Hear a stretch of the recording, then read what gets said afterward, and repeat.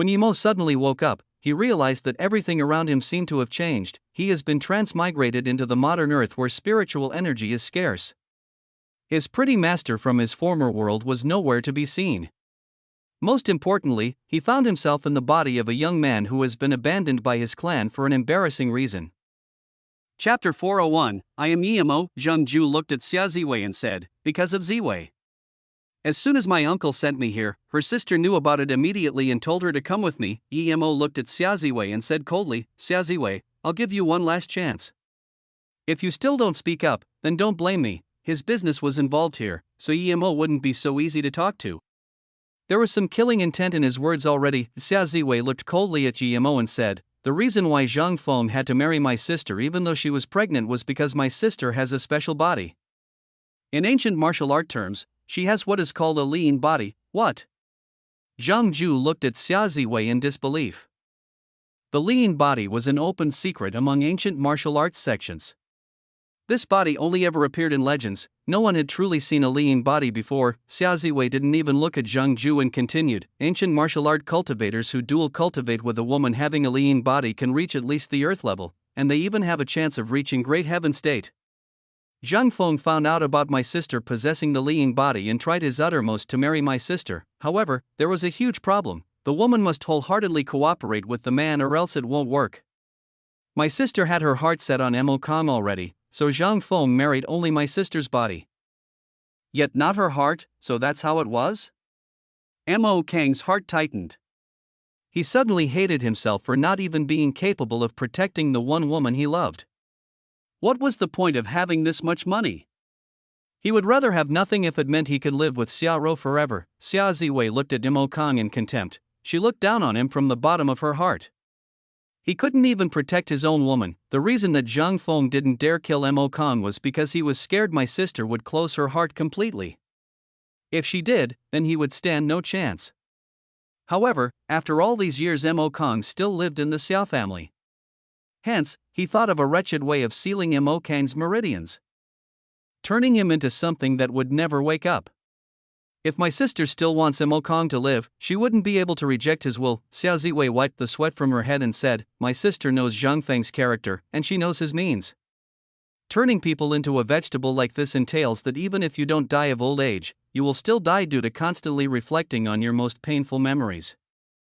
Therefore, my sister told me to build a temple for Mo Kong, putting a magic artifact inside to release the hatred in his heart, so that he may live a few extra years. So that was it. Mo Kong had tears all over his face and just kept muttering Xia Rou's name. His torture had been physical. But Xia Rou had been tortured both mentally and spiritually. And here he was, all this time blaming her for her betrayal, but 20 years have passed and Zhang Feng's patience is running thin. He thought Mo Kong had died, yet my sister still wouldn't love him. Just when he was about to lose control, his men found out about Mo Kong being fine over at Luoyu. Even he couldn't believe that Mo Kong could have been cured. He knew that this was his chance. He used this opportunity to threaten my sister. 20 years ago, he didn't dare to threaten her, but now, no matter whether he does or doesn't threaten my sister, she wasn't cooperating anyway. Xia Ziwei's tone gradually calmed down. She continued, my sister was about to come see Mo Kong, but her actions were under Zhang Feng's control, and he didn't allow my sister to come. Yet this time, my sister had made up her mind to come. So Zhang Feng wanted Zhang Ju to bring Mo Kong back first. My sister knew what Zhang Feng wanted to do and told me to stop Zhang Ju from bringing him away. Then what is it your sister wants? Mo asked. Xia Ziwei shook her head. I don't know, my sister just told me to wait here. She said she would come for sure. I'd been waiting for a few hours already, and you know what happened afterwards. My sister is afraid that if Mo Kong is taken away, there's no way he will ever be able to return. Mo stared at Xia Ziwei and said, but I still feel like you're lying. Why can I see in your eyes that you want Mo Kong to die as early as possible? Last time I was here, your eyes were also the same. Xia Ziwei looked hatefully at Mo Kong and said, that's right, I want him to die. If it wasn't for him, why would my sister be in this situation? This kind of garbage, how can it live for this long? Mo Kong was holding his head, muttering, yes, I'm a piece of garbage, complete garbage. Mo ignored Xia Ziwei and kicked Zhang Ju again. So you want a scheme for the beauty pill at Flowing Snake, right? Other than Zhang Feng, Who else is thinking the same way? You don't need to ask him. I will tell you, a plain yet heavy voice sounded. Yemo had also already noticed that person's arrival before that. This person was very fast. There was a 200-meter distance between them, yet he appeared in a mere moment. This guy was a very bulky-looking man, had some beard, a loud voice loud, and even his actions had a certain temperament to them. 3 more people arrived a bit later than him. Other than a middle-aged woman, there were 2 women at the black level, Xiao. Mo Khan looked on dumbly at that average-looking middle-aged woman. He didn't expect her to come to look more emaciated and older than people of the same age after not seeing her for 20 years. That woman also stared at Mo Khan dumbly. Yemo could feel her body was shaking, yet she couldn't move at all. That bulky man looked softly at Xiao and said, "Roar, I've already agreed for you to come see him once. Say what you need to say, and remember our promise." Xiao didn't seem to have even heard this man's words as she moved slowly towards Mo Khan. Mo Khan couldn't hold it in anymore and charged over to Xiao, hugging her. While he couldn't say a word, the bulky guy stared at Mo Khan with killing intent flashing across his eyes. A mortal dared hug his wife in front of him. Only Yemo managed to see him raise his hand, so he stepped forward and caught a very thin needle. He looked coldly at the guy and said, "Zhang Feng, right? How dare you use projectiles in front of me?" Before the man could talk, Xiao reacted and pointed at the man. "Zhang Feng, what was it you promised when you came along? Why did you attack Mo Khan?" "You lied." Zhang Feng's face went green and, ignoring Emo, he said in a cold voice, "You have the guts to cheat on me, hugging another man in front of everyone, yet you still dare criticize me? You can forget any past deals we had." Although Xiao was just a tool to him, she was still his wife. He couldn't tolerate what she was doing, cheating on you? Bullshit. "Zhang Feng, you finally show your true face.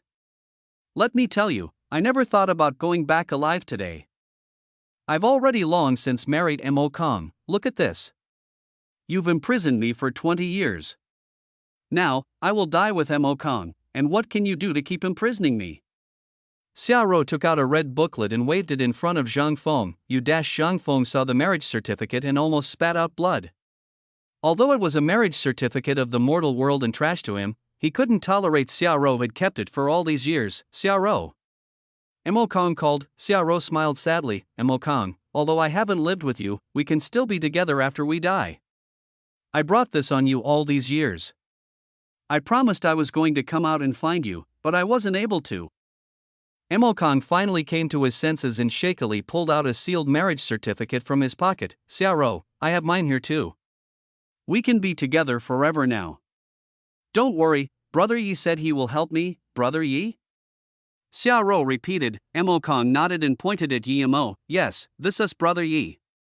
He's the one who cured me of the disease before." Zhang Feng was so angry he laughed. Even if Xiao immediately agreed to dual cultivate with him now, he wouldn't let a woman who had betrayed him live. "You are that Brother Yi? You asked me how I dare shoot projectiles in front of you? You dare investigate about our hidden sex?" Zhang Feng's laughter stopped. There was not a bit of a smile on his face. His face was even colder than his voice as an intense killing intent surged up. He needed to beat this person in front of him to a pulp right now. Yemo sneered. "I also broke Zhang Ju's knee. And of course, if my investigations show that your shabby sect dared scheme for my business, then I won't mind pulling your sect up by its roots. Who do you think you are? The Heavenly Emperor?" Zhang Feng sneered. He was already Earth-level middle stage now, a master in the hidden sections. This young guy had the guts to bluff in front of him. "I am not the Heavenly Emperor, I am Yemo." Yemo's voice was very calm as he looked at Zhang Feng as though he were a dead man already. Chapter 402, Great Name, Yemo, Shliemo, whatever. Do I look like I see a Yemo? You say you're Yemo? Zhang Feng suddenly stopped his rage and looked at Yemo in shock. Only at this moment did he realize that this man had caught his flying needle. He knew all too well how hard it was to catch it barehanded. Moreover, when he made a surprise attack, due to his rage, he had neglected that fact. Now that Yemo said what his name was, Zhang Feng was stupefied. Plus, with the stories of Yemo circulating in the hidden sects, he suddenly felt scared. If this Yemo was the Yemo that had annihilated a couple of sects, then this would be the end of him, no, of his entire Hong martial sect. Yemo was able to make He Lu's sect and Dian Song close up. It would be all too easy for him to eradicate the far inferior Hong martial sect. Zhang Feng suddenly realized that the more hidden sects went to investigate Luoyu, the less of them wanted it. This was a very eerie thing. Not to mention, considering what they had found out already, combined with Yemo's words just then, he would be a pig if he still didn't comprehend that Yemo was related to Luoyu. Zhang Feng started feeling cold sweat. He hated himself for sending a moron to investigate Luoyu who couldn't even find out that Yemo was behind Luoyu. The people he sent out were all arrogant. Why would they care who was behind some mortal world pharmaceutical company? They just cared about the recipe. If it wasn't out of concern that other hidden sects would criticize him for breaking the rules, perhaps his men would have straight up interrogated them for the recipe. Compared to offending Yemo, Xiaorou wasn't even a problem. Might you be the Yemo Qinbei that hails from the Beijing family? Zhang Feng suddenly became very respectful. He was sure that this Yemo had to be the Yemo of that Ji family. Whether it was true that he had slaughtered the elites of the two big sects or not, what mattered was that he had been able to catch his needle with his bare hands. Yemo sneered. Are you implying that if I'm not the GMO, then you can kill all you want? Zhang Feng's bulky face immediately started to sweat. He knew that one misstep and his entire sect would be annihilated. Although he was cocky, he wasn't cocky to the point as to think of himself as an even match with Wu Dao. On top of that, Dian Song and He Lu had been massacred by Yemo, yet they didn't dare make a noise. At the same time, the people from these sects who could kill him were all too many. Now that Yemo's voice had turned icy, how could he not notice that Yemo had killing intent? He quickly bowed and said, Yi Qianbei, I apologize for my intrusion. I'm willing to accept punishment. It's not only my sect that went to investigate Luoyu, tens of other sects went as well, and there are still people there.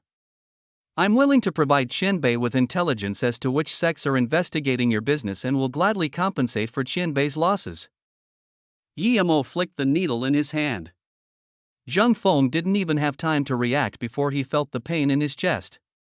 He quickly knew that the needle had gone inside his body. Brother Emo, this person who stole your wife is yours to deal with now. Yemo looked at Mokong and Xiaorou who were dumbfounded. Mokong knew Yemo was powerful.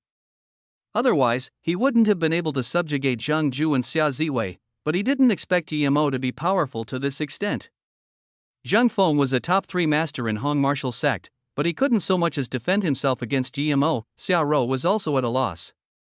She didn't expect Mokong to be capable of meeting such a powerful friend. She made Zhang Feng bring her here, planning on not living another day, yet reality far exceeded her expectations. Not only would they both be able to continue living, they could do whatever they wanted to Zhang Feng. This brother Yu was too absurd. Xiaorou had been imprisoned, so she didn't know about Yemo's rampage in the hidden sections, but Zhang Ju and Xia Ziwei were completely shocked. Who was Yemo? He was the currently most discussed person in the hidden sections. All hidden sect members training in the mortal world must avoid Yemo, had become as if a written rule of the hidden sections. This legendary being didn't originate from the hidden sections. He was just an abandoned son not that long ago. Yet today, they had seen and fought with this legendary person. No, to be exact, they had just been kicked away. Beams flashed across Xia Ziwei's eyes. Firstly, she felt surprised that the famous Yemo was so young, and secondly, she felt that this was how life should be. Just an Yemo could make a top dog like Zhang Feng be so scared. Suddenly, Xia Ziwei no longer felt any hatred for Yemo. She wouldn't have the balls to demand revenge from Yemo even if she had 100 of them. His madness was much talked about in the hidden sections. It was rumored that he's already a great heaven master, so no one dared to irritate him. Xia Ziwei looked at Mokong thinking this guy sure was lucky. He was acquainted to Yemo, who not only cured his illness but also helped him catch Zhang Feng. Zhang Feng, I wanted to kill you many years ago, but I couldn't beat you. You took my wife and obstructed me for decades. I know that I could never be a match for you in my entire life and that you must be unwilling to die like this, but I have a good brother. I will kill you personally today to get revenge for taking my wife. Veins were popping out of Mokong's forehead. Zhang Feng's wore a lifeless expression. He couldn't use a single bit of inner qi. He didn't expect he'd have to live the hero life and die here, by the hands of someone who had never learned ancient martial arts. He remained unwilling. Yet couldn't do anything. Yi Qianbei, we wish to work under you. The 2 black level guys guarding Xiaorou understood that things were over. If they didn't pick the right timing, perhaps after Zhang Feng's death, they would be next, Yi Mo sneered. Oh? If you want to live, then pay the price. The younger man nodded. I'm willing to kill Zhang Feng as a sign of my loyalty. The other man quickly agreed as well. Yi Mo sneered but didn't disagree. The two hurried before Mo Kong and pulled out a sword each. Zhang Feng not only died due to Mo Kong, but even due to his own two men. After seeing them kill Zhang Feng, Yi Mo still didn't say anything, so they rushed in front of Zhang Ju and also killed him. Then, they knelt before Yi Mo, waiting for his judgment. Such disloyal men. Yi Mo sneered. He wouldn't need these people's help. They could betray Zhang Feng, then they could betray him. But he could leave them to do things for him as long as they were under his control. Mo Kong didn't cultivate ancient martial arts and wasn't that fast. By the time he reacted, those two had already killed Zhang Feng and Zhang Quebec. Xiaoro pulled back Mo Kong, who was about to go rampant, and shook her head. Although he imprisoned me, he didn't mistreat me too much. Don't harass his body, okay? Mo Kong listened to Xiaoro's every word. Xiaoro uttered weakly, Brother Kong, I thought I could die with you this time, but it was as though she felt bad for not dying. Mo Kong quickly comforted, Xiaoro, why are you feeling bad? Brother Yi has given me this chance, I will make things up to you. Just live with me in this mansion from now on. Xiaoro shook her head. No, she hesitated for a long time but eventually couldn't speak up. Mo Kong said, don't think about it too much. We can live here, and no one will dare to do anything thanks to Brother Yi. Mo didn't look at the two kneeling before him. He was also wondering, since the two have met and all the trouble has passed, why is she still like that? Did she not like the idea of living with Mo Kong? Xia Ziwei sneered, Humph, Mo Kong, how can you still call yourself a man? My sister is worried that you won't like her after she's been living with Zhang Feng for decades. That's why she said that. Idiot. Yi Mo saw that Xiaoro's face immediately went pale, proving Xia Ziwei was right. He didn't expect Xiaoro to take it that seriously. Yi Mo came from Luoyu continent, where the women took fidelity seriously. After arriving here, he'd realized that a lot of girls didn't care. Hence, he didn't expect Xiaoro to care. Just by this trait alone, Yi Mo had a different opinion of Xiaoro. Mo Kong laughed, as long as I can live with Xiaoro, the heavens have been good to me. To me, Xiaoro's safety is the most important. Chapter 403, Preparing to Tax. Mo Kong. Xiaoro grabbed him excitedly. The reason why she liked Mo Kong to begin with was due to his forgiving and magnanimous heart for her. Now, it seemed she had been right. Mo Kong was still like that, more than 20 years and still he didn't marry another woman, carrying that wedding certificate with him all this time. And this was when he had misunderstood her. There might have been too much hardship between the two of them. She felt it had all been worth it. Thank you, Yi Qinbei, for saving my life. Xiaoro let go of Mo Kong and thanked Yi Mo. She couldn't call him brother like Mo Kong. She was from the hidden sects, where they really cared about generation titles. But Yi Mo didn't mind. He waved his hand and said, Sister Xia, I'm brothers with Brother Mo, don't call me Qianbei. Yes, and Qianbei, Ziwei is my sister. She has a bad temper, but please forgive her on Mo Kang's account. Although she agreed, Xiaoro still didn't dare call Yi Mo brother. After all, this person was a great heaven-level master. Yi Mo took out a few normal treatment pills and handed them to Mo Kong, telling him to use it on Xia Ziwei. He wouldn't give something as strong as a lotus life pill to Xia Ziwei. Seeing Xiaoro and Mo Kong carry Xia Ziwei to the side, Yi Mo then looked at the two black-level warriors of Hong martial sect. I have two orders, if you guys can fulfill them. I don't mind letting you live, Qianbei. We will do whatever you want, they said respectfully. What they were afraid of was that Yi Mo wouldn't give them a chance. As long as they had a chance to live, they would be willing to eat shit. Come with me first. There were some things that Yi Mo didn't want too many people to know. Mo Kong wouldn't ask about it either. Yi Mo brought the two into the room and then said, Introduce yourselves first. Show me that you have value. I won't keep people without worth. The younger man quickly nodded and said, My name is Gong Yizheng. I joined the Hong martial sect 11 years ago and know everything about it. I am willing to be Qianbei's spy there. Yi Mo sneered, Do you think I need a spy to annihilate the Hong martial sect? Your value isn't great. The man heard this and immediately began sweating. The other bolder man heard this and said, I'm Tang Yu.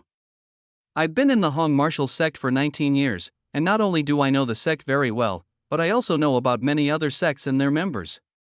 This time, people dared scheme for Qianbei's Luoyu company, so I'd like to investigate the matter and present a detailed report to Qianbei. Wanbei is also willing to investigate, Gong Yizhen quickly said. Yi Mo sneered, I don't need you to investigate. I can still let you go, but I have a way to control your soul and will need you two to cooperate with it. When I use it, don't resist, or you will die. After I take a part of your soul, you won't be able to betray me in your life. If you do, I merely have to shatter your soul card, and no matter how far away you may be, you will still die. Hearing Yi Mo's words, they were both shocked. They didn't expect Yi Mo to let them off easily, but they didn't expect this to happen. Can a person's soul really be controlled? Or even have a part taken away? They had been cultivating ancient martial arts for this long yet had never heard of such thing. This was too absurd. Seeing the two freeze on the spot, Yi Mo said in derision, since you don't agree, then never mind. I don't want to waste energy to take your soul anyway. It did indeed use a lot of his spirit power to take the soul, and the success rate was quite low. Furthermore, you need the victim to fully cooperate with you, but even then, there is only a 50-50 success rate. If it fails, then the victim will die. Of course, Yi Mo didn't care about their lives. Qianbei, I am willing. Gong Yizhen was the first to react and said. Tang Yu saw this and also quickly responded. Qianbei, I'm also willing. Okay, in that case, relax and don't think about anything, Yi Mo instructed as he took out two small jade cards. He was preparing to seal their souls in these jade cards. If he had still been at the Qi gathering primary stage, the success rate would have been even lower. When Yi Mo extracted their soul, the two felt a sense of weakness. After seeing their soul taken away with their own eyes, they noticed a black line on the jade cards. Then, Yi Mo put the jade cards away into some unknown place. Originally, they thought Yi Mo was just trying to scare them, but now, they didn't dare doubt him at all. They both had a deep feeling that if only Yi Mo shattered the jade card, they would die immediately. Yi Mo didn't expect the first time to succeed. Usually, cultivators used this against mortals, and it was very hard to succeed on cultivators unless the difference in their cultivation was really high. To Qianbei, please give your orders. The two were both anxious and didn't dare to think about anything else. This was too metaphysical for them to understand anyway. Yi Mo nodded and said, tell me everything you know about the hidden sects and write it out. Then, head back to your sect leader and tell him that I ordered you to have him send a letter in my name to all the hidden sections. Those who dared scheme for my Luo, you may start preparing for their annihilation. If they can take out some things that I'm happy with, then I can let it go. But if I'm not satisfied with what they show me, or if they pretend to have never gotten word of it, then don't blame me for being ruthless. The two heard this and felt lucky that they got to follow Yi Mo early on. Otherwise, they would have been dead meat. They wondered how badly those who had schemed for Luoyu at first, yet were now being taxed by Yi Mo, were going to feel and regret. Besides, there was nothing bad about serving Yi Qianbei. Look at how dominating he was. Just one word in those hidden sects would be like obedient grandsons, gifting him stuff to make amends. Yi Mo then said, as long as you two handle things for me well, I won't be stingy with rewards. It isn't impossible for you two to even reach the earth level. I will go to Hong Martial's sect in some time, so tell your sect leader not to play any games. My tolerance is limited. He whacked them with the stick first and gave them a sweet date afterwards. Although Yi Mo knew the two wouldn't dare to betray him. If he wanted them to do things of their own initiative, he needed to reward them. Yes, Qianbei, the two said as they started thinking. In all of the hidden sects, the people at earth level were not many. If they hadn't met Yi Mo, they would have remained black level for the rest of their lives, but now, this was their chance. Even if there wasn't any soul control, they would still try to please Yi Mo. When Yi Mo brought the two out, Emokong and Xiaoro were already waiting for them. You two go first. Yi Mo waved for Gong Yizhen and Tang Yu to leave. Emokong looked at the two strangely and asked, Brother Yi, are you really letting these two go? Xiaoro pulled Emokong. She meant that this was Master Yi Mo's business. So he shouldn't intervene. Yi Mo didn't mind at all and nodded. Yeah, they grabbed this chance well, so I told them to relay a message to the Hong Martial sect. He then looked around and said, since there's no problem here, I'll be going to investigate that jet now. Emokong said, Ping is already investigating, I'll come with you to have a look later as well. Qianbei, I'm not planning on going back, but if there's anything you need, just tell me. Xiaoro can still help. Xiaoro thought that even though she wasn't strong, she had still been living in the hidden sects, and so she knew the hidden sects better than Yi Mo. She had heard Ziwei say that Yi Mo didn't come from the hidden sects after all. Yemo waved his hand and said, "You two just have a good reunion. I can investigate the plane myself. If Mo Ping finds something, just tell him to go meet me tomorrow afternoon at the Bamboo Night Private Manor." "That's where I'll be." Xia Ziwei hesitated for a while before saying, "Yi Qianbei, 3 years ago when my sister told me to bring Mo Kong here, I encountered something, and perhaps it might be of use to you." Chapter 404, Clue, what is it? Yi Mo looked at Xia Ziwei.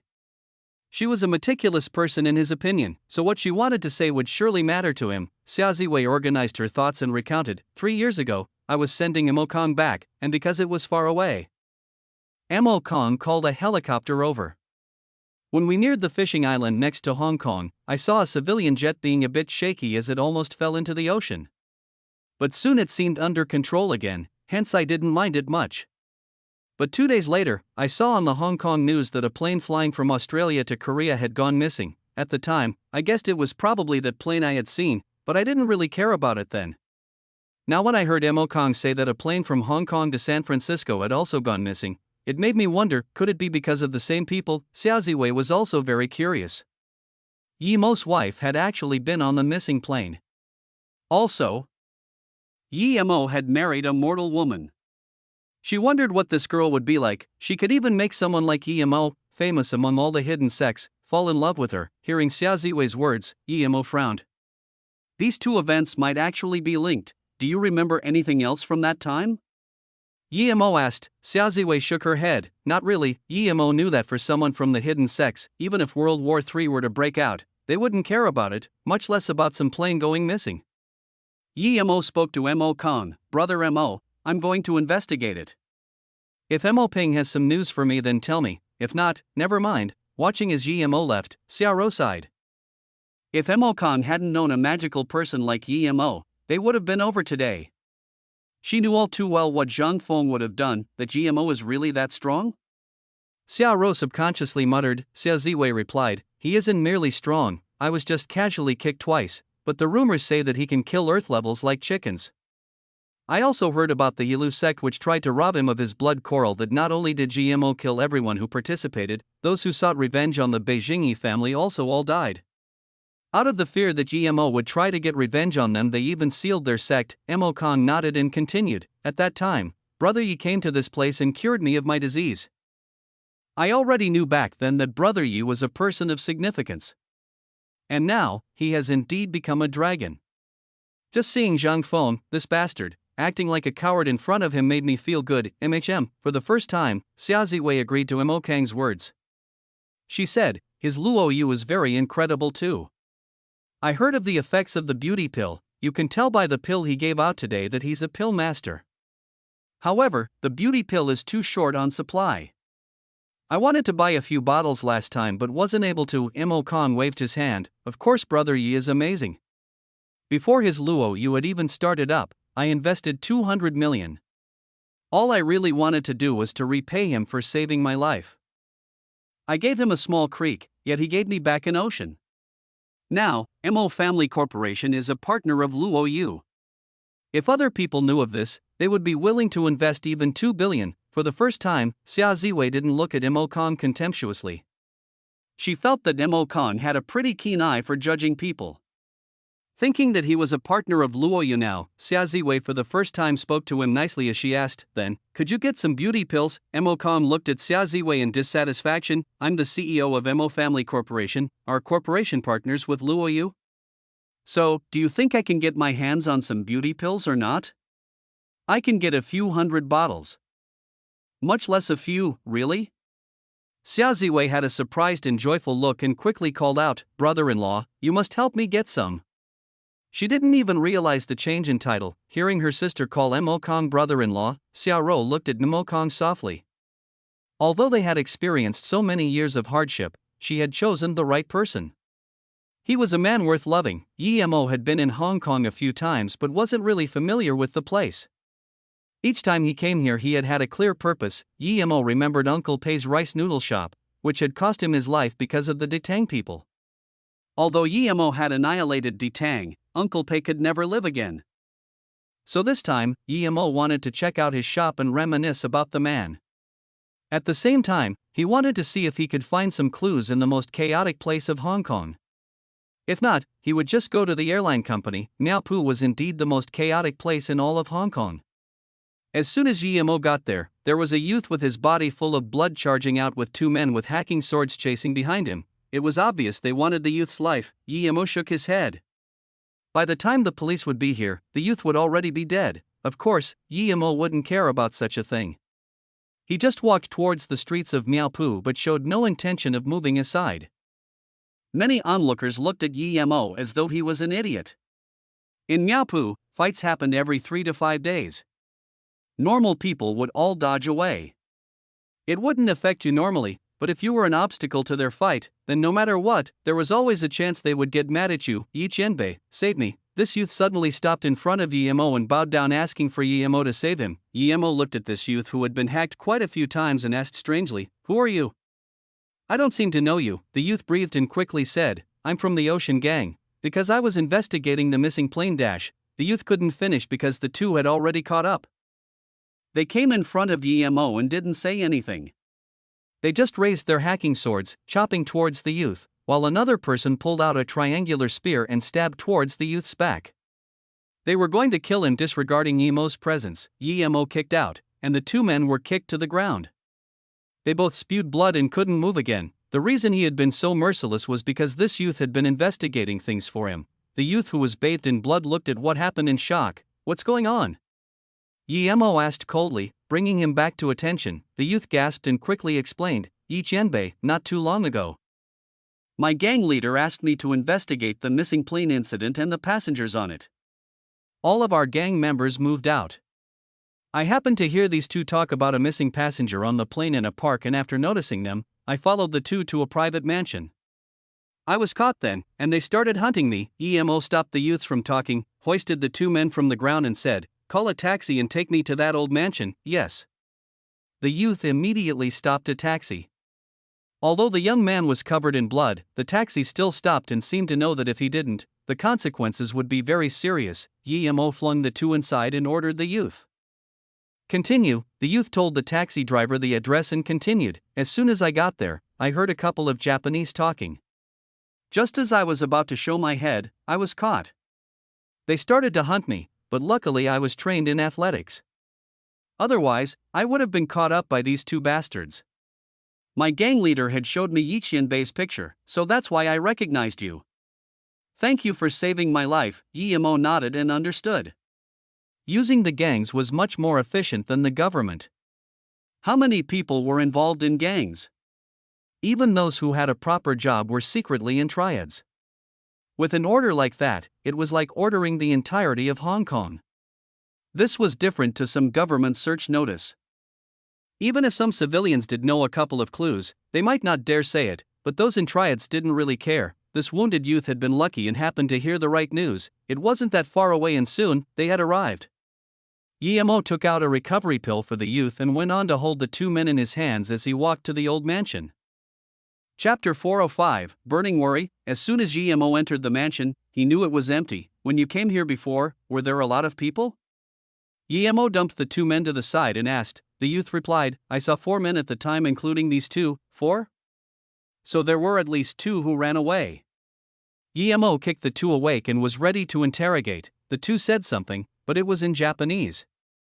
Guillermo couldn't understand it. Seeing Guillermo frown, the youth immediately said, "Yi Qianbei, I'll find someone who can understand them so that you can ask questions." Guillermo nodded, but still said, "No need, just get someone to drive over and bring the two to West Sand. Then you may find someone who can understand them. I'll follow soon, yes."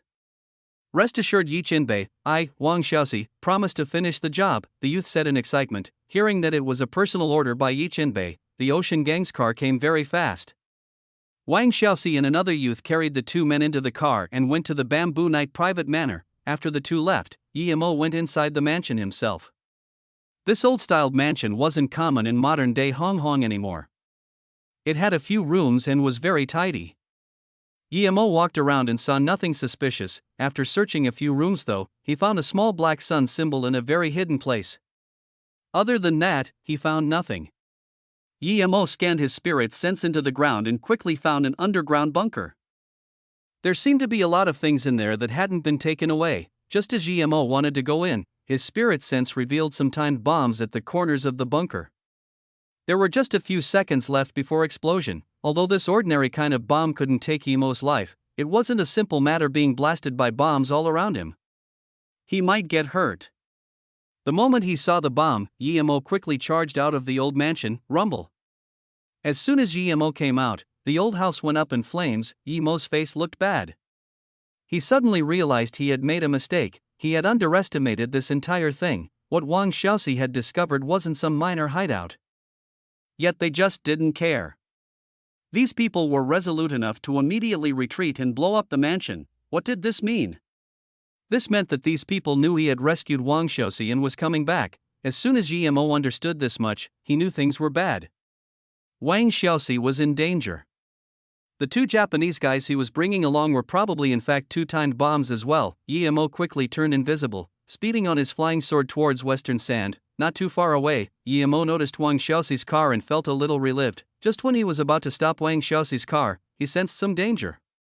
Immediately scanning his spirit sense out, he found that 100 meters away, there was a car following closely behind them. More importantly, the person sitting in the front had an RPG aimed at Wang Xiaoxi's car. These people were crazy. They actually dared use rocket launchers in civilian places. Shoot it quick, the HQ is gone already. There were 3 men in the car. The one talking was the middle-aged man sitting in the back, also speaking in Japanese. Yes. This man just spoke one word before sinking down. At this moment, the two realized that there was one extra person in the car. No one had seen when he'd gotten in. Who are you? When did you get in? The middle-aged man stared at GMO in shock. GMO rejoiced. Someone who understood Chinese. The driver had fast reactions, pulling out a gun instantaneously, but before he could fire, he was knocked out by GMO and dumped onto the back seat. The middle-aged man was also knocked out. Soon, the car changed directions and stopped at a construction site. GMO stopped the car and dragged the 3 men out. At this moment, he realized that the middle-aged man had a black sun tattoo on his neck. 2 out of the 3 understood Chinese. Under GMO's interrogation, they revealed everything. The 3 were all Japanese and had been sent from a very large organization in Japan, the Black Sun Empire. Their goal was to find out the whereabouts of all great scientists. GMO finally knew why the plane had gone missing. There was a professor called E.I. Stein on the plane, which was why the Black Sun Empire hijacked the plane. Ning Qingxue just happened to be on it. Moreover, GMO also found out that the plane that went missing 3 years ago was also due to this organization. As for why this organization abducted so many scientists, GMO could guess that as well. No wonder they guarded their secret so heavily. If this spread out, the entire world would be their enemy. However, GMO also found out that a very beautiful girl had jumped off the plane halfway. GMO knew that girl would probably be Ning Qingxue. His heart was burning with worry. He didn't know if Ning Qingxue had a parachute on at the time because normally passenger jets didn't have parachutes. However, the one GMO captured obviously didn't know if the plane had one either. Seeing that he couldn't get anything more out of them, GMO turned them all to dust. As for abducting the scientists, GMO wouldn't care. Even if they took all the scientists in the world hostage, it had nothing to do with him. But how dare they abduct Ning Qingxue? GMO had listed the Black Sun Empire in his must-destroy list. GMO just hoped that Ning Qingxue had had a parachute. But even if she did, the passenger jet had been flying very high, so her chances of survival weren't huge. But this was better than nothing. GMO was no longer in the mood to investigate. He had to find Ning Qingxue immediately. GMO got to Western Sand as fast as he could and found Wang Xiaoxi standing at the door in distress. The 2 men were already dead. They had probably committed suicide by now. But now, their death wasn't important anymore to GMO. Wang Xiaoxi was full of guilt. GMO waved his hand. You did very well. You can come with your gang leader when the meeting starts. Wang Xiaoxi was shocked by this huge fortunate event, yet GMO had already walked in. Gang leader. Wang Xiaoxi looked at the man behind him in excitement. When GMO came over, he had his head even lower. They had screwed things up. Only when Wang Xiaoxi called him gang leader did he came back to his senses. Grabbing Wang Xiaoxi's hands in excitement as he said, Xiaoxi, it's all thanks to you this time. Don't worry, this time Yi Qianbei will reward us. I will definitely treat you well. You did great. When Yemo walked into the main hall, he noticed that Zhao Biani was here. Zhao Biani had kept constant notice of this place, so as soon as Yemo had appeared, he had gotten the news. Yi Qianbei, why did you come early? Yemo told Zhao Biani last time not to call him Qianbei yet. Now, he was in no mood to repeat it. He just said, gang leader Zhao, immediately call all of those gang members here. Collect as much info as you can, because I will be leaving Hong Kong tonight. Yes, Yi Qianbei, I'll immediately notify them. Zhao Biani didn't dare ask what had happened. This time, Yemo had to wait even less long. Perhaps due to Yemo's promise of a reward, or due to his dominating presence in the morning, it took less than an hour for all the people to get there. Chapter 406, Investigation Results. Yemo scanned everyone present and said plainly, thanks to the help of the Ocean Gang, I found some useful information. Therefore, I'll be leaving this place today. If some people have already found something useful, please speak up immediately.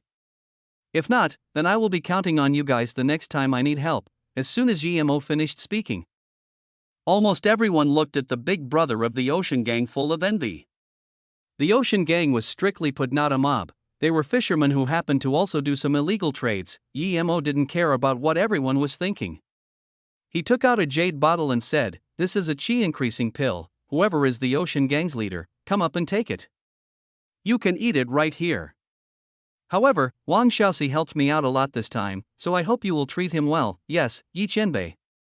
I, Lu Si, will remember Qianbei's words.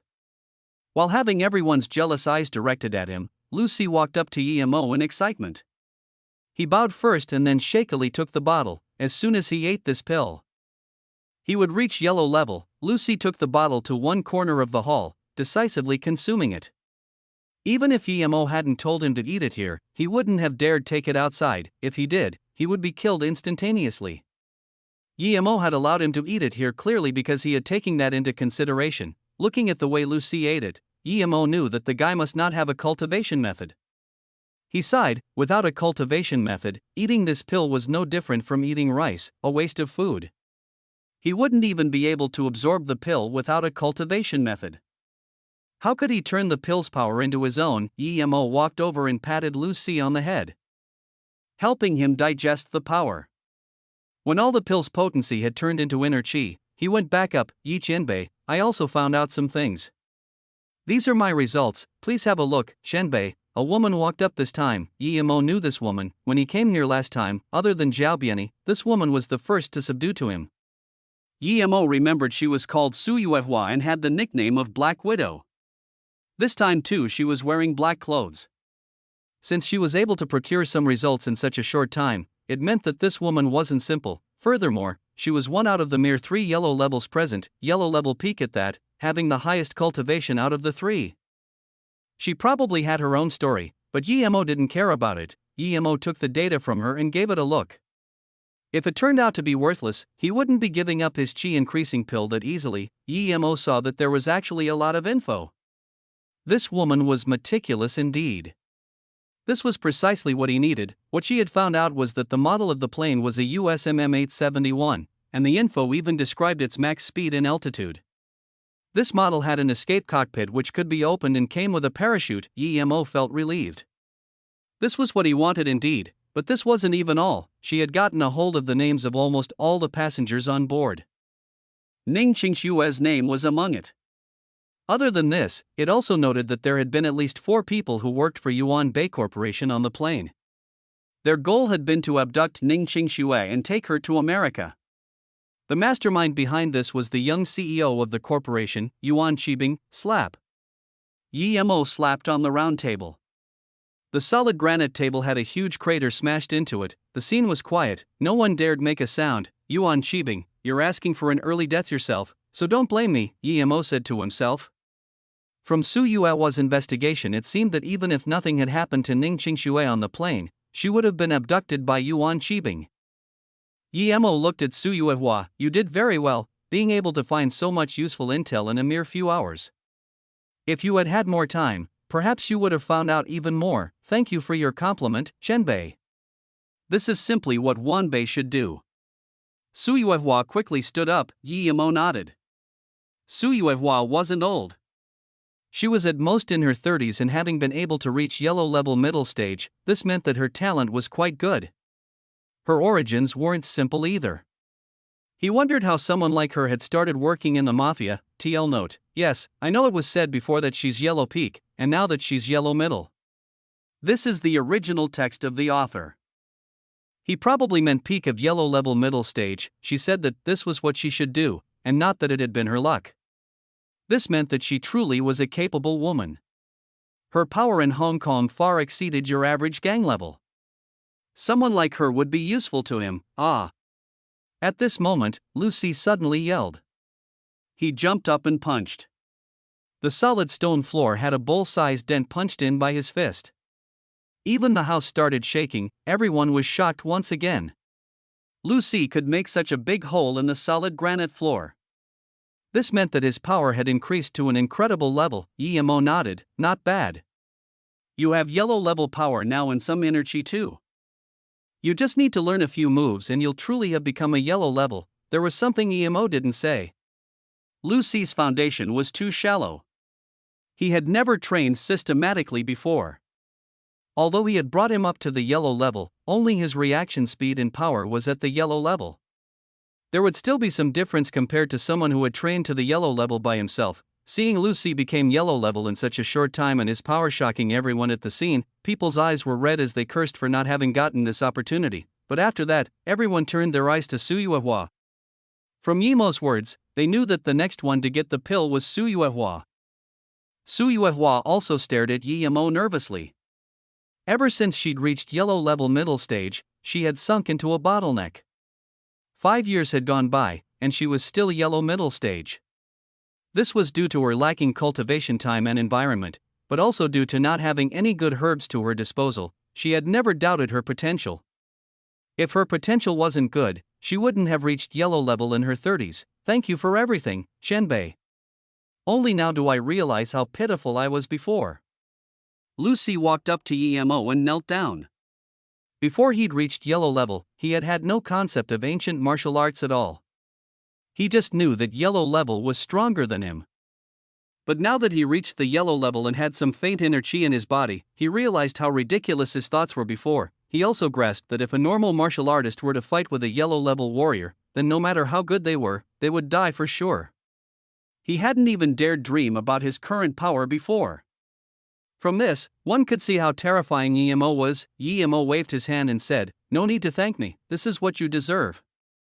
Go back first." Everyone looked at Lucy with envy. Although everyone wanted to ask how strong he was right now, no one had the guts to talk now. Some gangs who had conflicts with Lucy were already thinking of ways to resolve them. Yemo looked at the hopeful Su Yuehua and said, "You are very good. There's a chi increasing pill here, eat it now. It depends on your luck if you can reach black level or not." When he gave a pill to Luo Xian, she had been just yellow level middle stage, yet she reached black level primary stage peak under the effects of the pill. But Su Yuehua was already at the peak of yellow level middle stage. Su Yuehua quite possibly might reach the black level. Yemo's words shocked everyone again. He said she might even reach black level. Everyone knew there were 3 yellow levels from what Yemo had said in the morning, but they didn't expect she actually wasn't yellow level primary stage. Her name wasn't well known in Hong Kong, yet she was a yellow level. This made a lot of people who had had nefarious schemes for her feel some cold sweat. Su Yuehua took the pill excitedly. For her, it was already heavenly fortune if she could break past the yellow level middle stage barrier. But Yemo said that she might even reach black level.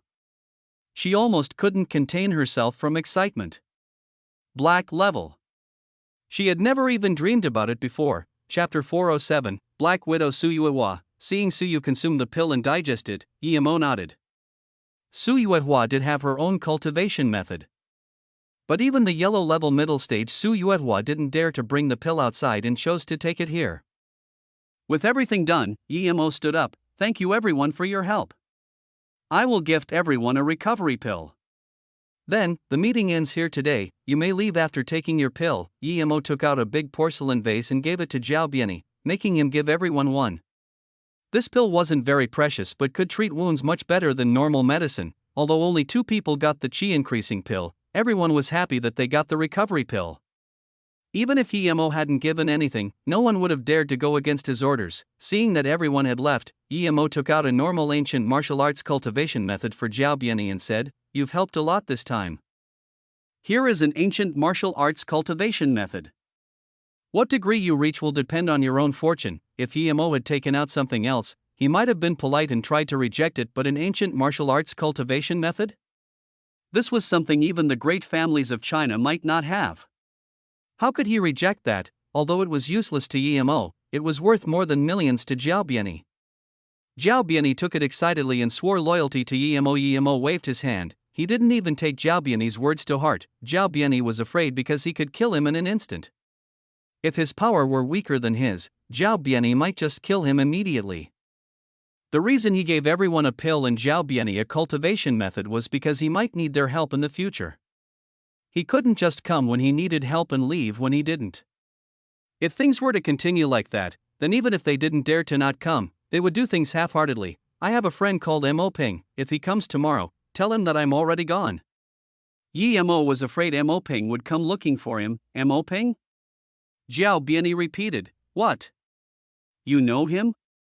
Mo looked strangely at Zhao Biani. Zhao Biani nodded nervously. "If it's the Mo Ping of the Half-Mountain Mansion, I know of him, but I don't know him personally. His uncle is a British baron. And he is the chief of commerce of the Hong Kong Commercial Association." Mo just realized that Mo Kong and Mo Ping had such a status, yet no matter how much status they had, they were played with however the hidden sex liked it. "Okay, you leave first. I have something to say to Su Yuehua." Mo saw that she had digested the pill, and her face showed surprise and joy. "Yes." Zhao Biani quickly exited.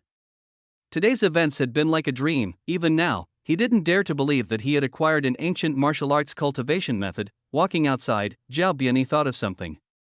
How could Mo take out so many things if he wore such thin clothes? He wondered how Mo had taken out all these things. Thinking about this, Zhao Biani shivered and quickly stopped his thoughts. Mo studied Su Yuehua and felt disappointed.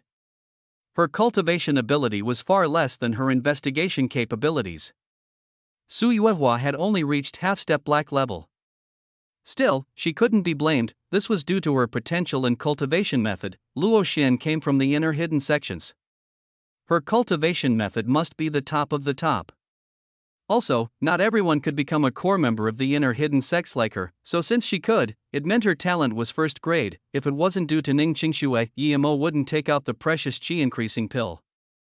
Although those little more than 10 pills were useless to him, he still had a lot of people working for him. Su Yuehua walked in front of Mo with joy, bowed and said, "Thank you for your pill, Shenbei. I didn't expect to benefit so much." Compared to Mo's thoughts, she was very satisfied. Not only had she reached the tertiary stage of the yellow level, she went past the peak stage and reached half-step black level. Mo nodded and said, "Although you didn't reach black level now, you can in a few years of hard work." "Su Yuehua, you're a smart person. Do you know why I made you stay behind?" Su Yuehua wasn't ugly, but she wouldn't be so arrogant as to think Mo wanted her here for her looks. "Shenbei, please make your orders. Although my power in Hong Kong is average, I have my ways." Su Yuehua immediately understood what Mo meant. Mo nodded in approval. "Your abilities are undoubtedly there. If possible, I want you to keep investigating this matter for me. And if you want, you may go to Flowing Snake. I have something that I need someone like you to do. However, the moment you go to Flowing Snake, you belong to me." "Of course, this all depends on what you want. I won't force you, don't worry. If you do agree to go to Flowing Snake, then go there after you finish your investigation. If not, then just give your investigation results to Zhao Biani.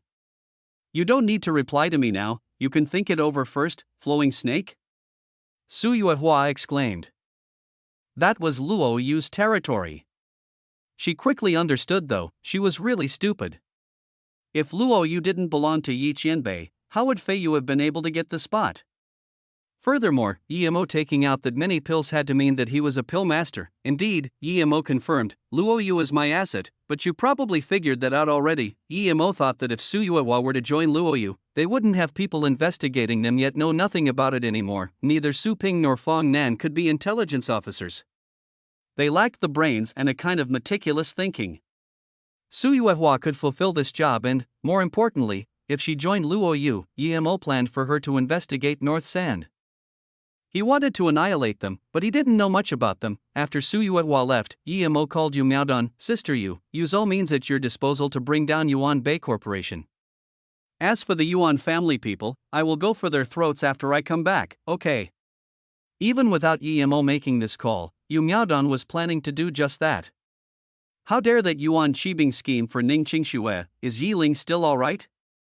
Yemo asked. Yu Miaodong immediately replied, she's very busy studying pill concoction with Eru. Yemo afterwards made some simple arrangements with Zhao Biani and left searching along the flight route. At this moment in another mansion, 4 men sat closely negotiating.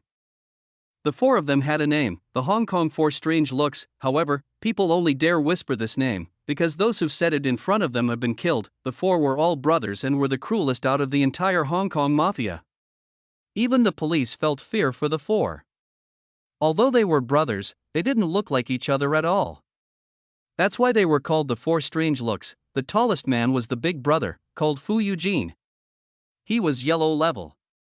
The long-haired man sitting on the ground was Fu Yuin, the second brother. The shortest was third brother Fu Yusan. The youngest was the fastest and whitest, he was Fu Yuhai. The 4 brothers were pirates and had found an ancient martial arts cultivation method in a tomb. The tomb had almost killed them though, so they hadn't ventured in any further, just leaving with the book. With this cultivation method, the big brother reached yellow level middle stage, but second, third as well as fourth brother were only almost nearing yellow level. Because of their talent, they were stuck. They knew there were good things in that tomb, but even though they liked adventuring, they weren't stupid. They knew they would die for sure if they went in, so the 4 had arranged to go in again once they all reached yellow level. But due to the other 3 being unable to reach yellow level and because they were living well in Hong Kong, they dumped that aside. But then today, Yemo said that he had a pill for reaching the yellow level. Chapter 408, Plotting against Yemo. They too had gone to Yemo's meeting today, all of them interested in the chi increasing pill. If it was just some average thingy, then they would fear Yemo's power and not dare take any risks, but the chi increasing pill had sent them into a frenzy. Even an idiot like Lucy who had no cultivation method could get a pill. How could elite people like them not get one? One could imagine that if the 4 of them got the chi increasing pill and all became yellow level, with there being a possibility of Fu Eugene reaching black level, they would then be able to dominate the world. But the problem was, Yemo's name was too great and so was his power that they witnessed.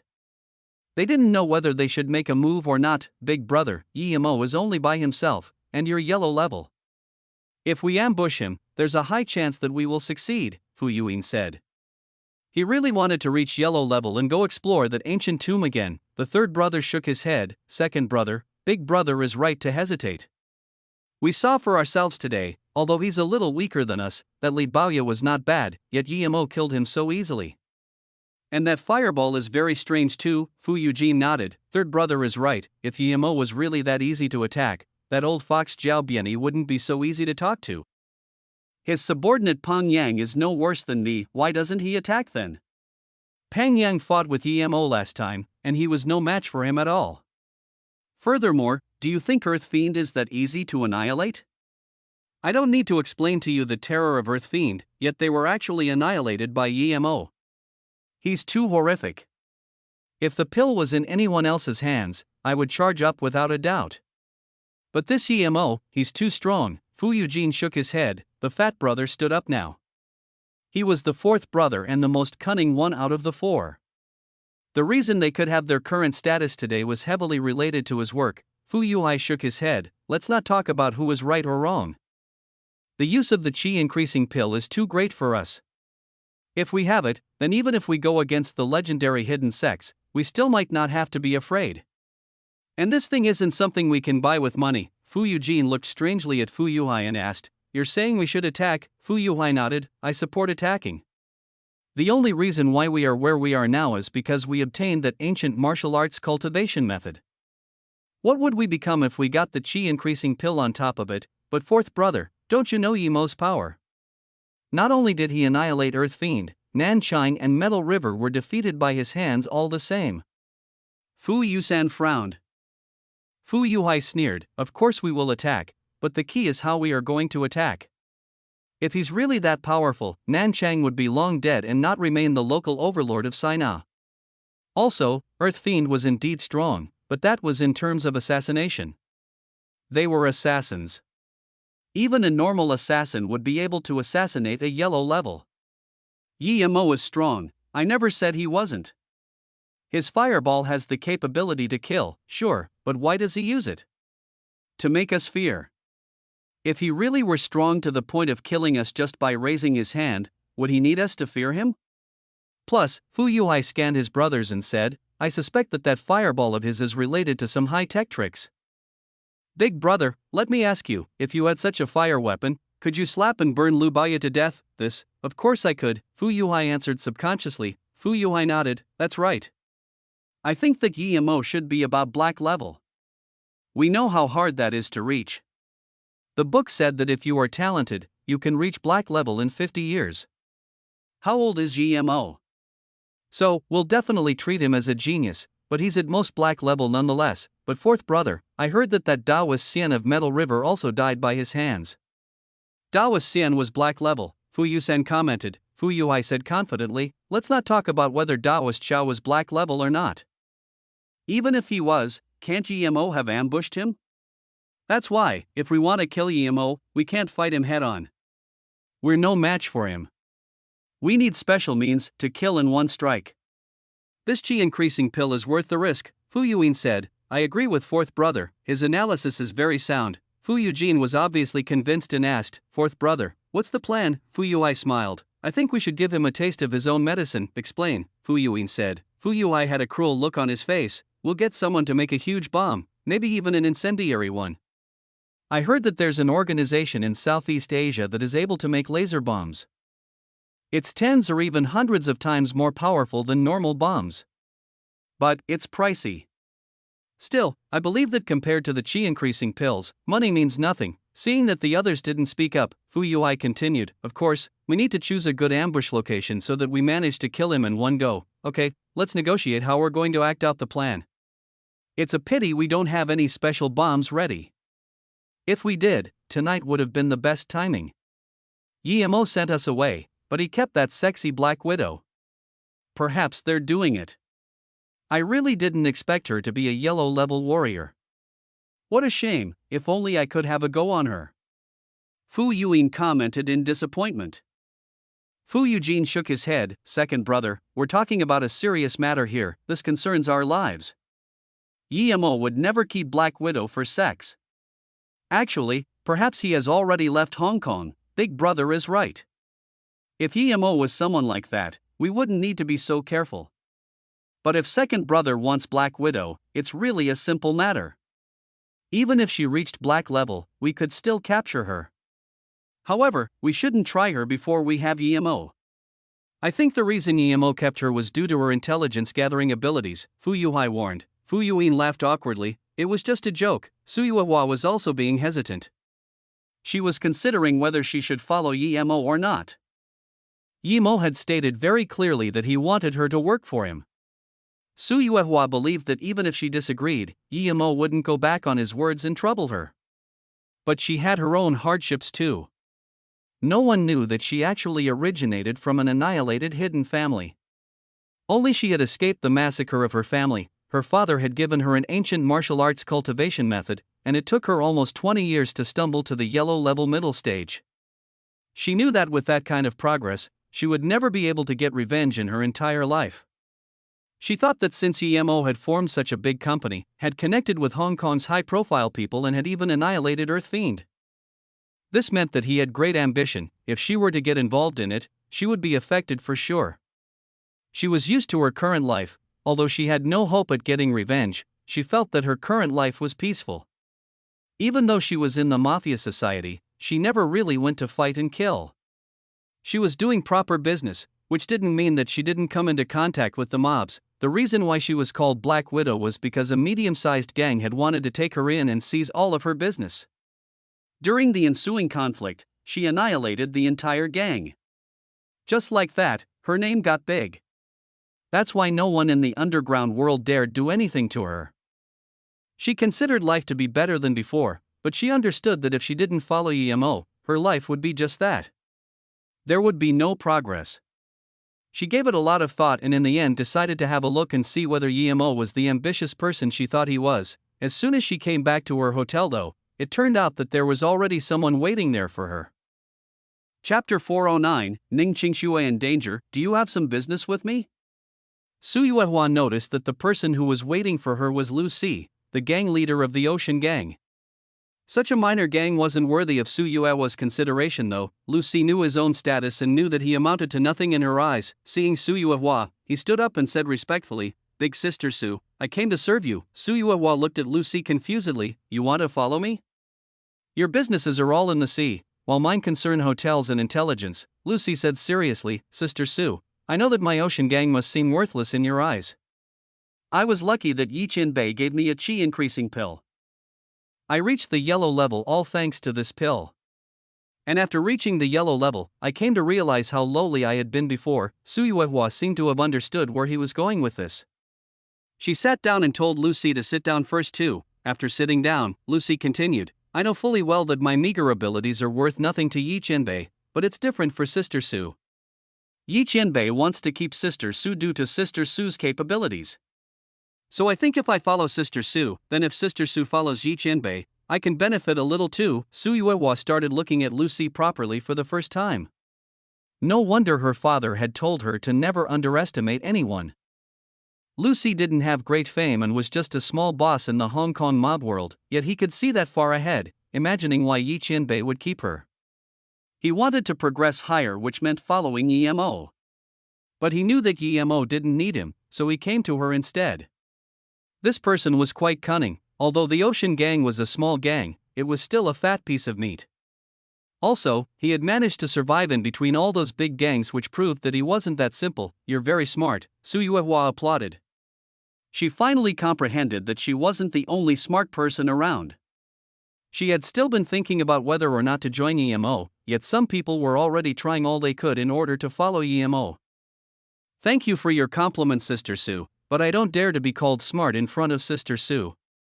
I am loyal though, so if Sister Su is willing to accept me, I swear that I will manage affairs wholeheartedly for Sister Su, Lu Si promised solemnly. Su Yuehua smiled and stood up, Gang leader Lu, go back for now. If one day I really do end up following Yi Chin Bei, I will notify you, Lu Si rejoiced and stood up. Before he left, he hesitated as to whether or not he should voice his conjecture, is there something else? Su Yuehua had noticed it. Seeing her ask, Lu Si seemed to have made up his mind and said, Yes, Sister Su. Today, when Lu Baoye wanted to rob the pill, I was sitting behind the four strange looks. I saw that Fu Yuyin had actually wanted to stand up but was quickly pulled back by his big brother. I took special notice of the four, and as soon as they left the meeting hall, they signaled each other and gave each other a nod before speeding away. I suspect that they might try to harm Yi Chin Bei. Su Yuehua frowned and stared at Lu Si, saying slowly, In that case, why didn't you go tell Yi Chin Bei? Lu Si said awkwardly, I'm afraid that Yi Chin Bei might think I'm intentionally trying to get close to him. Also, I had been sitting behind the four strange looks, hence if I went to tell Yi Chin Bei, this might reach their ears. My Ocean Gang is but a small gang, they would destroy us easily. But you're yellow level now, why are you afraid of a mere four strange looks? Besides, aren't you afraid that I will expose you? Su Yuehua said suspiciously. Lu Si said carefully, the four strange looks can make even gang leader Jia feel threatened, there's no way they're that simple. And even if I myself am not afraid, my men are ordinary people, they could be easily killed by them. As for exposing me, Sister Su wouldn't expose me for this. If I didn't trust Sister Su's integrity, I wouldn't have come today. Su Yuehua nodded, okay, I got it. I will take note of this, go back first. When I need you, I will notify you. Lu Si left the hotel happily. He knew that since Su Yuehua had said this much, it meant that if she were to follow Yemo, she would definitely take him with her. Before Lu Si had experienced the power of yellow level, he didn't think much of it. But now that he was yellow level himself and had realized its power, he desired more of that power. Su Yuehua had indeed refreshed her outlook on Lu Si. He had a brain and wasn't impulsive. Regardless of whether what he had seen was correct or not, she was planning to investigate it. The pill Yemo had given her far exceeded what she had done for him. She could handle such things easily, so why not? Moreover, other people might fear the four strange looks, but she didn't, the moment Ning Qingshui jumped off the plane. she knew she would still die. A strong sense of suffocation came upon her. She felt a strange air current about to wash her away and a huge pressure almost crushing her. She couldn't even breathe. In a short moment, she started to hallucinate. This was completely different from the skydiving she had trained, and this was when the plane had descended to less than 10 kilometers above Earth. If it were higher than 15 kilometers, she would have gotten ripped apart. It seemed like the parachute wasn't opening for a century. Ning Qingshue's brain was chaotic. She was suffocating and about to be ripped apart, yet at this moment, the necklace on her chest emitted a white light that protected her. This time, Ning Qingxue saw it clearly. The white light was faint but seemed like it could last a long time. That pressure and cold was gone, but she could still barely breathe. Was she going to die of suffocation? Just when she was feeling extremely suffocated, a faint chi flow went up to her brain, making her clear up again. What was this? Ning Qingxue remembered the cultivation method Tang Beiwei had taught her. The first meridian cycle Tang Beiwei had taught her went the same way as this chi flow had gone. Ning Qingxue rejoiced. Had she really once learned this cultivation method? Had GMO really taught her this before?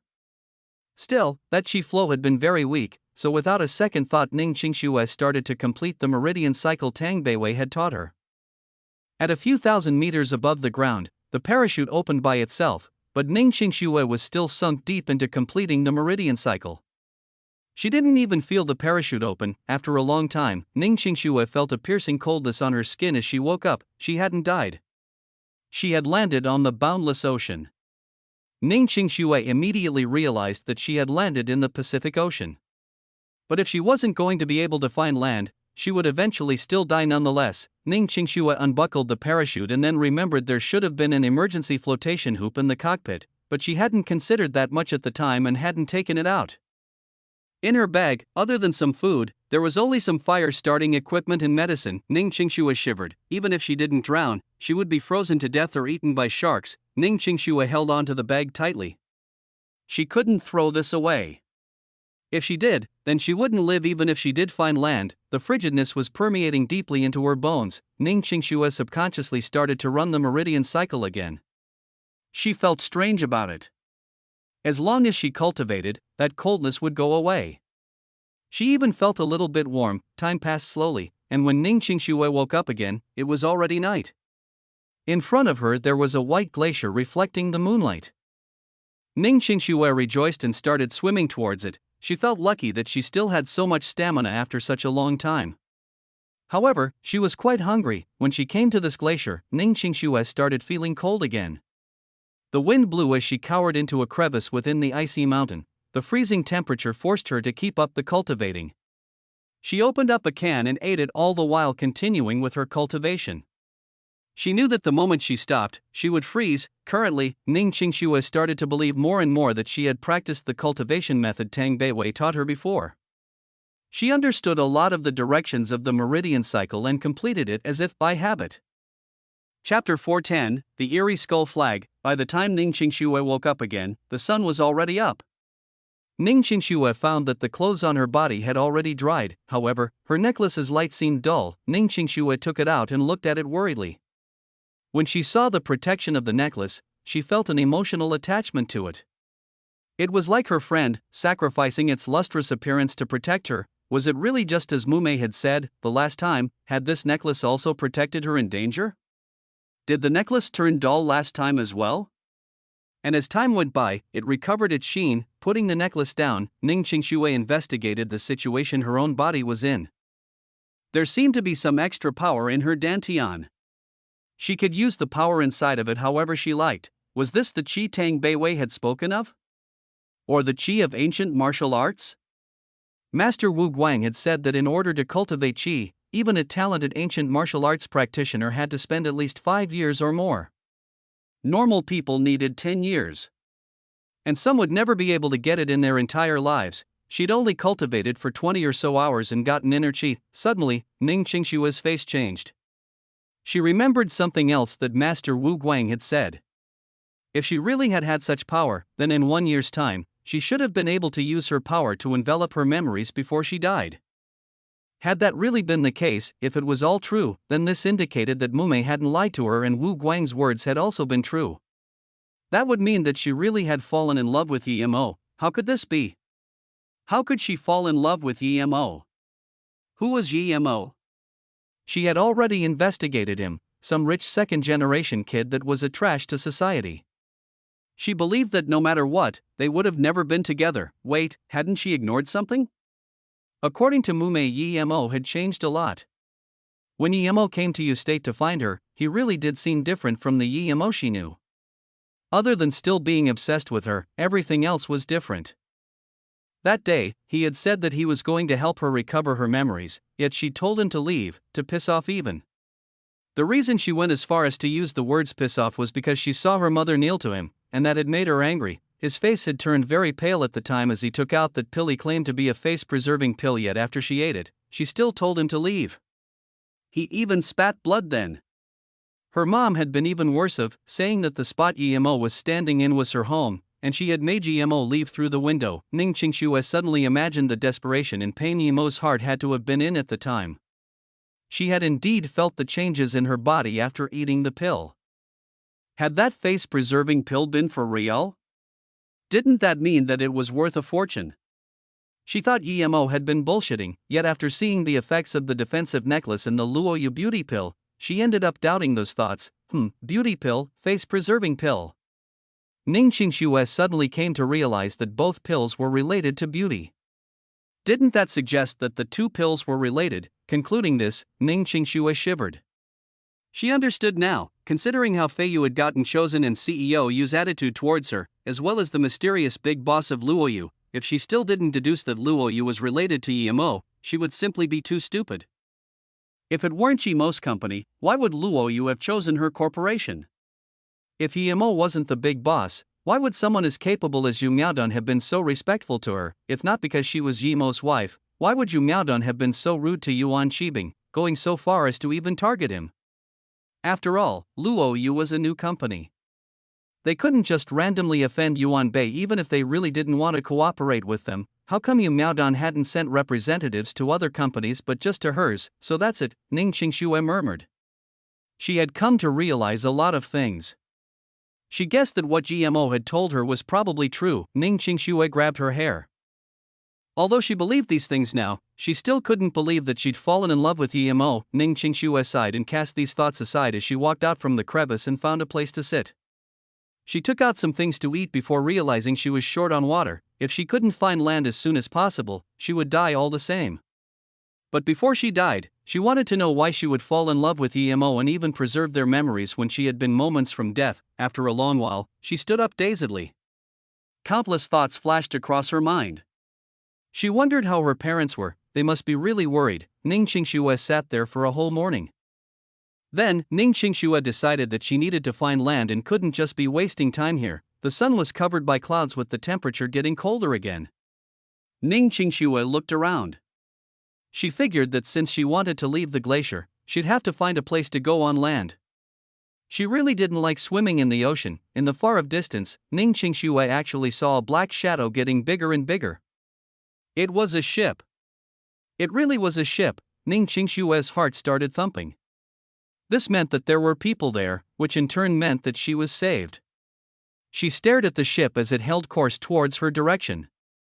She would scream for help as soon as the ship got near. It was getting closer, but one could see sails on top of the ship. It was already this era, and there were still ships with sails? Ning Qingshu felt it to be quite strange. As the ship neared, Ning Qingshu was about to wave with a towel when she saw the flag on the ship. It was an upside-down skull. Even in the middle of the day, Ning Qingshu could still feel the chills. There didn't seem to be even a single person on the ship, and Ning Qingshu quickly put her hand down. She was afraid to attract the ship. Luckily her eyes were good, or she wouldn't have been able to spot the skull flag. Ning Qingshu carefully hid in the crevice again and took out the gun from the bag. It was an MP5KA4. The thing was, she only had 2 clips, one of which had been acquired from the runny-nose guy. But that one was burned, so she wasn't even sure if she would be able to use it. Other than that, she had 4 fireball charms. Tang Beiwei had given them to her before she left. She was really grateful to Tang Beiwei now. If not for her, she would have died on the plane, and it wasn't certain whether her corpse might have been raped or not. Ning Qingxue carefully put the fireball charms on her, tied the dagger to her leg, and held the gun in her hand. Before staring at the ship that was sailing over, Ning Qingxue didn't have much nautical knowledge, but that skull flag definitely signified that those on board wouldn't be any virtuous people. She even suspected that it was a pirate ship, but she didn't seem to see anyone on it, in this day and age, who still used sails. This alone was already very eerie on itself. Ning Qingxue didn't like watching movies, but she had still seen those movie posters. If this ship was really a pirate ship, she would only be able to pray that they didn't see her. She would rather die alone on this glacier than be taken away by pirates. She had 2 clips, so no matter what, if she were to get caught by pirates, she wouldn't allow herself to be raped. Ning Qingxue got more and more worried as the ship neared her. She could see some things on the ship, which appeared to be a couple of huge anchors. But other than that and the flag, she didn't see anything. The skull flag looked scary, and Ning Qingxue felt goosebumps all over her.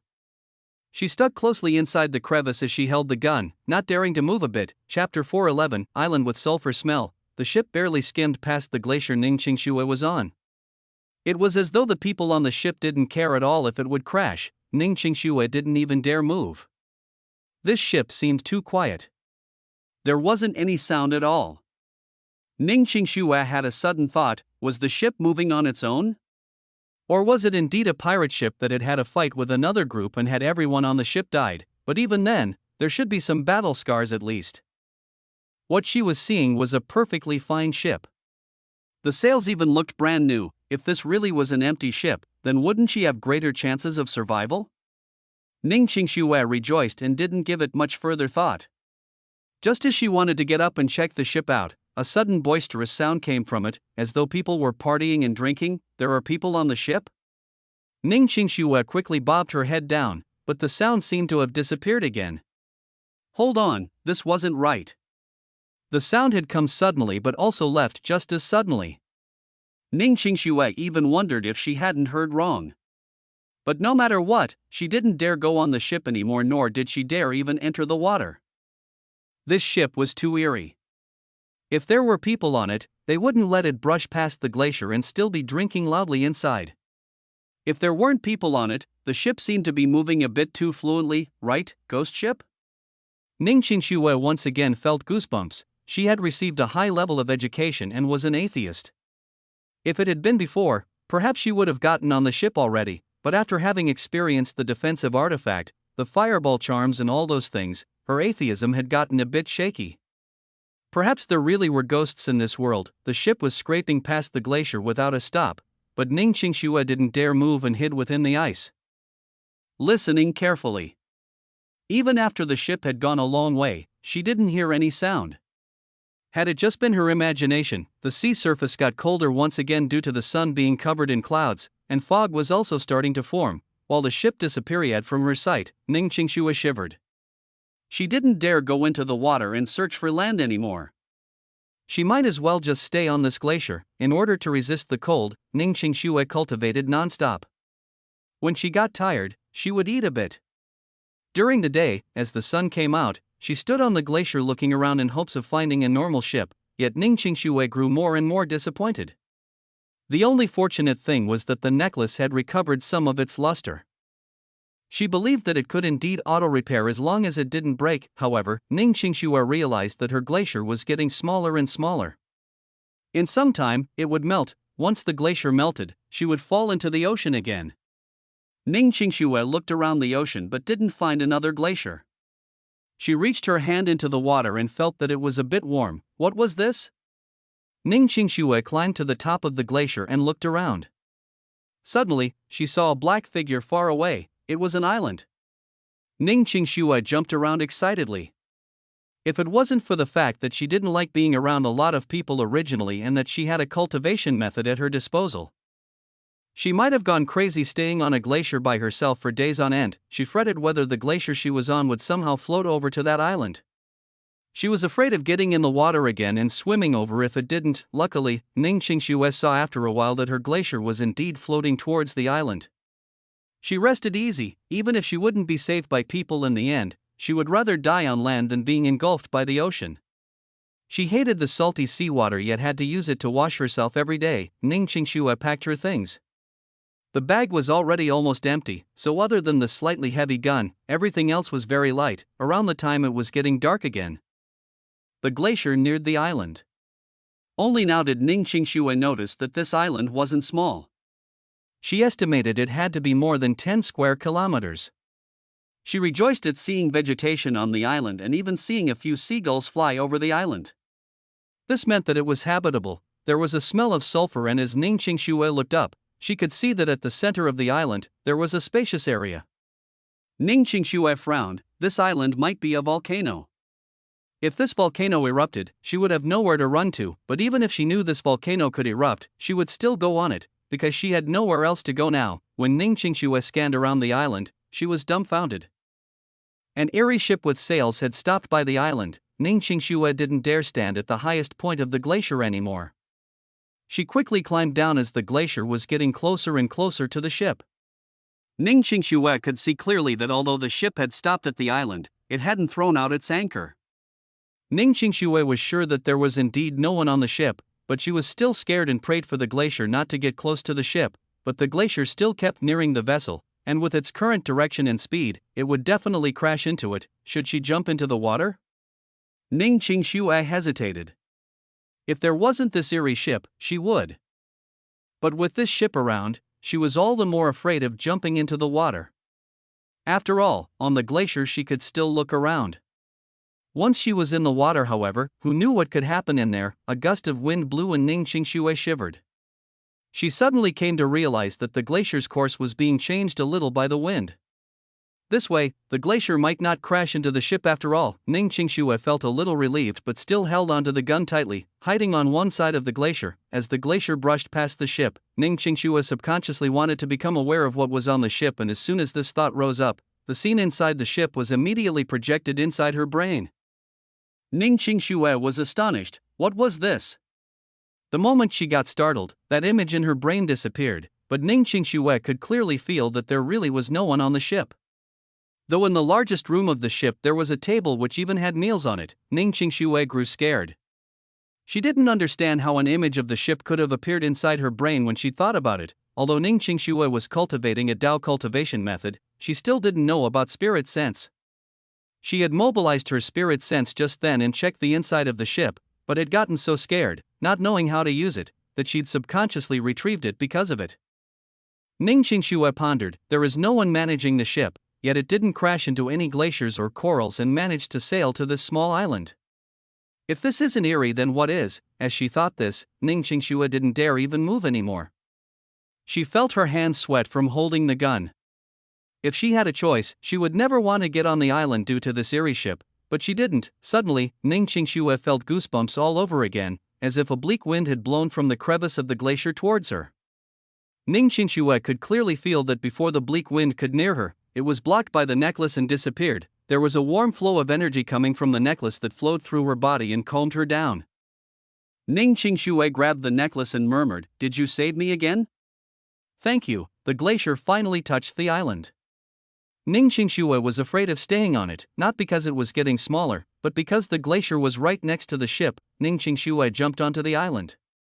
She didn't even dare look back as she just ran in the opposite direction of the ship. Chapter 412, Searching the Seas. EMO had already gone along the original plane route twice. According to Su Yuao's news, the plane had gone halfway when it went missing, and this was right in the middle of the Pacific Ocean. EMO had searched many times already around this region but hadn't found anything. EMO stood in the air above the Pacific Ocean. Although he was worried, there was nothing he could do. He hated that his power was too weak. It would be much easier to search if his spirit sense could scan tens of kilometers already. However, at the moment, he could only see around 400 meters with his spirit sense, but GMO knew that having spirit sense which could reach tens of kilometers would already imply being at the Foundation establishment or even the Golden Core level. Although EMO wasn't going at full speed, he was still tired from staying in the air for that long. Luckily, this was deep in the Pacific and the US submarines couldn't detect him. Otherwise, there might have been more trouble.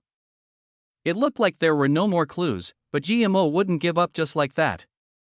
He had two options, either to go back to Hong Kong and think of alternatives or to keep looking. Emo thought of the two Japanese men he had caught in their Black Sun Empire. If they did hijack the plane, wouldn't they have flown towards Japan? Realizing this, Emo got excited and flew towards the north. Even though his chi was depleted, he could always just take out the inflatable raft if he needed to rest. Although the hijacked plane had gone north, Emo didn't think it would be in Japan. Otherwise, if they really had flown a hijacked plane so openly to Japan, they would be idiots. Emo was sure that. Even if the direction was north, they wouldn't go near coastal countries since each one had their own self-defense systems. This meant they could only fly towards deserted regions, like the Bai-Lin Ocean. Furthermore, the Bai-Lin Ocean was shared territory among Russia and the US, then the plane could be in some island in the Pacific or near Japan. It was another 2-hour journey and it was already 2 a.m. Emo dropped onto the raft tiredly. After eating a simple meal, Emo's chi started to recover. After another hour, although his chi was far from fully recovering, it was much better than before. There were all sorts of strange noises in the sea at night, but they didn't bother Emo. He planned to keep searching during the day. After he was fully recovered, at that moment, he would have sworn to have heard the faint horn of an engine. It was probably a ship passing by. Emo packed away the raft. He wanted to see what kind of ship it was. When Emo approached it, he found out it was a normal fishing ship. But a fishing ship appearing in the middle of the Pacific at midnight was a bit eerie. A slightly larger wave could knock this ship over. Emo turned invisible and landed on the ship. He sent his spirit sense in. There were large amounts of search tools and even an advanced radar. What would a fishing ship be searching for? Suddenly, Emo focused. He saw the Black Sun symbol again. There were 4 people on the ship and they were all speaking Japanese. The 4 men had been probably searching for a long time but hadn't been able to find anything, and were returning now.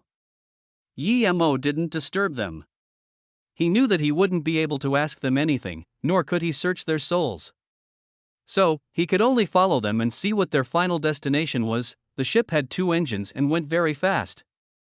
Emo realized this fishing ship was far more powerful than it looked. An hour later, the sky wasn't even bright yet when the ship stopped on an barren island. The island wasn't big, it was more like a rather large coral reef. The 4 men packed away the radar and docked the ship before entering the island. This island was only around 1 square kilometer.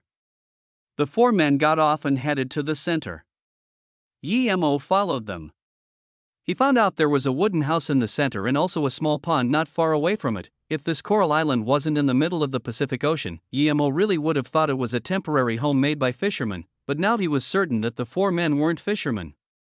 Plus, they had brought along a searching radar. Emo had been scanned by radars before and he knew his invisibility couldn't trick high-level radars. He didn't know if the Japanese's radar was more advanced than the US radars, but Emo still tried to be careful. However, what Emo didn't expect was that after he only had walked a few steps, a siren went off. Then, the 4 men who had gone inside all rushed and pointed guns at Emo, muttering in Japanese. Emo looked down. He hadn't been caught by the radar, however, he stood on an alarm line. These Japanese men were really cunning. If he hadn't searched with his spirit sense carefully, he wouldn't have been able to find the trap on the floor. Does any one of you understand Chinese? Although he had been caught, Emo wasn't too annoyed.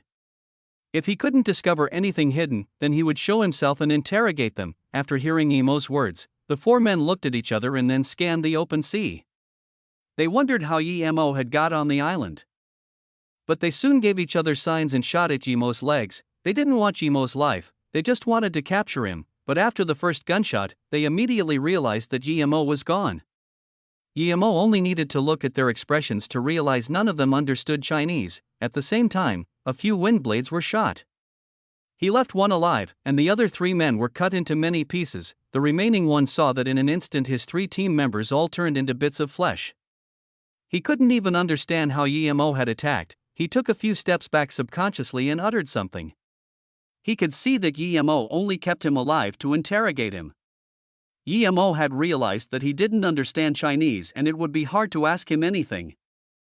He would keep him alive in order to bring him to Hong Kong. The man saw Emo coming to him. He quickly took something and dumped it into his mouth. Emo stopped. He witnessed what the man had done. Was it some potential activation pill? But then, Emo realized he was wrong. The man's face had already turned black. Poison? Emo approached him and grabbed the man's wrist. he found out that the poison was very potent. In that short time, his stomach and intestines had already been dissolved. Yemo let the man go. In order to save him, he would need to use large amounts of spirit chi and multiple lotus life pills. They were both precious and he wasn't willing to waste them. What is more, he knew that Ning Qingxue would probably jump in midway. Even if he saved the man, he wouldn't get any information. Yemo wasn't interested in their great scheme. He wanted to keep this man alive, not to ask him what their scheme was, but to bring him to their HQ to get revenge. Yemo walked into the small wooden house. The first thing he saw was an opened parachute. It was still wet. Was this the one Qingxue had used? Yemo got excited. Perhaps these people also came to find Ning Qingxue. They might have been afraid that Ning Qingxue knew too much and would expose them. That's why they went there to look for her. Yemo started searching inside the hut. Other than diesel and some daily items, he didn't find anything. Chapter 413, Saving on the Ocean. Yemo walked up to those men he had killed and searched their bodies. Yemo found a diary. He opened it. There were multiple ocean maps in it. He could almost be sure that they were looking for Ning Qingxue. Although Yemo didn't understand the words on it, he still recognized the name Ning Qingxue. Yemo found on the diary the location where the parachute was found. However, these were marked with longitude and latitude. He picked up the radar from the ground and realized he didn't know how to use it. He searched the entire Coral Island but didn't find anything about the Black Sun Empire. He could confirm two things so far. First, Ning Qingxue was safe when she jumped down. At least the parachute had opened. Second, Ning Qingxue hadn't been found by these people yet, which meant that she was still in the ocean. Although Yemo hated the Black Sun Empire a lot, he knew his priorities. Even if he wanted to look for trouble with them, he had to find Ning Qingxue first. Yemo carefully left his spirit sense mark in the room, as well as on their black sun symbols, before leaving on the fishing boat to search for Ning Qingxue. While learning how to use the radar, it took Yemo only 2 hours to figure out how to operate it. Using the radar to look around, Yemo was able to know which regions have been searched. That way, the search went much faster. It was way better than him flying in the air without a clue. The main thing was that he could conserve larger amounts of chi. Yemo tried to focus on the places the four men hadn't been yet. After half a day, a fog billowed over the ocean. The air also seemed colder. Many glaciers started to float by Yemo's ship. Yemo realized he seemed to have come to a group of glaciers. The more Yemo searched, the more he was worried. Not only was the weather cold, there were no islands nearby. If she had fallen there, then even if she hadn't starved, she would still have frozen to death. The incident had occurred many days ago. Who knew if Ning Qingxue was still alive? Yemo was getting more and more worried. Near midnight, Yemo heard a voice calling out for help. Although Yemo could tell it was a male voice, Yemo still came to his rescue. It was a white male in his 30s sitting on a very small flotation hoop. He seemed like he was about to die. His lips were cracked and his skin was pale and soaked from staying in the water for so long. From his lifeless eyes, one could see he was not far from death. Yemo sighed. He hadn't found the person he looked for. Instead, he had came across someone else in need for help. He didn't understand how someone could appear in the middle of the ocean all by himself, but Yemo wasn't heartless. He approached him and pulled him on the ship.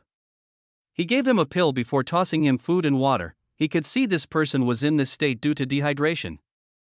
For the time being, he gave him a heart-saving pill, food and water. This man was saved. After the pill melted in his mouth, the white man didn't have time to thank Yemo before quickly drinking a bottle of water and eating 2 cans. He had to admire the man's perseverance to live. After eating the food and water, he was obviously in better state. He kept on saying thank you to Yemo. Other than thank you, Yemo couldn't understand anything else. He just knew the man was talking in English. Seeing that he couldn't talk to this man, Yemo lost the interest to say anything and just kept fidgeting with the radar. The man saw Yemo take out the radar and muttered something again. "Do you know how to use this equipment?" Yemo asked subconsciously. "Are you Chinese?" Unexpectedly, the man spoke very fluent Chinese.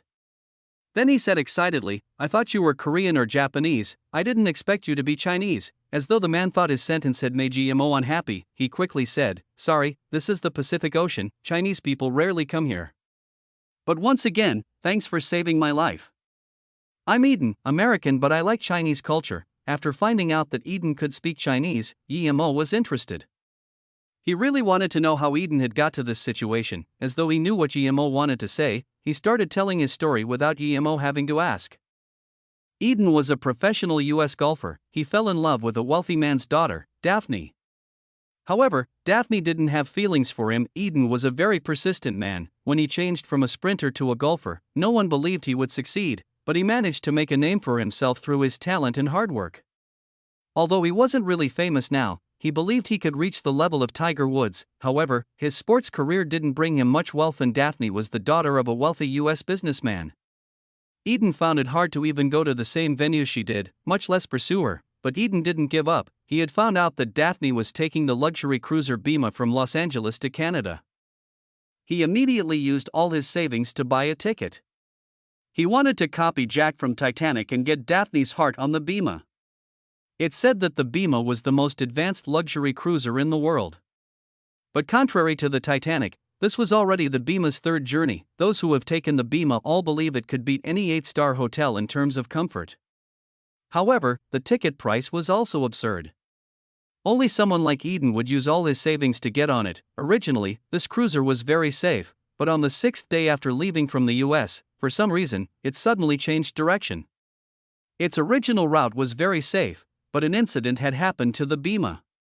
The US forces had detected an alien invasion in the Pacific.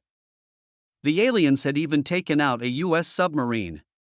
Eventually, all the military power was drawn to the spot of the alien invasion, and no one cared about the Bima after it left its original route. When people aboard realized that they had been abducted, the ship had already gone significantly off its original course. The first thing that Eden did after knowing the ship was hijacked was to go protect Daphne. But at that moment, the ship was filled with terrorists. Not only did they disable the alarms, they also steered the cruiser deep into the ocean. The basic bunker Eden was at and the luxury bunker which Daphne was at were separated. Eden could only worry. The captain and many crew members were killed, as well as those who resisted. Even those who looked a little bulky were killed. Not only did these people take the money, but also the women. Other than some old and ugly women who were killed, the younger ones were taken onto a ship with an upside-down skull on its flag. Eden managed to jump down into a flotation hook at first notice. Because there were too many passengers at the time and he wasn't the only one who had jumped, the terrorists didn't have time to care about all of them, and so he escaped. After hearing Eden say this, Yemo sighed. He didn't expect to hear about pirates hijacking a luxury cruiser. The US brags about its military power all the time, but they let pirates capture a luxury cruiser at their doorstep while they were still trying to capture aliens. However, Yemo also felt guilty. He had indeed attracted most of the US's military power in the sea, allowing the pirates to have an opportunity. But even so, these pirates had unusually big balls. It was like hanging their heads on their belts, trying to hijack a ship going from Los Angeles to Canada. Yemo knew these pirates weren't ordinary ones. They couldn't have known for sure that he would attract the US military forces. Since they didn't know, but they still dared to make a move, that meant that even without him being a distraction, they might have succeeded. Other than that pirate flag, did you see anything else? Yemo wasn't too interested in this, but this had happened at the same time Ning Qingshu had jumped. Hence, this made him want to go ask the pirates about it. Eden immediately said, at the time, there were 2 ships with sails. To be honest, I really couldn't believe there were ships with sails on the Pacific Ocean. I saw the pirates kick the women onto the 2 ships as they robbed everything. I desperately wanted to escape to get someone to save Daphne, so I don't know what they did to the Bima. Were there 2 ships?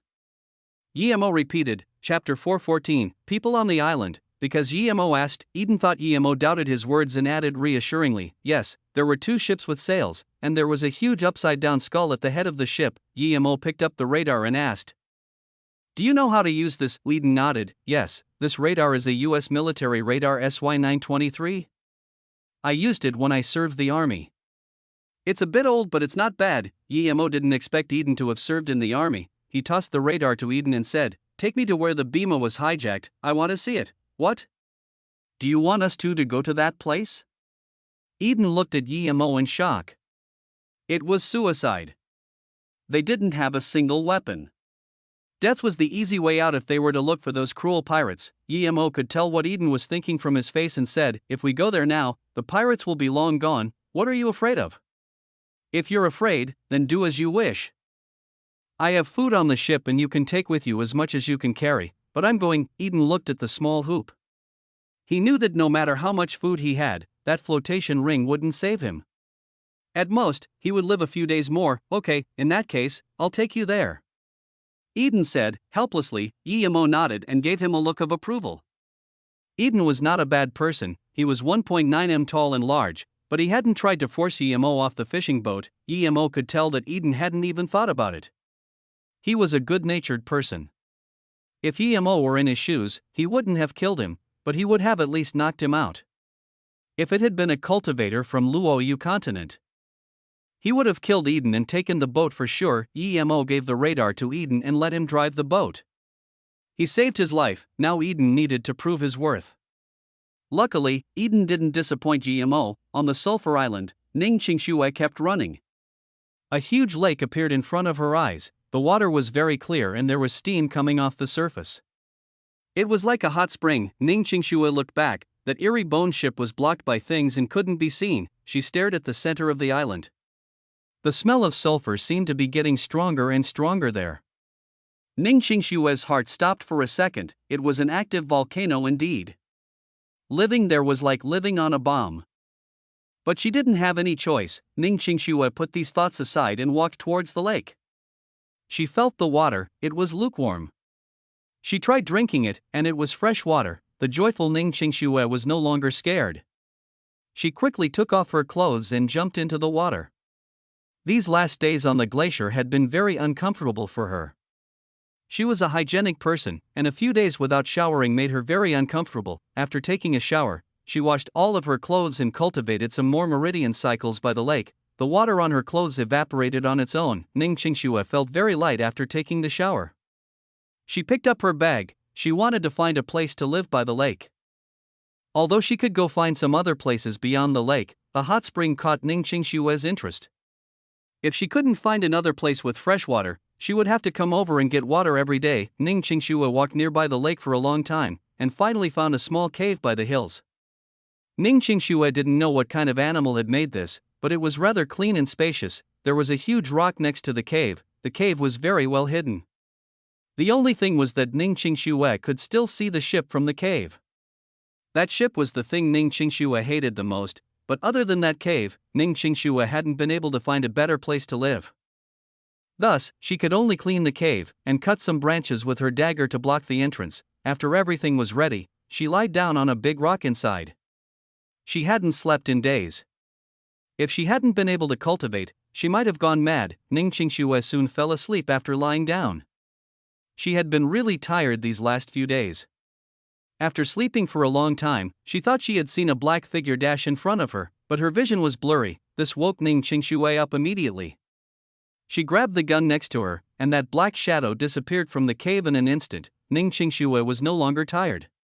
What could that be? She didn't see clearly. She got off the rock and walked carefully to the entrance of the cave. The sun was up now. She had slept for more than 10 hours. However, the fog made the island seem very blurry. Was she hallucinating again? Ning Qingshui murmured. Ning Qingshui carefully checked the branches on the cave. They didn't seem to have been moved. She picked up the necklace on her chest again. Did you save my life once again? Although she didn't know if that black shadow was real or not, Ning Qingshui didn't dare to sleep again. She went outside and checked the landscape around her. As soon as Ning Qingshui walked outside, the deadly silent island was pierced by a loud shriek. Ning Qingshui was fraught with problems. She thought there were no animals on the island, but she had heard that loud shriek. She quickly tried to find a place to hide while pointing the gun outside. Two completely black naked primitive people walked up to her with wooden sticks in their hands from not far away. Other than a skirt made of fish skin around their waist, they didn't have anything. One of them had huge bosoms sagging down from her chest. Ning Qingshui knew she was a woman. Actually, there were people there, primitive ones. Ning Qingshui's heart palpitated rapidly. She thought of Tom Robinson's journey. Clearly, these ferocious primitive people couldn't be compared with Friday. Ning Qingshui held her breath. She was thinking about where to go next. The island was at most 20 square kilometers more or less. If there were primitive tribes living there, would they eat her? The next thing that happened almost made Ning Qingxue scream. That primitive male said something to the female, but she shook her head. But then, the male helped the female on the ground and flipped up her fish skin skirt. As the man did his business to the woman, Ning Qingxue immediately thought of the word rape. Ning Qingxue wasn't afraid to die, but this was too disgusting. She subconsciously grabbed her gun and thought about killing the man, but she didn't dare to because her aim wasn't good. She might kill the woman. Also, she was afraid of attracting more of their kind. This conflicting thought only occurred for a moment. Soon Ning Qingxue realized the immaturity of her thinking. She realized that this wasn't rape. The woman who was under the man flipped over and sat on the man. Her actions were much more wild and ferocious than the man. Not only so, she kept moaning and screaming as well. Ning Qingxue quickly turned her face away and spat. Her face blushed. How shameless. But thinking that these primitives were like animals, she didn't make a big deal out of it. Suddenly, there was another howl. Ning Qingxue looked in the direction it came, and the two people separated. The one howling was another male. The primitive people that came later seemed to care a lot about these two doing things behind his back. Ning Qingxue could tell from his angry expression. The woman separated the two men who were about to fight and pointed at a hacked branch not far away. The two men stopped arguing and walked over to the branch to check. Ning Qingxue's heart stopped for a second. They were looking at the branch she had chopped up to cover her cave. One man kept touching the end bit of the branch, as though he suspected something. Suddenly, he stood up and looked over at where Ning Qingxue hid. Ning Qingxue's heart beat rapidly again. She clenched her gun tight. They were coming over. What to do? Should she open fire? Chapter 415, Recovering Memories. As though to prove Ning Qingxue's guess, the three primitive people started to head slowly to where Ning Qingxue was hiding.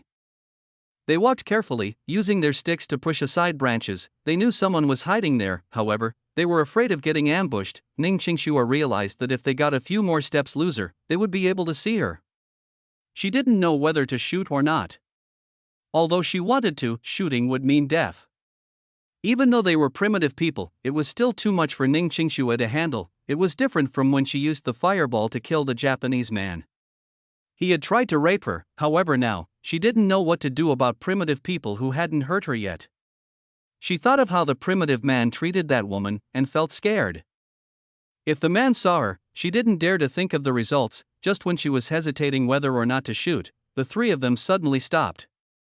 The woman pointed at the ship and screamed. They had seen the ship, as Ning Qingxue understood, and they could also see the ship from where they stood. The man who had come later also screamed and ran to the ship. Seeing him go, the other two followed as though going later would mean that all the goods are gone. Ning Qingxue saw the three leave and felt relieved. If those three really had got to her, she would have had no choice but to fire, and that might have attracted more of them. Ning Qingxue went to the entrance of the cave and moved the branches a little. Looking through them, she wanted to know what would happen if they managed to get on the ship. It wasn't very far, and Ning Qingxue could clearly see the three savages running to the side of the ship and charging at it. Two of them went in, yet one stayed outside. From their very familiar movements, Ning Qingxue guessed that it wasn't their first time seeing these ships come over. Their ancestors might have had an accident in the sea, therefore stayed there and reproduced. After a moment, the two who had gone inside ran out and jumped into the sea. Ning Qingxue saw clearly that the two men who had jumped into the sea didn't come out. The woman, who was waiting on the island, screamed after seeing them jump and ran for her life. She could also feel there was something wrong with the ship. Ning Qingxue felt scared. This ship was eerie indeed. The woman screamed louder and louder. Soon there were other sounds. Ning Qingxue confirmed her theory. There were others indeed. The woman saw these people. She came and ran to them while screaming, trying to express something. After speaking for a while, she suddenly fell to the ground and didn't make any noise. Two primitive women tried to pull her up and wake her up, but she didn't react. The primitive tribe went around the dead woman and approached the ship, leaving her behind. Ning Qingxue watched, wanting to see what the remaining people would do.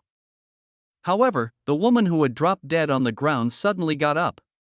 Ning Qingxue was confused. Had she lied? But the next scene shocked Ning Qingxue even more. The woman suddenly jumped into the sea and disappeared. Ning Qingxue watched this with horror. She couldn't really comprehend why this was happening.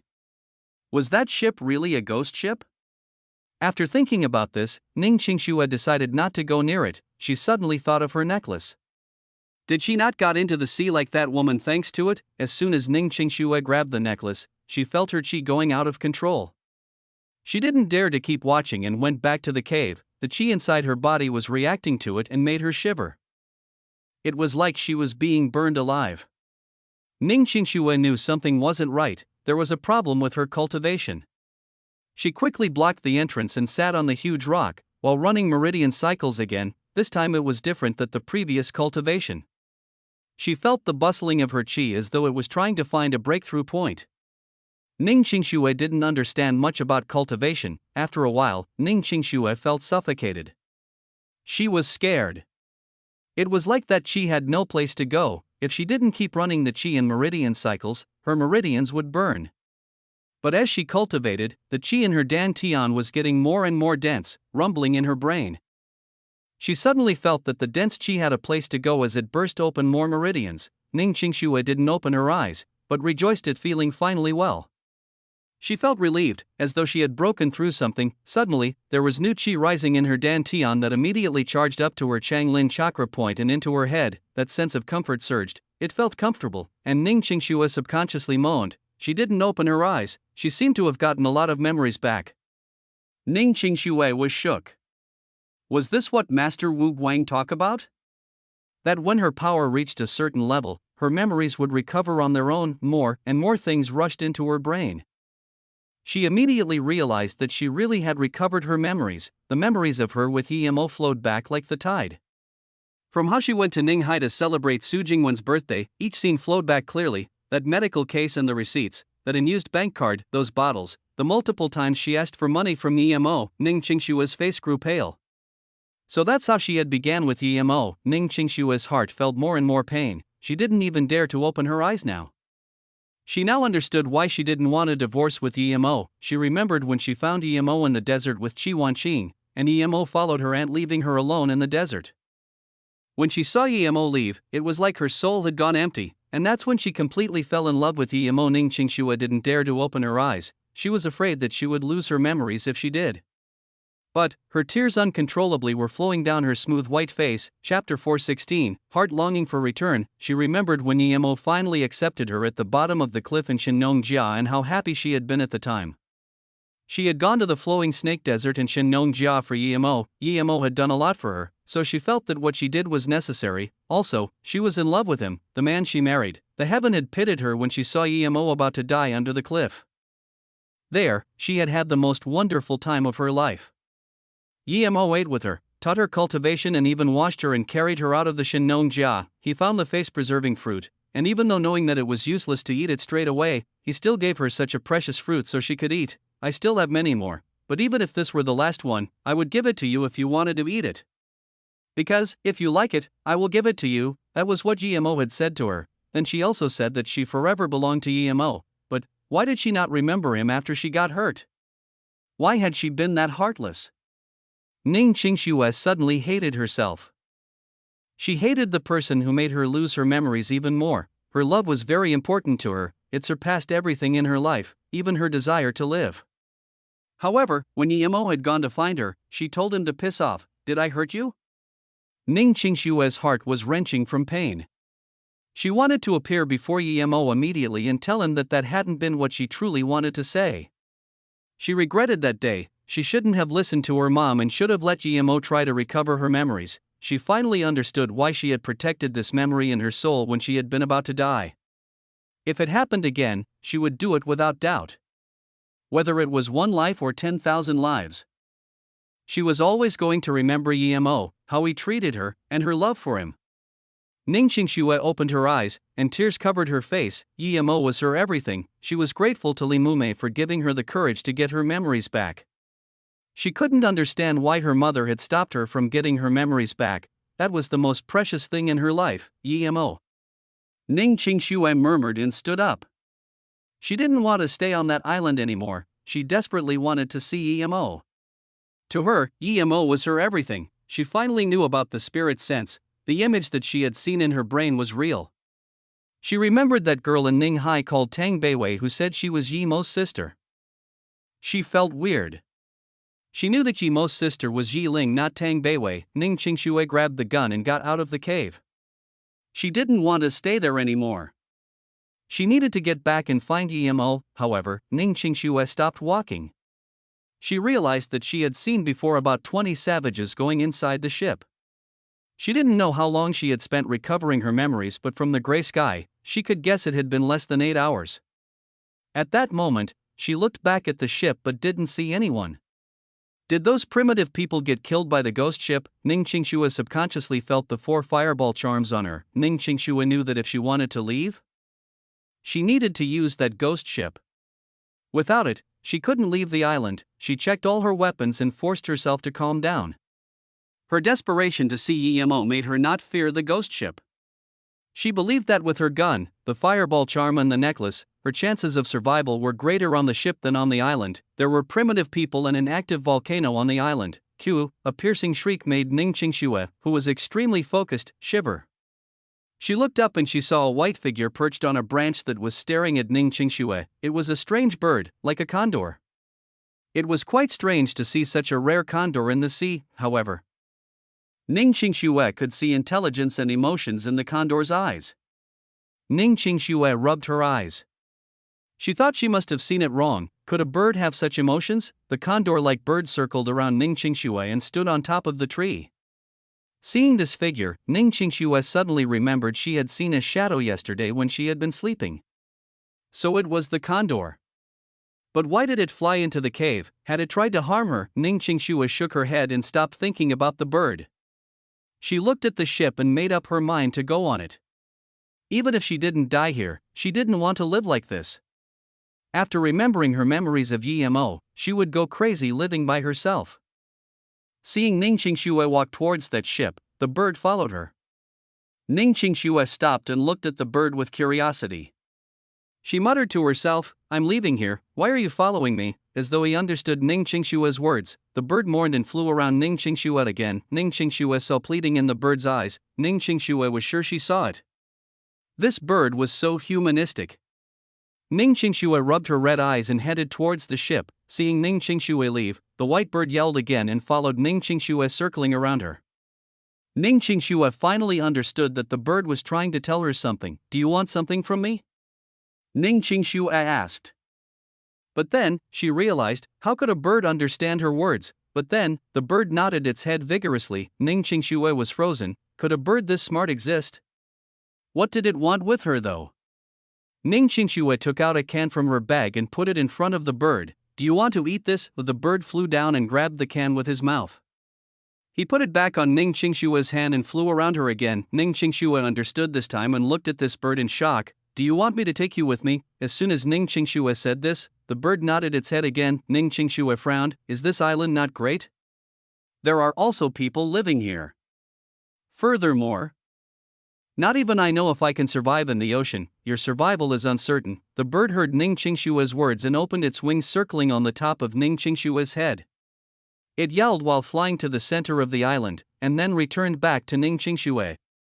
Other than anticipation, there was also melancholy in its eyes. Ning Qingxue felt the bird had a special bond with her. Was it due to her cultivation? Otherwise, there were so many primitive men there, why didn't it go find them instead of her? Suddenly, Ning Qingxue remembered that the bird had been yowling about something going on in the center of the island. Did that mean the volcano was about to erupt? But, since there were so many primitive people there, it meant that the island had existed for a long time.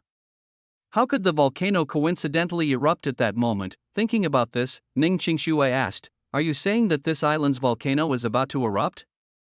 Do you want to leave?" As soon as Ning Qingxue just finished speaking, the bird vigorously nodded its head. Ning Qingxue looked at the bird with joy. There was rarely such smart bird. At least Ning Qingxue had never heard of it, and this bird was willing to go with her. If that was the case, then she would have a companion with her on the way back. It was much better than being alone on a glacier. However, Ning Qingxue was very curious how this bird had arrived to the island. Looking at the more and more intense sulfur air eruptions in the center of the island, she believed that the bird was right. This island's volcano was about to erupt. Okay, in that case, follow me for now. I'm going to that ship, there might be danger there, follow me in the air. Ning Qingxue was liking the white-feathered and humane bird more and more.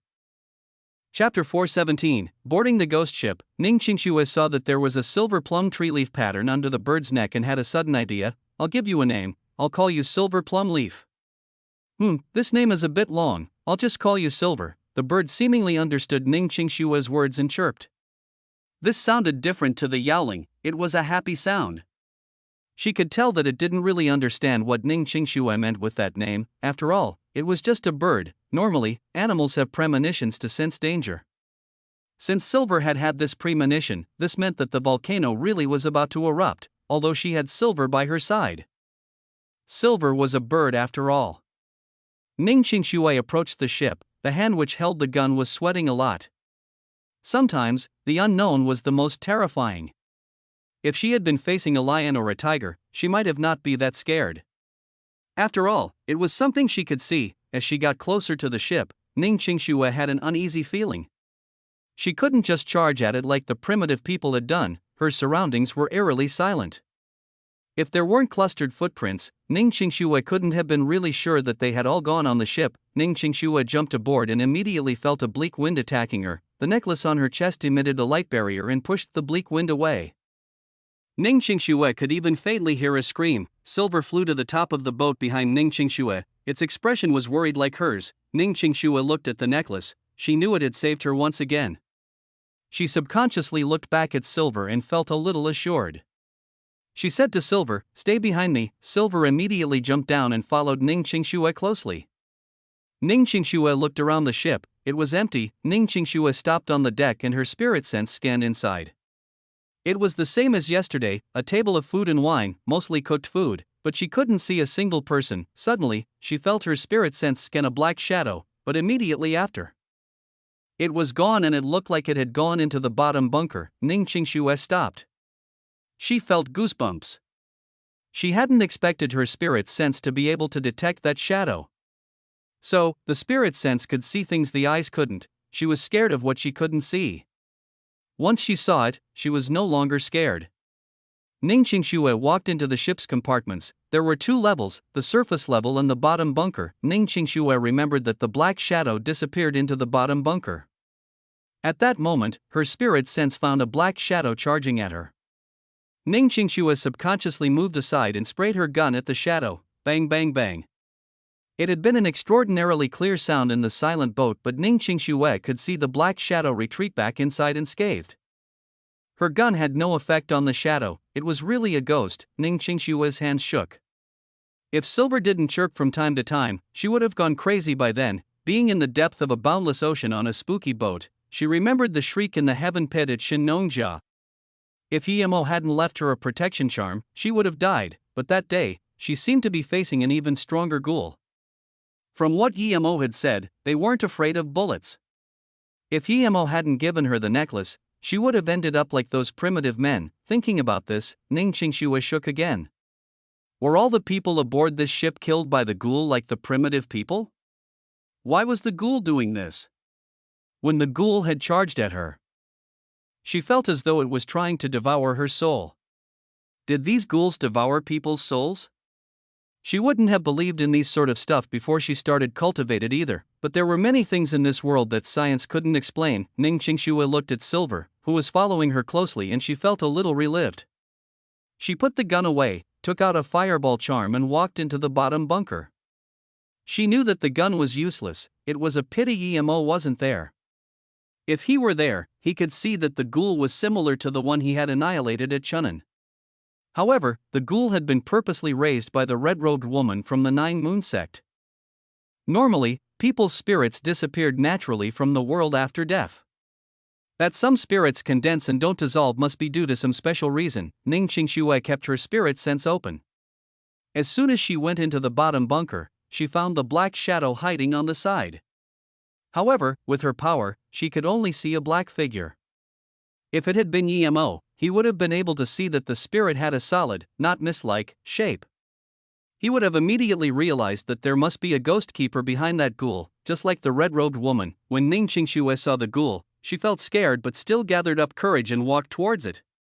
But she had only walked 2 steps when she stopped. Changing directions, she remembered the speed of the ghoul. It was too fast.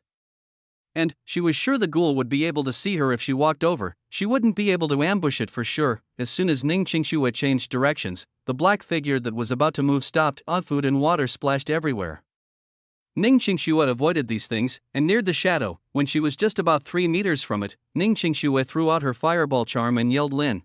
The black shadow didn't expect Ning Qingxue to suddenly do this.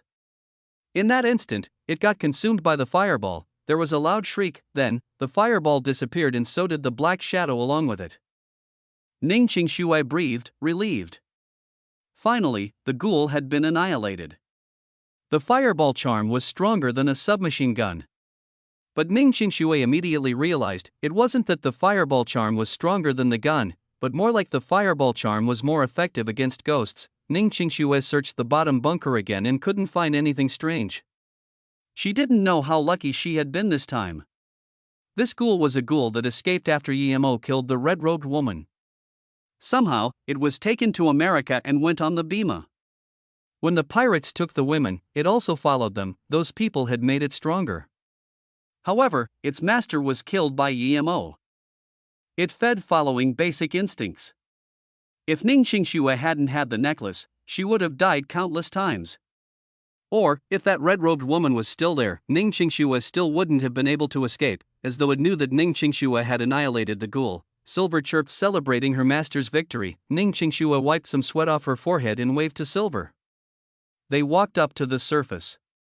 Although she had annihilated the ghoul, she really didn't want to stay in the bottom bunker. She could guess that the entirety of the people in the ship were gone due to the ghoul, so she didn't feel like staying in that dark, bleak bunker. Returning to the top, Ning Qingxue remembered an important thing. She didn't know how to pilot the ship nor use the sail to control the direction. Ning Qingxue smiled bitterly and walked to the head of the ship. Suddenly, she was dazed. The ship had been perched next to the island, and she didn't control the sails. But now, the ship was far from that island. Chapter 418, Volcano on the Sea. Although the ship didn't have an anchor, it stayed next to the island for a day and night. How come as soon as she annihilated the ghoul, the ship left? Ning Qingxue suddenly remembered something. A few days ago, when the ship went past her glacier, she thought to have heard rustling on the ship. Had the black shadow also caused that? Thinking about this, all of a sudden, there was sound in the basement. Ning Qingxue stood up abruptly. She scanned her spirit sense down, but there was nothing. At that moment, the ship was on its way and Ning Qingxue couldn't find anything with her spirit sense. She didn't have the courage to go down there a second time. She felt the necklace on her chest and rested easy a little. Although she couldn't see the ghoul, she had her defense necklace. Silver didn't seem to notice there was something down there, and still jumped around at the top of the ship. Ning Qingxue suddenly said, "I don't care what you are, but if you dare to come up again, I'll use this fireball on you. You can stay on the ship, but if you disturb me and Silver, I will make you disappear immediately." Although it was a threat, Ning Qingxue was scared while saying this, as though whatever was inside feared Ning Qingxue's words. No more sounds came from below again. Ning Qingxue breathed it easy. It seemed her threat had worked. She threw all the desks and chairs into the sea and found a place to sit.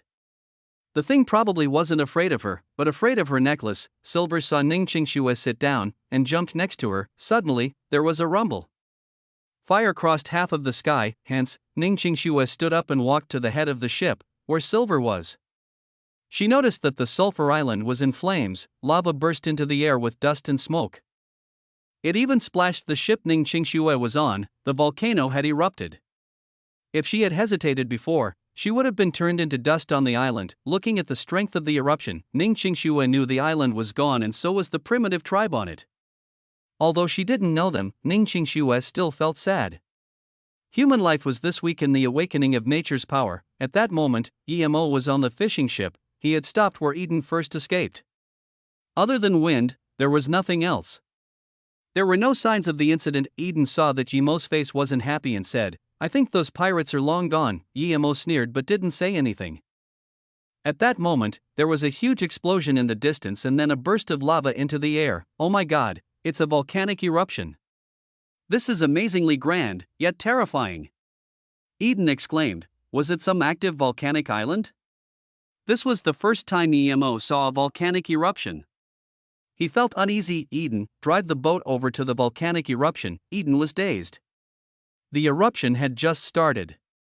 If they drove the ship over and got caught in it, how could they live? Seeing Eden still hesitate, Emo's expression sunk and said, "Eden, do you think you can get Daphne with balls like that?" Eden blushed and immediately said, "I'm not being timid, this is being reasonable." If we pilot the boat over, we might get caught in the volcanic eruption. You're wrong if you think there's only one place where lava erupts. There are other active spots under the ocean. If we get closer, one of them might erupt right under us, Yemo said plainly. You talk so much, but all I'm really getting is that you're afraid die. If you fear death, then let me pilot. Yemo didn't kick him off the boat this time. After all, he couldn't have said that on a whim. Eden didn't reply to Yemo, and just piloted the ship to the volcanic island. He drove very fast, as though he was trying to prove to Yemo he wasn't afraid of death. Yemo smiled. However, neither Yemo nor Ning Qingxue could expect that their ships would brush past each other. One was leaving the island, the other one went there. The fishing boat soon was in the range of the island. There was just lava everywhere. Even at such a distance, one could feel the scorching heat. Yemo looked at the endless lava and said helplessly, "Let's go." He knew that even if there had been any evidence on the island, it was gone now. Eden wanted Yemo to say that. As soon as Yemo said it, he piloted the ship away. Yemo was getting impatient, after not having been able to find Ning Qingxue for days. After spending 2 days with Yemo, Eden also knew that Yemo had come there to find his wife. He had the feeling that they were both on the same predicament. Yemo knew he was being impetuous. And he sat at the top of the ship in silence. He used cultivation to calm himself. Eden saw this and shut his mouth. He focused on controlling the ship and using the radar. 6 hours later, a bright moon appeared in the sky. The night sea was quiet and calm, unlike the day. Eden thought about how lucky they had been not to have encountered any storms. If they did, their boat could sink easily. Yemo finished a big meridian cycle and felt easy and calm. At that moment, he heard Eden scream, "What's wrong?" Yemo immediately appeared next to Eden. Eden didn't even notice how Yemo had come. He just pointed at the radar screen excitedly. "I found 2 targets, 50 nautical miles away." Yemo stood up and said, "Then what are you waiting for? Let's approach them." Ning Qingxue didn't know how to control a boat. Furthermore, even if she did, she wouldn't know which direction to go. She could only pull the sails as high as possible and let the ship go on its own. In less than half a day, Ning Qingxue encountered another ship. If it wasn't for Silver, she wouldn't have even known there was another ship driving towards them. Because Ning Qingxue needed to cultivate, she told Silver to guard her. She stopped due to Silver's chirps of alarm. Ning Qingxue looked at the direction Silver pointed with her head. There really was a ship. It was still blurry, but under the moonlight she could confirm it was a ship and it was driving towards her. Was she saved? The first thought she had was that she could finally see Emo.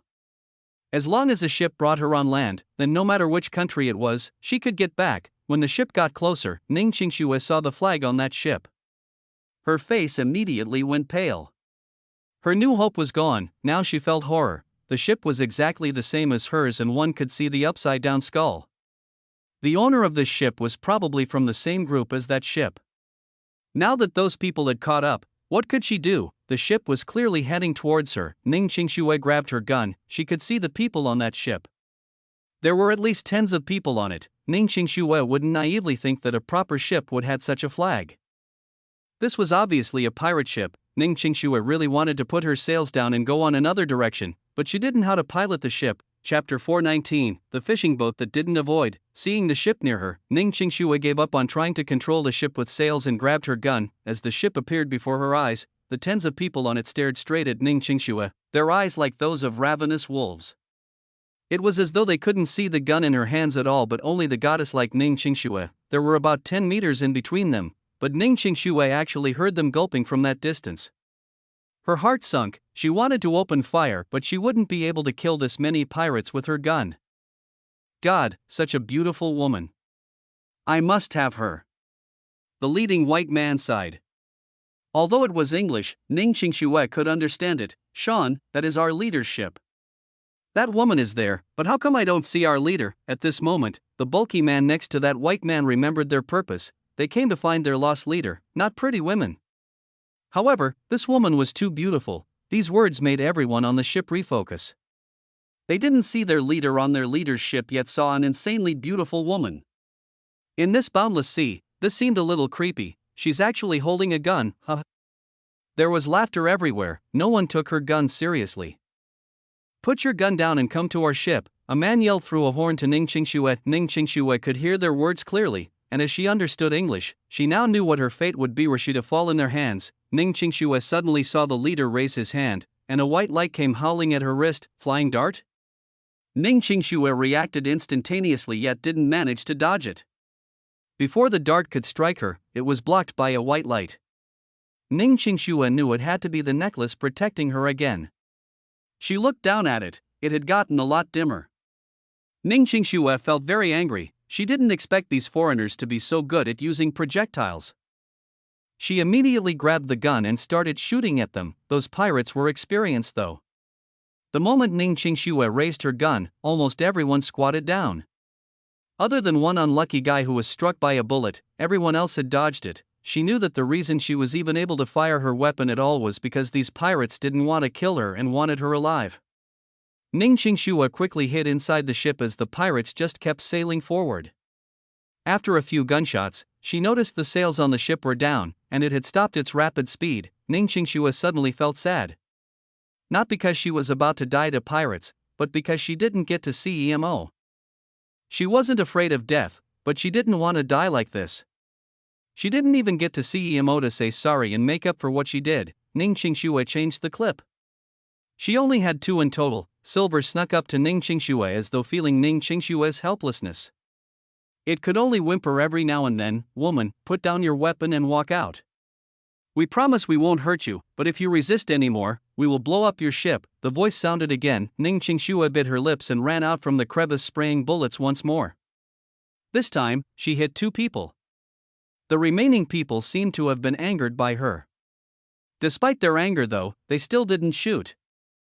Afraid of hurting Ning Qingxue, 2 bombs landed on Ning Qingxue's ship, immediately blasting out 2 large holes on the head of the ship. They didn't bomb any further and kept on threatening through the horn. Ning Qingxue hid in one corner with Silver. She knew she only had around bullets left. If she started shooting once more, she would run out of bullets. Even though her fireball charm was powerful, it could only kill around 3 people. Just when Ning Qingxue was desperately thinking of ideas, she felt the ship shake. Ning Qingxue subconsciously looked back at the ship's head. A metal anchor had landed on the ship directly into the hole. The reason why those pirates had blasted holes on the ship was to land their anchor. A white rope connected the anchor to their ship. Ning Qingxue knew she had no path of retreat now. Ning Qingxue suddenly stood up. She was going to fire her gun one last time before jumping into the sea to commit suicide. Silver, after I jump into the sea, fly away, there might be an island nearby. That will be much better than staying here and waiting to die. Ning Qingxue patted Silver's plumage. She would miss this bird. If it wasn't for Silver accompanying her, she would have felt like it was torture staying on this ghost ship. But Silver had given her courage.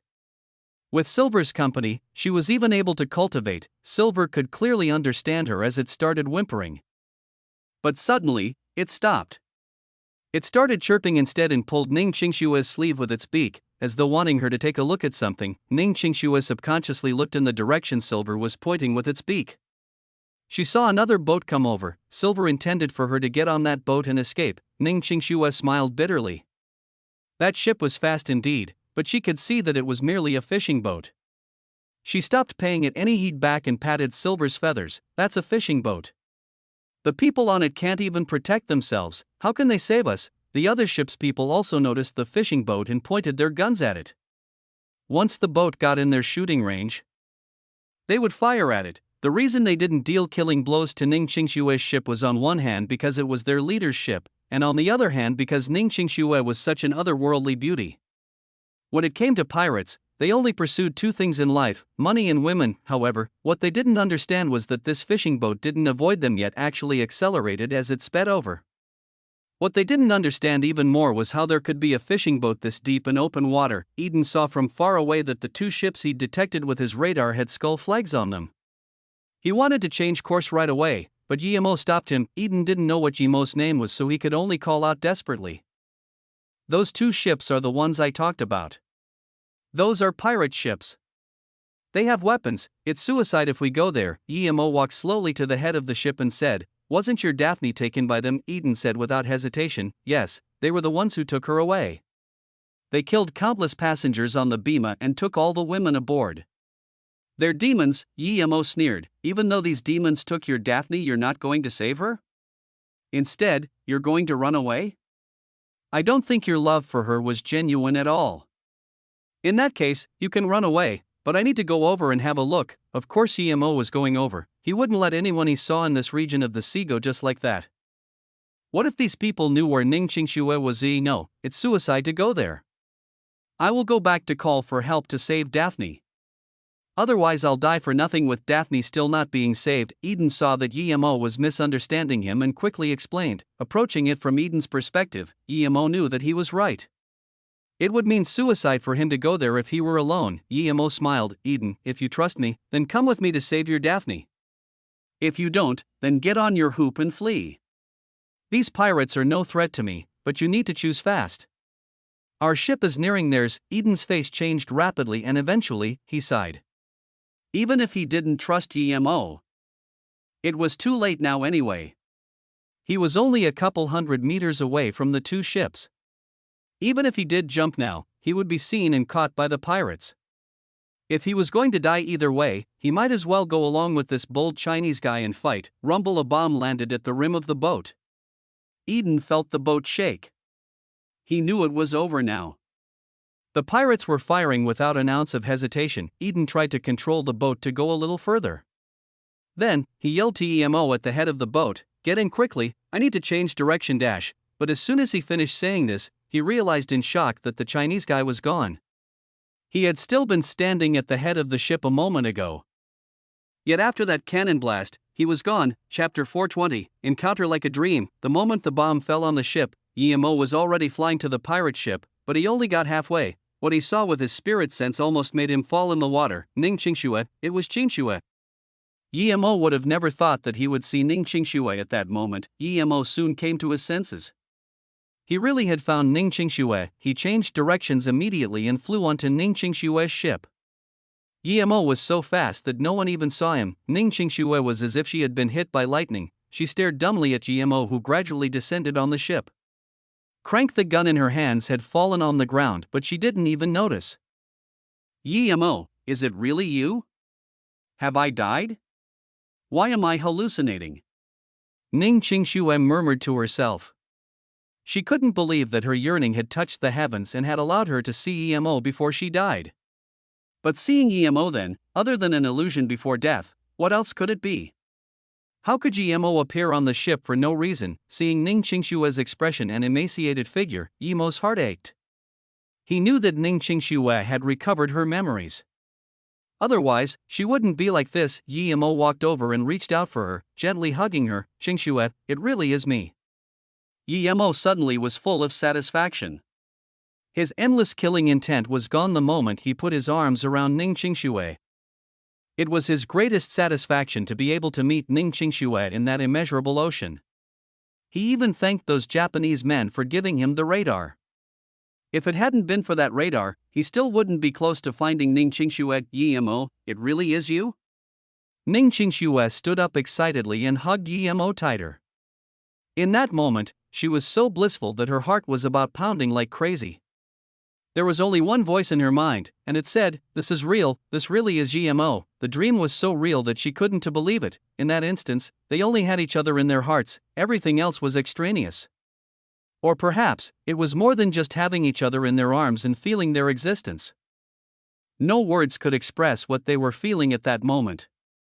Only embracing each other could make them both really feel how real it was. Time seemed to have stopped then.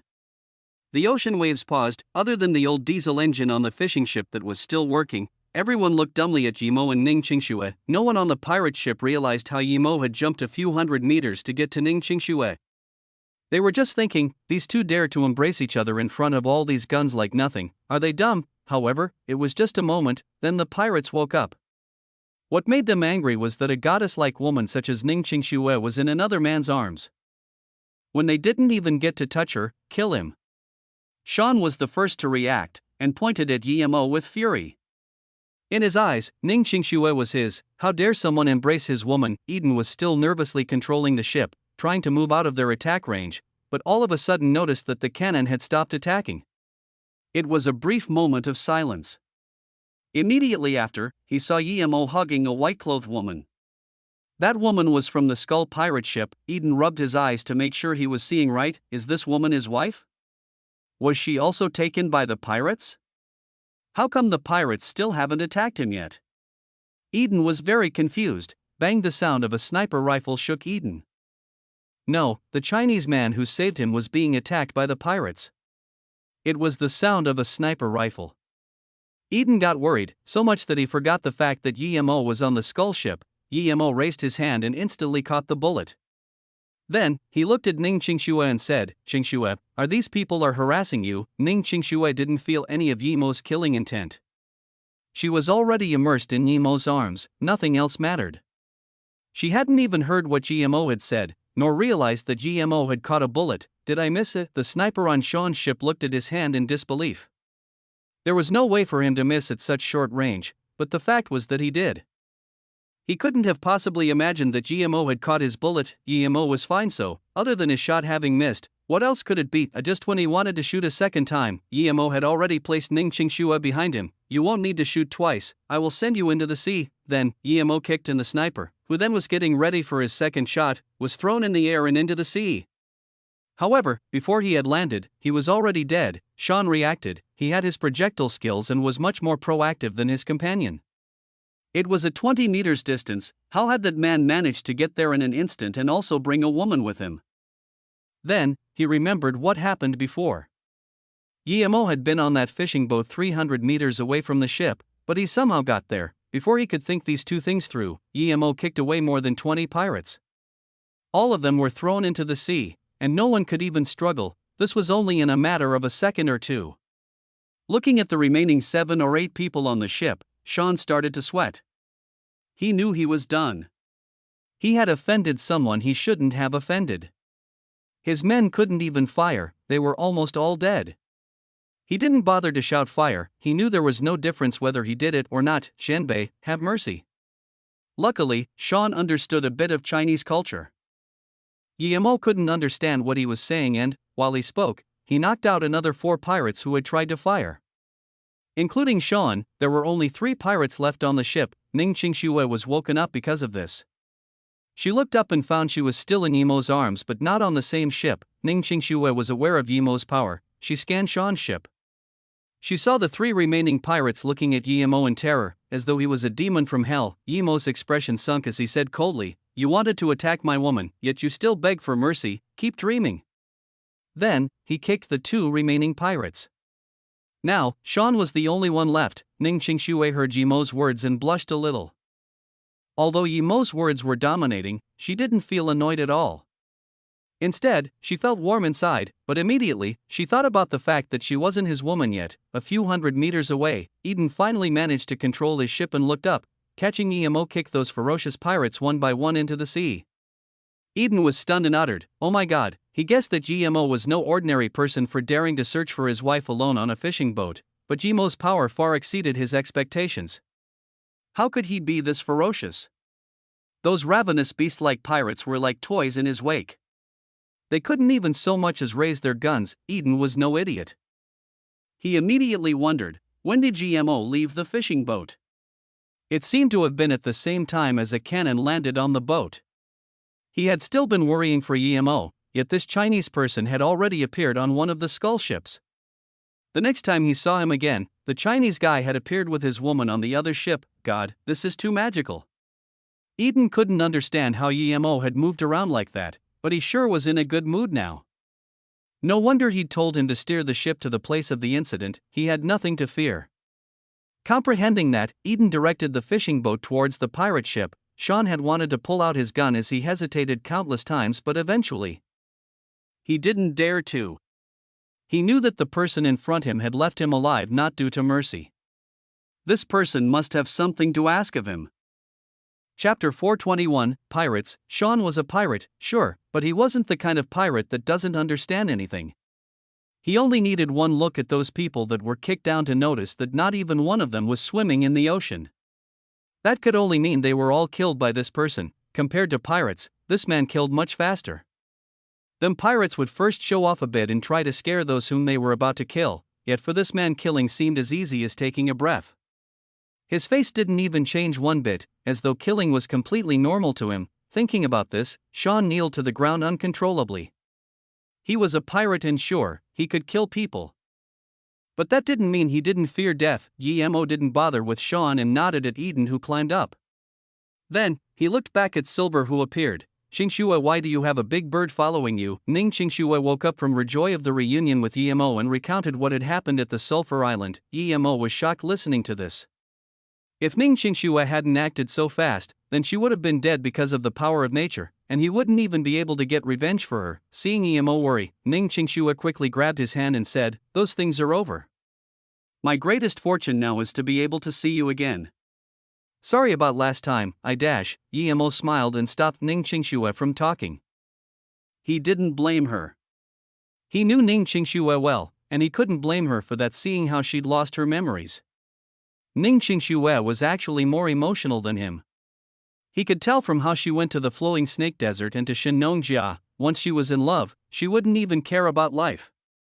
She was a very extreme person, at least when it came to love. When she had been willing to accept Luoying, Yemo had completely accepted her. Usually, those extreme girls wouldn't be able to tolerate other women being with their man, but after hearing Yemo's words and knowing that she was the one who came later, she wondered instead whether Luoying would accept her and not whether she could accept Yemo. To most people living in this era, her decision would seem unacceptable, yet she hadn't hesitated at all. Although this was due to her family's influence, it was still heavily related to her immense love for Yemo. This was why Yemo loved her so much. She was very similar to him in this aspect. If it weren't for his master, Luoying, Yemo believed that Ning Qingxue would be the best partner for him. The longer he stayed with her, the more he was melted by her love. Other than Yemo, no one knew Ning Qingxue had this passionate side to her. Perhaps in other people's eyes, she was a prideful and cold person, but Yemo knew that that was because others didn't understand her. Yemo saw that Eden went to find a rope to tie up Sean. Sean was helpless and could only cooperate. You call it Silver? That's a strange name. Yemo pointed at Silver, who cowered behind Ning Qingxue's back, and asked. Silver seemed to know that Yemo also had the chi that he liked on Ning Qingxue, but Yemo was more powerful, so it didn't dare near Yemo. Woohoo. Because I saw a silver plum leaf pattern on her chest, I called her Silver. Ning Qingxue leaned on Yemo's side and said, "Silver plum leaf?" Yemo suddenly reached out his hand and grabbed this big bird, investigating its chest. Silver immediately whimpered upon being grabbed by Yemo. Ning Qingxue saw that there was also anger in its eyes and quickly patted it, saying, "Don't worry, he won't harm you." Yemo put down Silver and frowned. "Can you see something?" "I feel like it looks like an eagle," Ning Qingxue said. Yemo shook his head. "It's not an eagle. Eagles wouldn't be like this. It looks more like the mythical blue phoenix to me." Seeing Ning Qingxue confusion, Yemo explained, "This is just my guess, I'm not basing it on anything much. But it's said that the blue phoenix is a bird born for love. They spend their entire lives searching for their fated counterpart. They are born from the world and have a silver plum leaf pattern on its chest, implying that its birth might be related to the silver plum leaf. I just grabbed it and it chirped in anger because it's a female bird. Blue phoenix's plumage are supposed to be blue like the sky, though. This bird is different." Hearing Yemo say that it was female, Silver chirped in anger again as though protesting. Ning Qingxue quickly took it in her arms, and it finally calmed it down. "Qingxue, why are there so many minor ghosts on that ship?" Yemo immediately saw clearly what was on Ning Qingxue's ship. "You can see them?" Ning Qingxue asked in shock. She also knew that ship wasn't clean but couldn't see anything. Yemo nodded. "Your power is still low, but when you reach stage 3 of Qi gathering, you will be able to see minor ghosts too. Right now, you're only at the peak of stage 1. Ning Qingxue finally understood why she couldn't see anything but didn't ask why there was one black shadow she could see. She would tell Yemo about it later. "Those minor ghosts didn't do anything to me. I think we can just let it go," Ning Qingxue said. Eden found the spare time to walk up to Yemo and put up his thumb. "Your wife is so much prettier than my Daphne. You're really amazing. This is the first time I've seen such a beautiful woman." Yemo didn't answer Eden's words and walked up to Sean and slapped him on the head. Then, he told Eden, "Ask him what he's doing here and where his base is." Sean didn't have the guts to hide anything and spilled everything. Eden was starting to get the picture soon, but before he could explain to Yemo, Ning Qingxue already said that Sean guy said they came to find their leader. They belong to the Skull Pirate Organization and have been planning to hijack the biggest luxury cruiser Bima and bring large amounts of wealth and women to their base for half a year already. But halfway through, there was some mist, and the two ships were separated. Eden didn't expect Yimo's wife's English to be this good. Her translation was spot on, Ning Qingxue continued. When Sean brought the women and wealth back to their base on Pengshur Island, they found out that their leader hadn't come back. They left the wealth and women at the island and came out searching for their leader. Then, they met me here because the ship I was on belongs to their leader. Qingxue, how come you were on that ship in the first place? Also, what happened that day? I know you went to find your mom, and she's fine now, so don't worry about it, Yimo said. My mom's fine. Ning Qingshue's heart felt relieved. Although she hadn't mentioned it out loud, her worry for her mother was always there. Even though her mother had told her to avoid contact with Yimo, she was still her mother. Not to mention, her mother wasn't trying to harm her. Seeing Yimo nod, Ning Qingxue recounted everything that had happened after she boarded the plane. Yimo nodded. This was pretty much conformed to what he had investigated. Eden was still shocked. He wouldn't have expected the Japanese to be bold enough to do something like this. Abducting this many scientists. Everything was pretty much clear now, other than how the leader had disappeared. Ning Qingxue knew a little about how the leader disappeared, but she didn't say anything. Yimo gave Eden a look and said, "You can give this information to the Pentagon, I believe they will be interested." Although Yimo really wanted to go eradicate that Black Sun Empire, his joy of seeing Ning Qingxue made him just want to bring her back and not go around fighting anymore. Letting the Americans fight the Japanese was more ideal. I would still like to save Daphne, and since you're this powerful. Eden looked hesitantly at Yimo. He knew Yimo was strong, but Yimo had found who he was looking for already. He didn't know if Yimo would be willing to help him find Daphne. Yimo of course knew what Eden meant. Although he didn't want to go to that Pengshur Island, Eden was a good person. Even after being hit by a cannon, he didn't run away with the boat. They were both here to find people. He couldn't just brush it off and leave after getting what he wanted. Ning Qingxue looked at Yimo in confusion. Yimo told Eden's story to her. Looking at Eden's pleading eyes, Ning Qingxue thought that Eden must be feeling quite similar to how she had felt the Eden before. Chapter 422. Don't want to leave you. Yimo only needed to look briefly at Ning Qingxue to know that she agreed to him saving Daphne. He immediately turned around and told Eden, in that case, come on the fishing ship. This ship isn't too convenient. Sean looked at Yimo with fear and said, this ship has motors too. Eden quickly translated Sean's words. Yimo waved his hand and said, then, Eden, tell Sean to pilot the boat and not to try to play any tricks on us. Although he didn't know the location of the Pengshur Island, Sean still piloted the boat for 2 days and said there was still some way to go. Yimo realized that the island was indeed in the middle of nowhere. On the 3rd day, Eden suddenly ran to Yimo to tell him that he had found the U.S. patrol ships with the radar aboard. Yimo could guess that these ships had probably come to find the missing Bima. But since the pirate ship had managed to scan them, this meant that they must have also discovered their own ship. Oh, Eden, what do you think? Yimo asked Eden. He knew that Eden would probably want to contact the U.S. Navy and use them to annihilate the pirates. Eden immediately said excitedly, of course, contact them immediately. With their help, not only can we save Daphne, but also other people. What is more, the Japanese shenanigans will be exposed. Although Eden knew that Yimo was very good at fighting alone, he felt the U.S. Navy was more reliable when it came to going to the Pirates' Cove. Yimo nodded, agreeing with him. Okay, Eden, control Sean and then take the ship towards the U.S. Navy. In fact, we don't need to go to them. As long as we don't avoid them, they will come over. Okay, I was also thinking that too. Why control Sean though? He doesn't dare to do anything with you here. Eden asked with curiosity. Yimo shook his head. No, I'm about to leave with my wife. I hate the U.S. Navy, goodbye, but if you drive the ship away, will I have to go on the lifeboat and row from there? Eden cried. He was kicked off the boat many times, and so he thought Yimo was kicking him off the boat again. Yimo smiled and patted Eden's shoulder. Of course not, I'll take the lifeboat, you don't need to. Keep piloting the ship until you meet with the Navy. Hurry up and control Sean. At first, he thought Yimo was joking, but he didn't see any signs of humor in his expression. Eden gulped and said, are you serious? Yimo pushed Eden. Yes, hurry up. After Eden finished controlling Sean, he found Yimo with his wife and that bird standing on a small inflatable raft. Eden didn't have time to think where Yimo had got that raft from. He simply said, "It's too dangerous for you to go like that in the middle of the sea. I'll take you with the ship, get on." But as soon as he said that, the raft started to move very fast and was immediately gone. "I don't even know your name yet," Eden called out, but Yemo's raft was gone. "It's like he is an angel God sent to save me." Eden got immersed in his imaginations, and quickly stood at the head of the ship making a cross on his chest. Ning Qingxue didn't know why Emo had left the ship, but she didn't ask anything. To her, being with Emo was the most important thing. Emo held Ning Qingxue in his arms. "We don't need this raft anymore, let's go." Ning Qingxue's body softened as Emo held her. In that moment, she was sure that she was really with Emo and that it wasn't a dream. Perhaps Emo had taken her to the raft to be alone with her and have an intimate moment. But even if Emo took her to float over the ocean, she wouldn't mind. She was just really happy she was with Emo. She didn't feel the need to keep her mannerisms.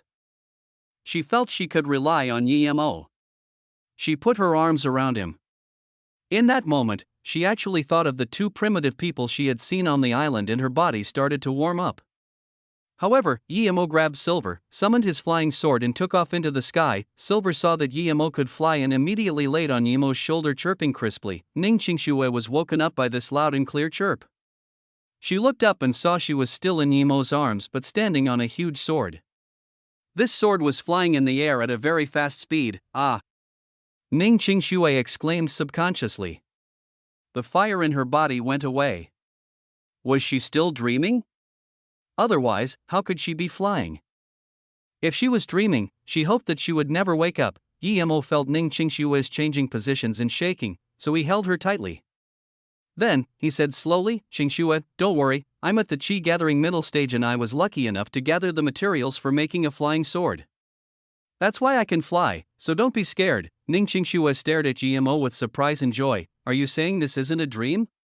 "This is real." Emo caressed Ning Qingxue's hair and then said, "Of course this isn't a dream. I won't let anyone harm you again. Those two Taoists from Tai, I won't allow them to get away just like that, and actually, ever since meeting you, nothing else matters. I feel like I'm dreaming, I'm actually flying." Ning Qingxue murmured, her hands held Emo tighter. She couldn't even tell if this was real or fake. "Qingxue, there's something I want to tell you, but. Emo was hesitant. He really wanted to tell Ning Qingxue about Susu.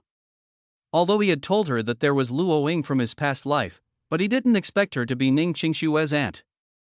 Emo didn't know what to say. Although this aunt wasn't related to her by blood, it was still her aunt. In a country where customs are taken very seriously like China, Emo knew it was an important matter. If it was on Luoyu continent, this would be very normal. Ning Qingxue saw Emo hesitate and smiled.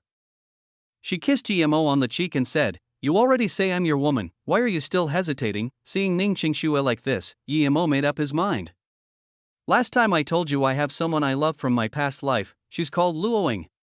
I already found her." Ning Qingxue was dazed and immediately said, "Did you find Sister Luoying? Well, is she alright?" Emo knew Ning Qingxue wanted to ask if Luoying would accept her, but she just asked if she was okay. Emo nodded, "She's doing well, but due to some misunderstanding, she has left for a while." But what? Ning Qingxue saw Emo acting like that and began to worry. She was afraid Luoying didn't like her. Emo bit his teeth and said, "Luoying is your auntie, Susu, so, Ning Qingxue froze. She didn't expect it to be her auntie. That day, when she had seen her auntie come out from the tent with Emo, she had had this feeling. Now that Emo said it himself, she knew her premonition had been accurate. "Auntie?" Ning Qingxue repeated subconsciously.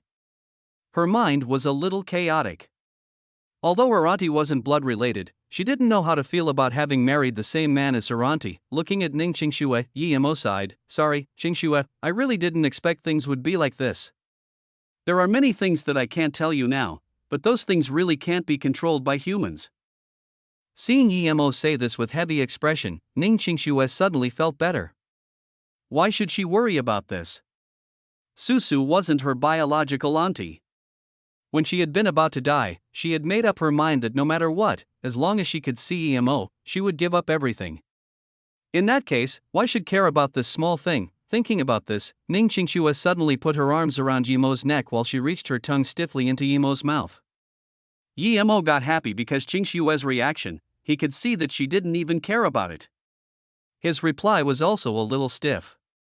Both were new to this. Ning Qingxue's body became softer and softer. Yi Mo's heart also burned with fire. If they hadn't been in the air, perhaps both of them wouldn't have been able to control it. Silver chirped unhappily on the side, as though it felt unhappy for being ignored. Yi Mo also got focused. He thought of Luo Ying. Although he had accepted Qingxue, he couldn't do things that would betray Luo Ying before he found her. Thank you, Qingxue. Yi Mo hugged Ning Qingxue tightly. Ning Qingxue shook her head and said quietly, when I got back my memories I made up my mind. No matter what, I can lose anything but you. Sister Susu has no blood relations with me, but even if she were my real auntie, I think I wouldn't want to leave you. Yi Mo's heart beat quickly. It was wounded with many holes by Ning Qingxue's words. He knew Qingxue was extremely emotional, but he didn't expect her love for him to be this unrelenting. Perhaps when she said this, she hadn't thought about the consequences. But this love that didn't consider consequences made Yi Mo feel her persistence, and also have a heavy burden in Yi Mo's heart. Chapter 423, each having their own calculations. As Luoyu grew bigger, almost all the pharmaceutical companies could buy the company's shares. Even if they weren't a subcontractor, they could get benefits out of it due to being related to their own subcontractor. Except Yuan Bei Corporation, not only their young CEO had failed at being selected, he was also called names and kicked out. He had become a joke. Not only a joke in the pharmaceutical industry, but also a joke among civilians. If Yuan Bei's problems could be helped, they still wouldn't be the number one pharmaceutical corporation in Asia. What is more, even if Yuan Bei could, their young CEO couldn't, but Yuan Bei no longer needed to resist it anymore, because Luoyu had raged at them first. They seemed to have great enmity with Yuan Bei. Not only did they kick Yuan Qibing out of the conference in front of the whole world, they also said that those who collaborate with Yuan Bei Corporation will not be accepted in Luoyu. Bam! Yuan Qibing slammed the table. Before their corporation could do anything, this newcomer had dared to set them up. It was outrageous. What made him angrier was that the men his father had sent to capture Ning Qingxue happened to be on the plane that had gone missing. Luoyu, okay. Since I can't have Ning Qingxue, I will use you Miaodong instead. Although you're a bit old, but it makes you dirtier in bed. Yuan Qibing's tone was cold, the veins in his head popped out. A man in his 50s walked in saying calmly, Bing, you're too impetuous. Behind him there was a middle-aged man of medium build in his 40s. Yuan Qibing quickly got up. Dad, Uncle Ping, you're here. The man in his 50s was the CEO of Yuan Bei Corporation, Yuan Zhirong. Uncle Ping was Yuan Zhirong's right hand. Many years ago, Yuan Zhirong had saved Che Weiping from death. In order to pay back this debt, Che Weiping pretty much sold his life to Yuan Zhirong and changed his name to Yuan, becoming Yuan Weiping. Yuan Zhirong sat down and said, it said people plan things and the heavens decide about them. This failure is just bad luck, not a misplay on our side. But I'm surprised that a mere company like Luoyu dares to attack us.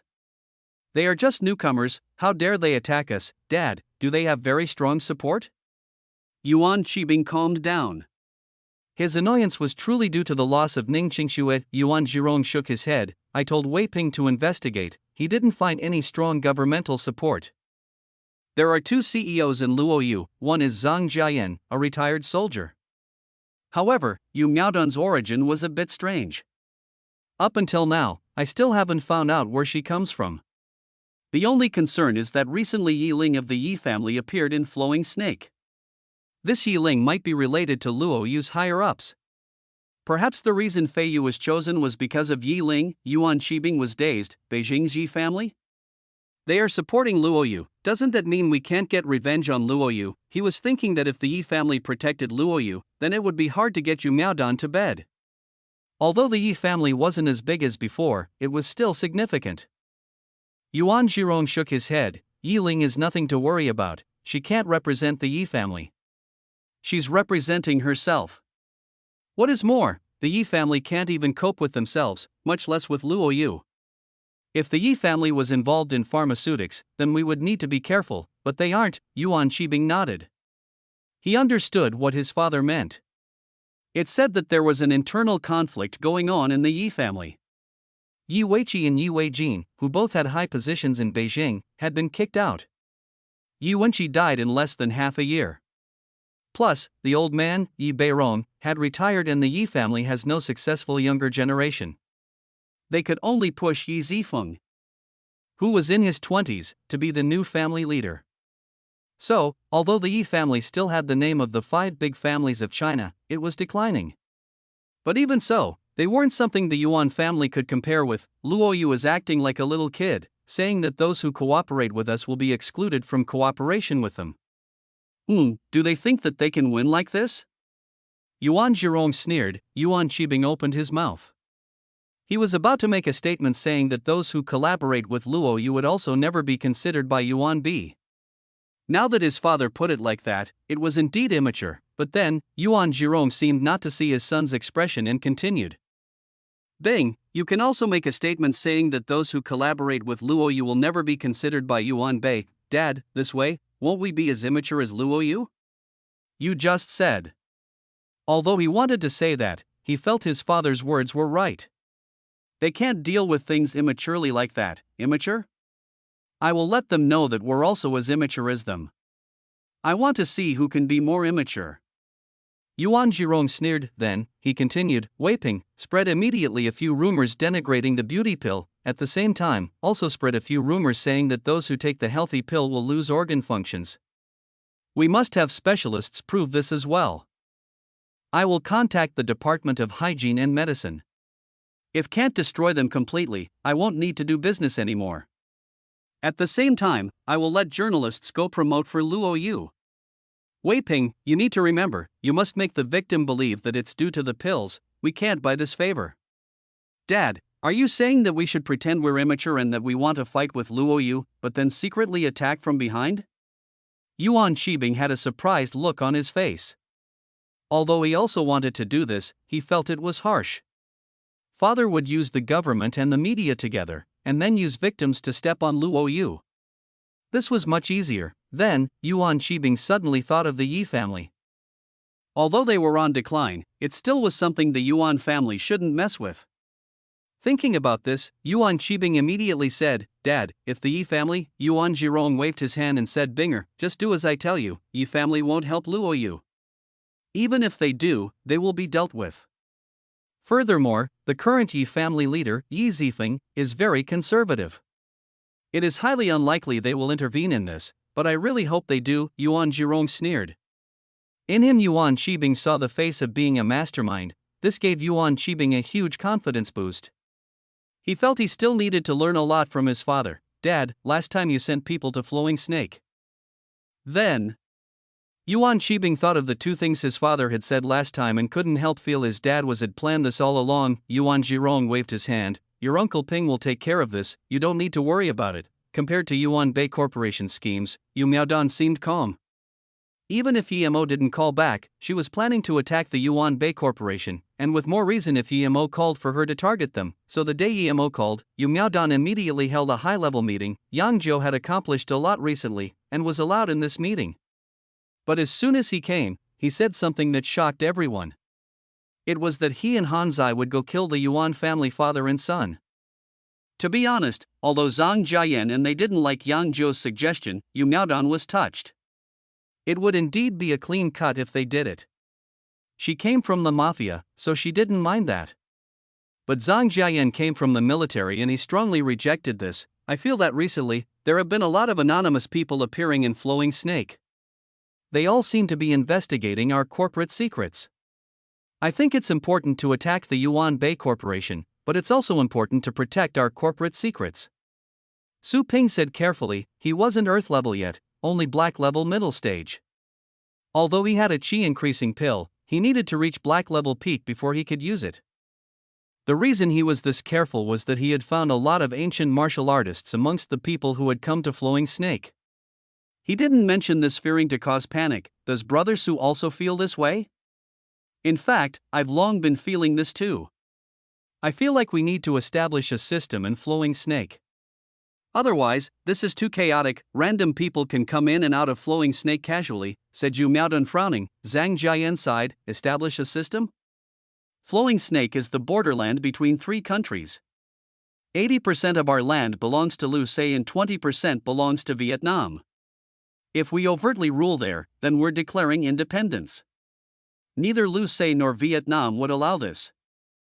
Can we fight against two countries? Mo Hai sighed. In fact, I'm afraid we've already caught the attention of those two countries. Flowing Snake was a barren place before, but now it's getting more and more prosperous. I feel like Lu Se is about to do something. However, Yi Qianbei still hasn't come back yet. I wanted to mention it, but I didn't know what to do. Chapter 424, Join. After Mo Hai's words, it was deadly silent. Neither Yu Miaodong nor Zhang Jiayan spoke. It wasn't that they hadn't thought about it, but they hadn't expected Luoyu to prosper that rapidly and have people preying on it. If it was just a person, a corporation, or even a gang, it really wouldn't matter. But if it was two countries, could a small corporation put a fight against two countries? Furthermore, legally, it was their land. Seeing the atmosphere get tense, Yu Miaodong waved her hands and said, "Let's not talk about this for now, let's talk about the Yuan Bei Corporation. That's easy, they think they're an older pharmaceutical brand and don't consider us on their level. It's very easy for us to cripple them." Mo Hai spoke, seeing everyone look at him. Mo Hai continued, "Their core product is called the Heart Safety Serum. The main ingredient for this is Ji Wu. There are very few amounts of it anyway, so we can mass buy Ji Wu and make them short on supply. Secondly, the other main product of theirs is called Dew Powder. It's a skin whitening product. Although our beauty pill is countless times better than that, we have no advantages in terms of price. If we push out a similar product to that using the beauty pill's name, the Dew Powder would be no match for us." Hearing this, Yu Miaodong sighed. Mo Hai had grasped the core for defeating Yuan Bei Corporation. Although Luoyu had a lot of talent, they didn't have a single commercial expert like Mo Hai, who knew all about the industry's situation. To be honest, even she had started out as a gangster. They couldn't keep going like that. She needed to hire new talents. Hong Kong, Suyu Hotel. It was Su Yuehua's hotel. It was very significant to have a 5-star hotel in Hong Kong. Su Yuehua had been fighting in Hong Kong for about 20 years, so she had 7 of these in Hong Kong and mainland China. 3 of them were 5-star hotels. Ever since Lu Si had come to join her, she had indeed investigated the Fu family's 4 brothers and knew it was the best time to join EMO. After this, perhaps even if she wanted to change her mind, EMO wouldn't want her anymore. Although her capabilities were good, she could tell with her experience that GMO didn't like people who kept changing minds. She was 36 now and, if she wasted time, she would get old soon. She already had money that she couldn't even finish spending, but what's the point of earning that much money? She suspected that GMO was already Great Heaven level. If EMO really was Great Heaven, then it would be very easy for him to get revenge for her. Su Yuehua clenched her fists. She decided to contact Flowing Snake. Su Yuehua's secretary walked to the door and knocked. "Sister Hua." 2 guests arrived at the hotel. One claims to be Sister Hua's friend. He's called EMO. There's also another girl with him. Ha! Su Yuehua suddenly stood up. EMO had arrived? Quick! Invite Mr. Yi in. Oh, wait, I'll go over myself. As soon as Su Yuehua spoke, she heard Yi-mo's voice outside the door. CEO Su. No need for that, I'm already here. Senior Yi, please take a seat. A Z? Quickly go make some tea. Su Yuehua nervously invited Yi-mo and Ning Qingxue into the office. She didn't expect Yi-mo to come there himself. Yi-mo smiled. CEO Su, you can just call me Yi-mo Qingxue. This is Su Yuehua. CEO Su, I told you about her. CEO XU, this is my wife, Ning Qingxue. The reason Yi-mo hadn't taken Ning Qingxue back to Ninghai and came to Hong Kong instead was that he still had some business there. That was why he had come to see Su Yuehua, but it was also due to Su Yuehua that he had managed to find her so quickly this time. He could see how valuable was Su Yuehua.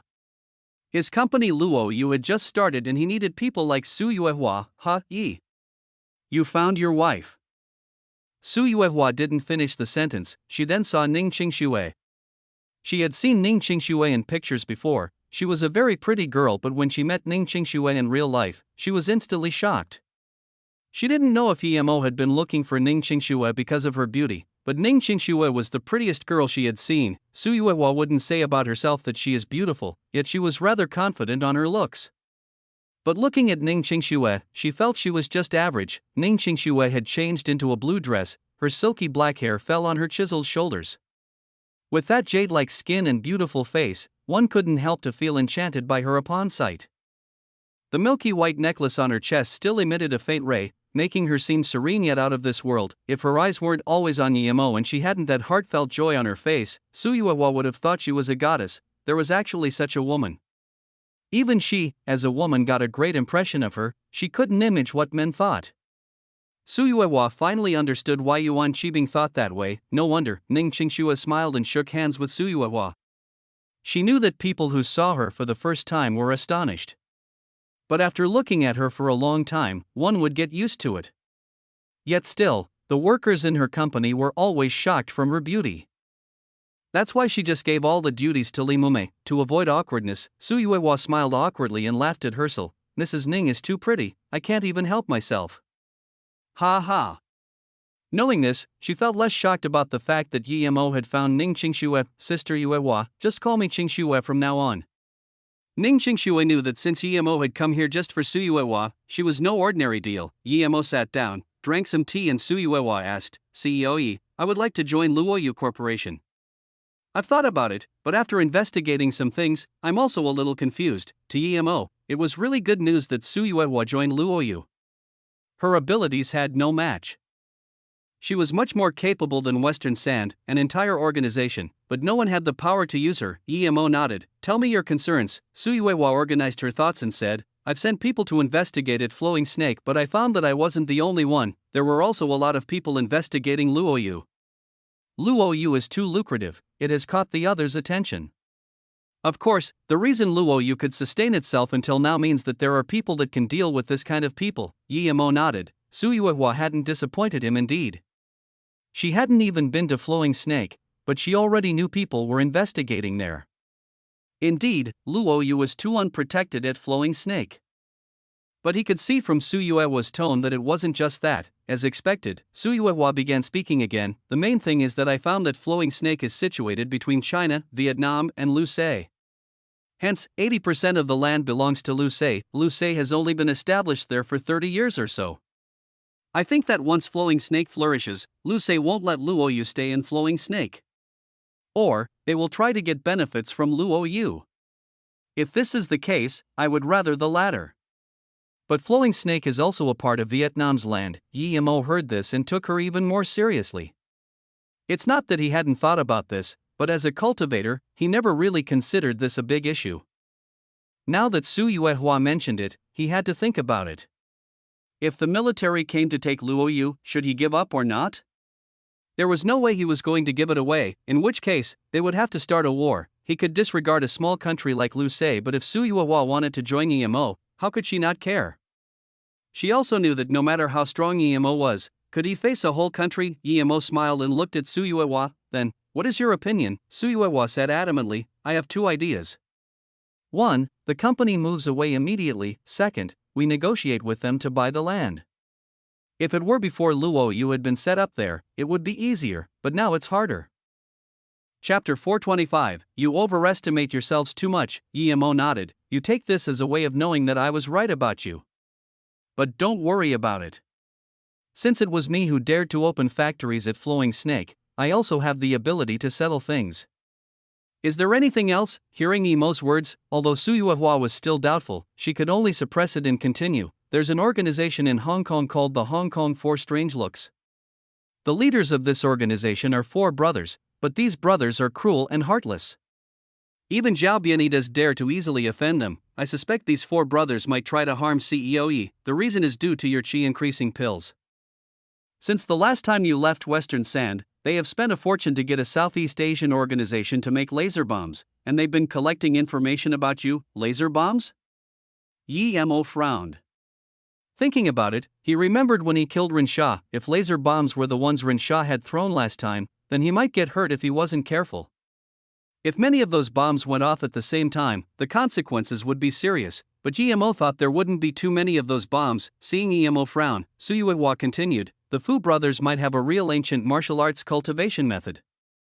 And, I suspect their big brother, Fu Eugene, is yellow level. Yemo nodded and said, Thank you, Sister Yuehua, I will go visit these 4 brothers later. Suyuewa heard this and she rejoiced that Yemo considered her on his team now. Emo had definitely approved Su Yuewa's intelligence capabilities. Although he didn't even consider the four strange looks a threat, if they really had the laser bomb and ambushed him, he could be fine, but what about Qing Shui? If Qing Shui got hurt again, would killing them solve the problem? Emo turned around and said to Qing Shui, stay with Sister Yuehua for now. I'll be back soon, you can call home to say you're safe. In a mansion in Hong Kong, the four brothers gathered to discuss attacking Emo. Fourth brother, you're right. As soon as Emo returned to Hong Kong, the first place he went to was the Suyu Hotel, Fu Yuin said with excitement. Fu Yuhai nodded and said with confidence, that day Emo met with Su Yuehua, it must have been because he wanted to hire her. Although Black Widow is a bit greedy, she has good abilities. Emo must have given her some time to think about it.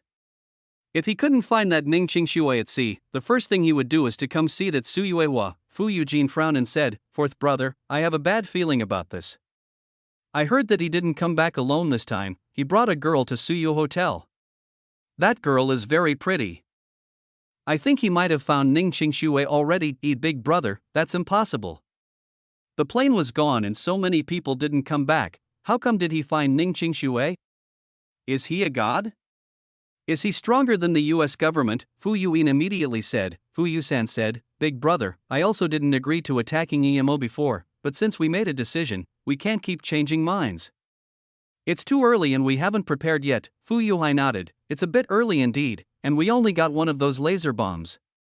If we wait another week, we can get two more. That's like a mini nuclear bomb.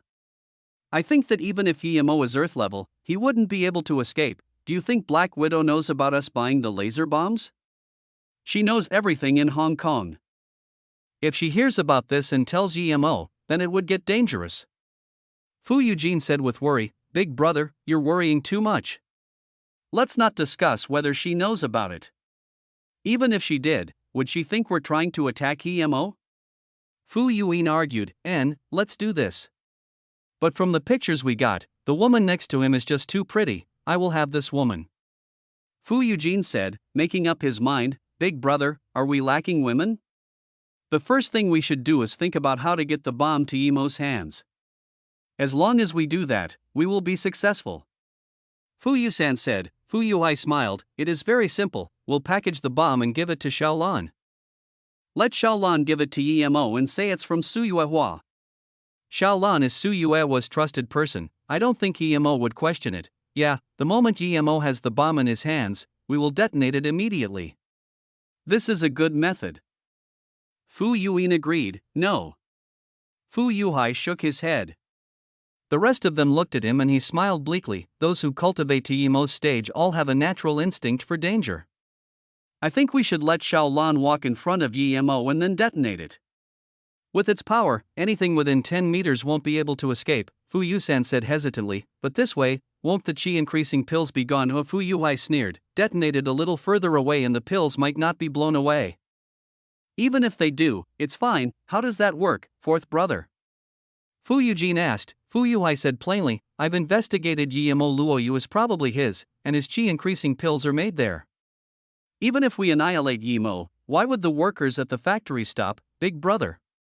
Perhaps we could get the recipe for the pills, and that would be a fortune, great. Fu Eugene clapped and immediately said, but this way, poor Xiaolan, I quite like that woman.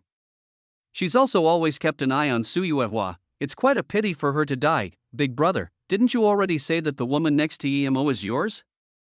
Why would you care about a mere woman like Xiaolan? Once we all have chi-increasing pills, even Su Yuehua will be ours. What can she do to us? By then, we'll go on her together. Fu Yuin said, ha ha ha, the four brothers laughed in agreement.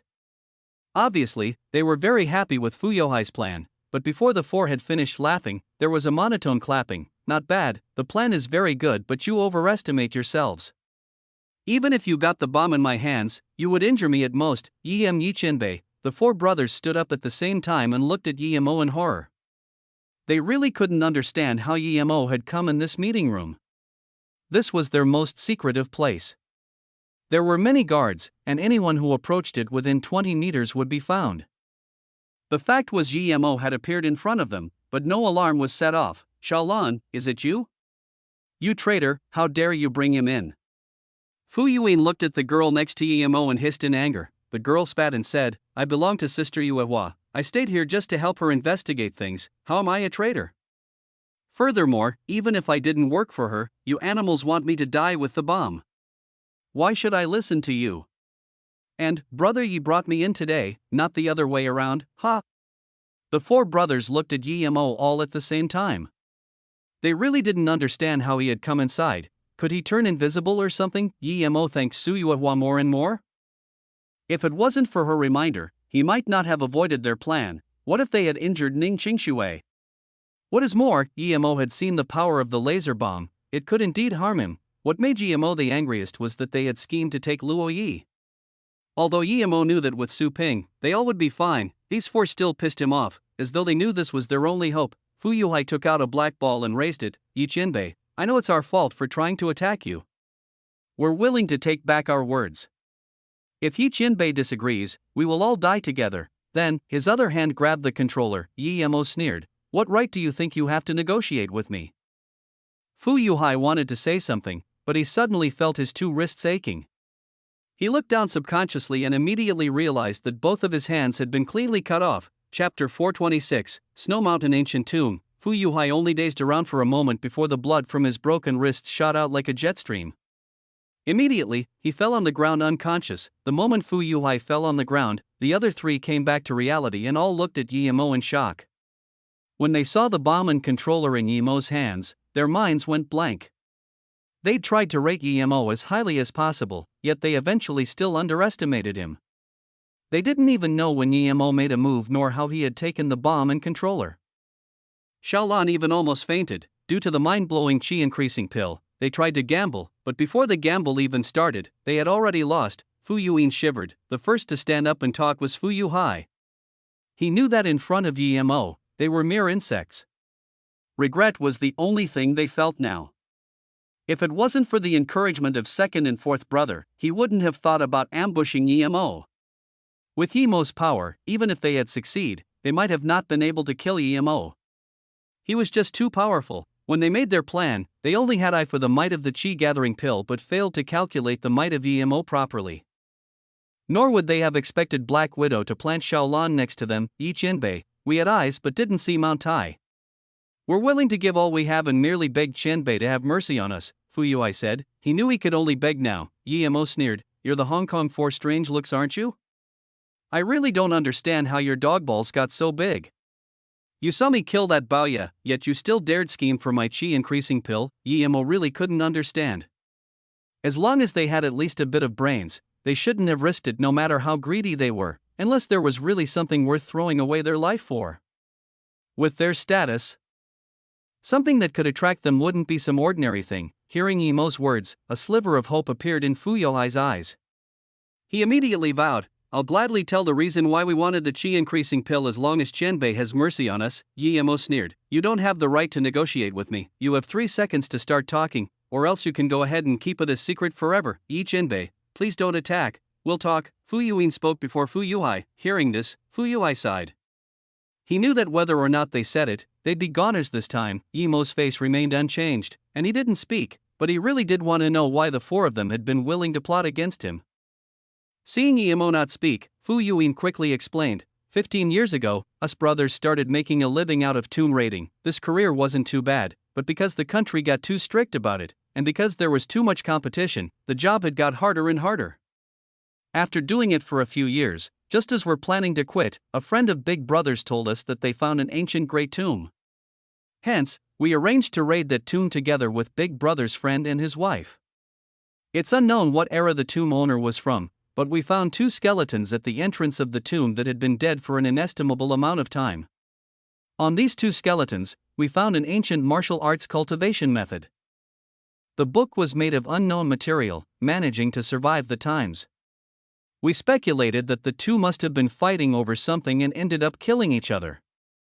We could tell from the tools on the ground that they were both tomb raiders. Emo questioned in contempt, since you didn't go in, how do you know that the tomb is so significant? Fu Eugene continued, because the entrance had a huge door. The door was truly grand, but what shocked us the most was that at the top of the door there were 9 luminous pearls embedded into it. We thought that luminous pearls were of a mere thing of legends, yet that time we really saw luminous pearls. The light was very soft and felt very comfortable. It didn't feel like we were underground at all. We thought if these invaluable pearls could be embedded into the door, then what's inside must be more significant. Emo nodded. Continue, he hadn't suspected this. Other people might not have seen the luminous pearls, but he had seen all too many. But a luminous pearl on Earth was worth a fortune, much less 9 of them. Fu Eugene didn't see any greed in Emo's eyes at all and felt even more horror. If Emo had shown greed, he would have been able to use the location of the tomb to threaten Emo, but now that didn't seem to be possible. Fu Eugene quickly said, "My friend saw that pearl and immediately charged over, but before he even got there, he was shot dead by arrows. This tomb was booby-trapped. We thought of many ways afterwards but couldn't get the luminous pearl. But perhaps we tried out too many things. The raiding tunnel we dug was about to collapse, so we quickly got out, and as soon as we did, the tunnel caved in." "You never went back in again?" Emo stared at Fu Eugene and asked. Fu Eugene shook his head. "We didn't dare go back in because when we came out, it appeared that everyone's backs had been scratched by a ghost. We were thinking of trying other ways to enter again, but after cultivating that ancient martial arts cultivation method, we realized how powerful it was, so we decided to go in again after all having reached yellow level. On top of that, for those in the tomb raiding profession, if they have their backs scratched by ghosts, they can't go into a tomb within 10 years. If you do, certain death. Therefore I started thinking, if we all reach yellow level, we won't be afraid no matter how powerful the booby traps in the tomb are. But it's been 12 years later, and other than me, the other 3 haven't reached yellow level. Then we saw Chenbei with the chi increasing pill, so Emo's spirit sense scanned their backs, and indeed, they all had red scars. It seemed that was from when the ghost scratched their backs. You said you guys went in with a couple. You 4 are here, and the man of the couple died. But where's the last person?" Emos asked plainly. The reason he asked this was because he wanted to know if news of this tomb had spread out. The other woman had been there too, but after her husband died, we ended up separating. "We don't know where she went," Fu Eugene quickly said. "HMPF." Emo sneered. "You're lying." Hearing this, Fu Eugene immediately began to sweat, and just when he wanted to continue talking, he felt some wind hit at his head. Before he could even notice that it was due to a broken hand kicked over by he turned muddle-headed. "Where did the woman go?" Emo asked coldly. He also wanted to see this tomb, but if news of it had gotten out, he wouldn't need to go, because it would have already been searched. Hearing this, Fu Eugene replied expressionlessly, "We brought her back with us and all had to go on her before killing her. You really are animals." Shaolan couldn't hold it and cursed. "That woman's husband was your friend. Her husband died, yet not only did you not help her, you actually raped and killed her. Scum! Trash!" Shaolan was infuriated. Emo also felt saddened.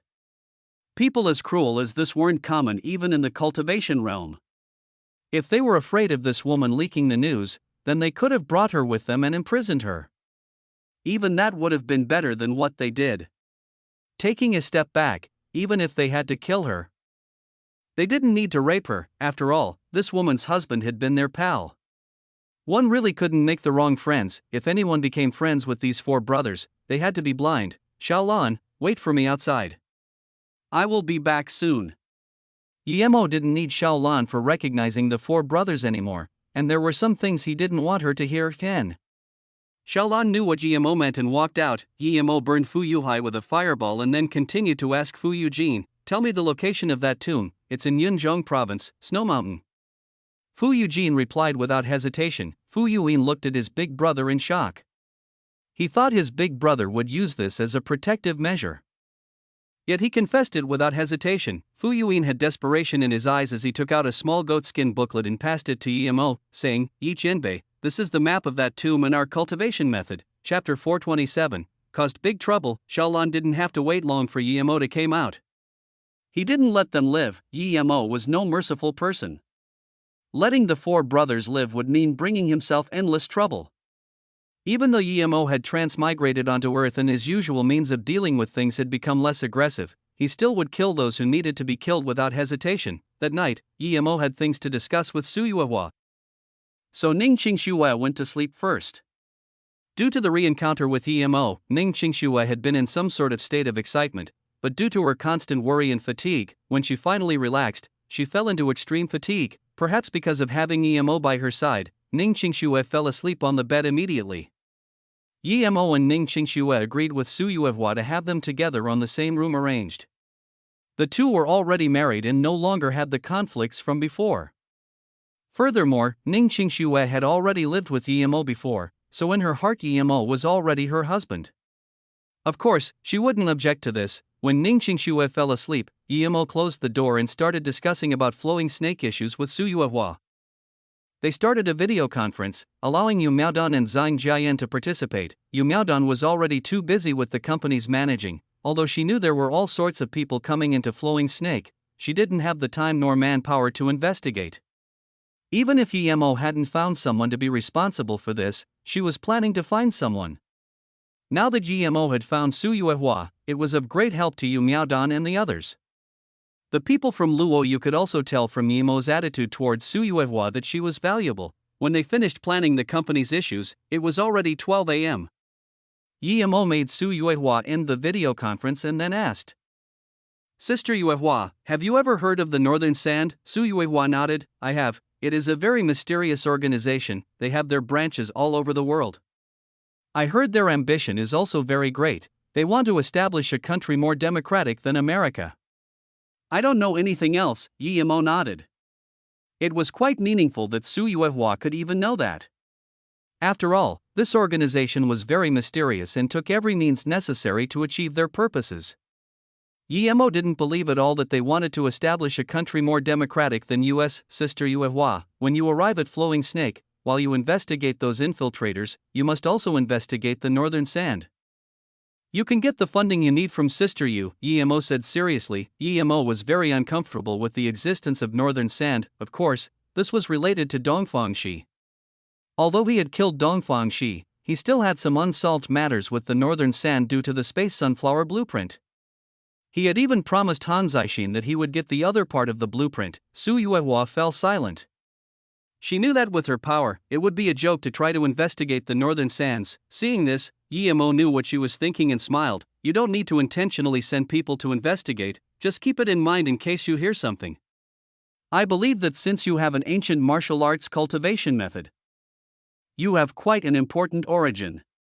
I don't know what happened to you, but as long as you stay in Flowing Snake, I believe you can reach Earth level in 3 years. What?" Su Yuehua was completely shocked. She had spent more than 20 years in order to reach yellow level middle stage, and now Emo said she could reach Earth level in 3 years.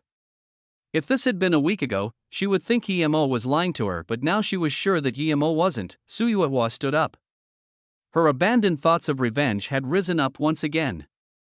If she could reach Earth level, then she wouldn't even need Emo's help to annihilate that small sect. "Brother Mo, if this Yuehua can really reach Earth level and fulfill my dream of getting revenge, Yuehua is willing to sell myself to you for life." Su Yuehua changed her title. Even though Emo was younger than her, if Emo could really help her get revenge for her family, then she would be satisfied even if she died. She had given up revenge before because she knew that with her current power, it would mean suicide. "Sister Yuehua, you don't need to. You just need to do intelligence work for me, and I will be very happy," Emo said. Emo went back to his room. His conversation with Su Yuehua that night made very happy. He was sure that Su Yuehua was enticed by his conditions. He knew she had had her doubts before, but it was simply because she hadn't known how powerful he was. Ning Qingxue slept very sweetly. The smile on her face meant that she must have been having a good dream. Emo couldn't resist to peck her on her face and sat down by her side, cultivating. On that spirit chi depleted earth, if he didn't work hard cultivating, his journey would be over. But Emo was not only hard-working, also very lucky. He had kept encountering good things, otherwise, he might still be at Qi Gathering Stage 1. Ning Qingxue had said that Tang Beiwei was back and stayed in Ninghai. He had decided to bring along Qingxue to see Beiwei tomorrow. If Beiwei was willing, he was prepared to take Beiwei to Flowing Snake. The morning after, Ning Qingxue woke up and found that Emo was still cultivating. She felt warm inside. Emo saw that Ning Qingxue had woken up and immediately stood up saying, "Get up. After we eat something, we'll go back to Ninghai, and you also can go to your state to visit." Ning Qingxue agreed. When she got off bed, she walked naturally to Emo and hugged him. She liked that warm feeling.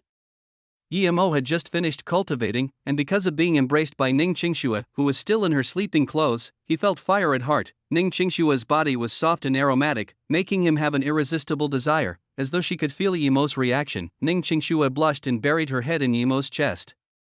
She knew she hadn't been thinking about that.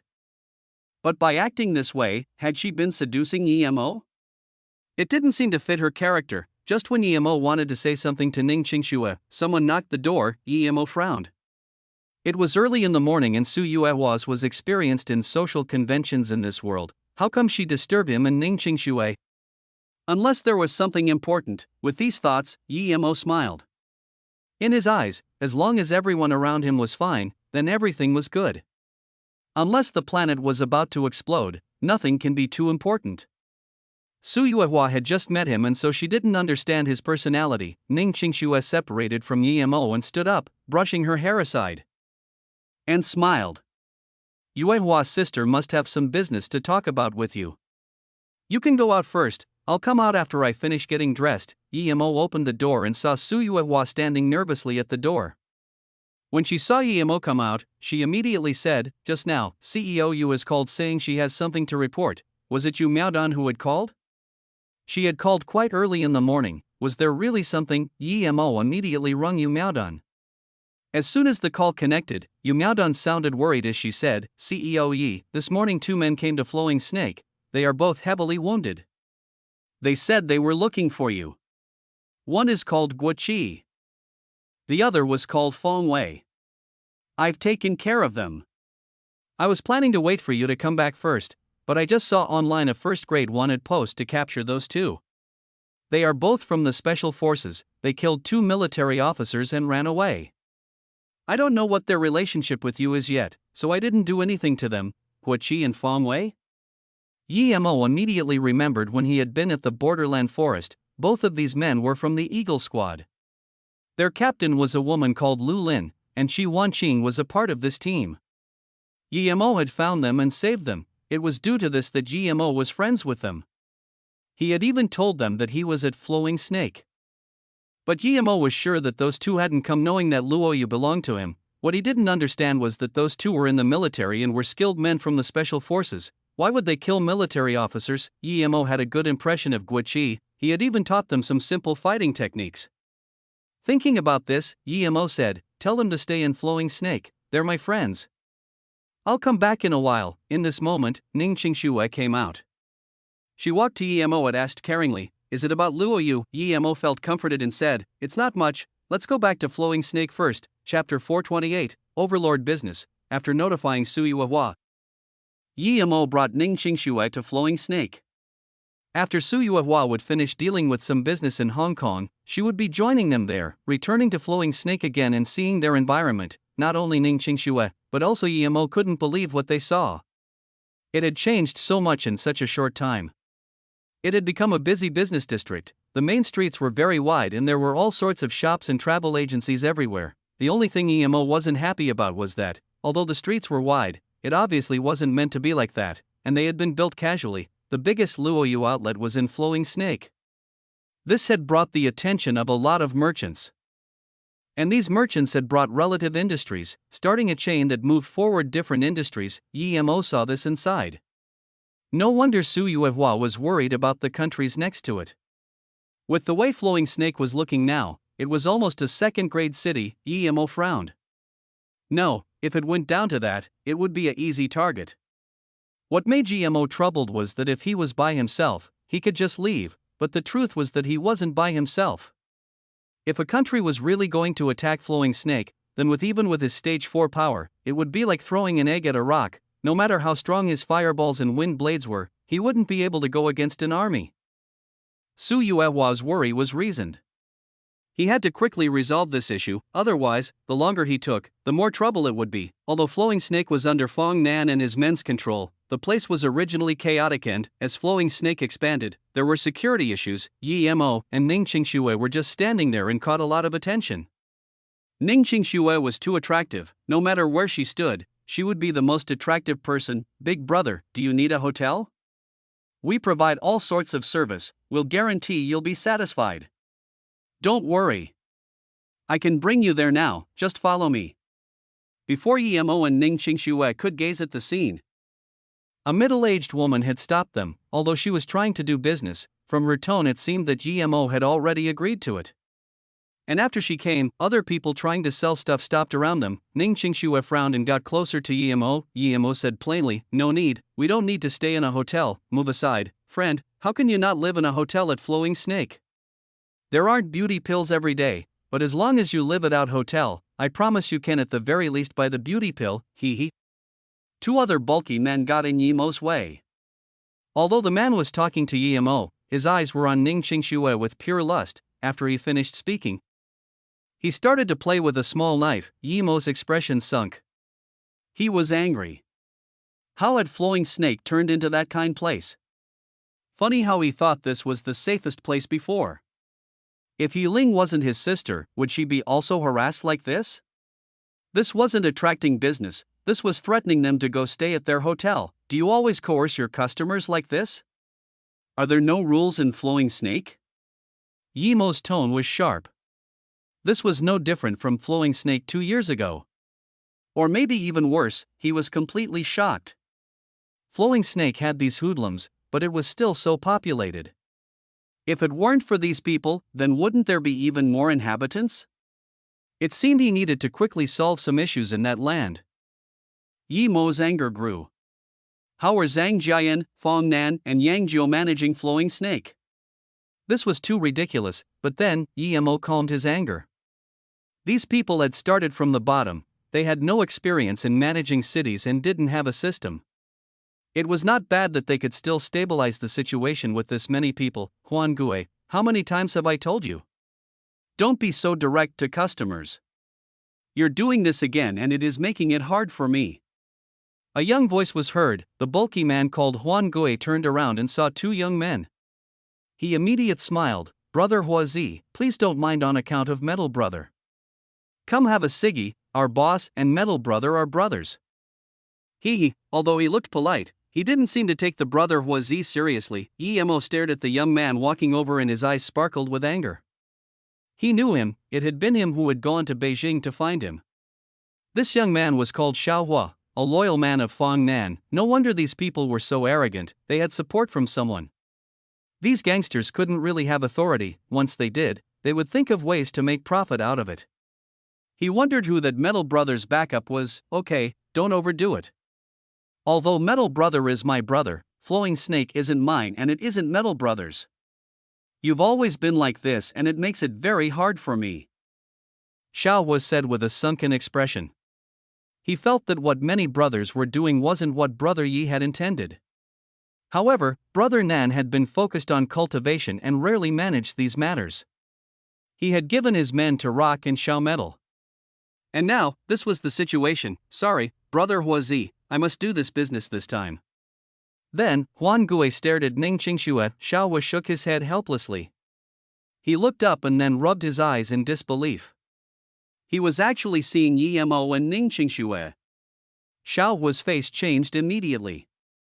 He quickly ran in front of Yemo and bowed. "Be big brother, you're back." Yemo sneered and scanned those passers-by businesses. Just when he wanted to speak, he saw more of those people stop another foreign merchant. They had almost pushed and dragged him away. Why is this trash in Flowing Snake? What is Fong Nan doing? Yemo's temper grew bigger. His company was based in Flowing Snake, and with these sort of things happening in there, then no matter how effective his products were, it would affect his company's interests. Who do you think you are? How can you dare point your fingers like that? Are you Xiao's big brother?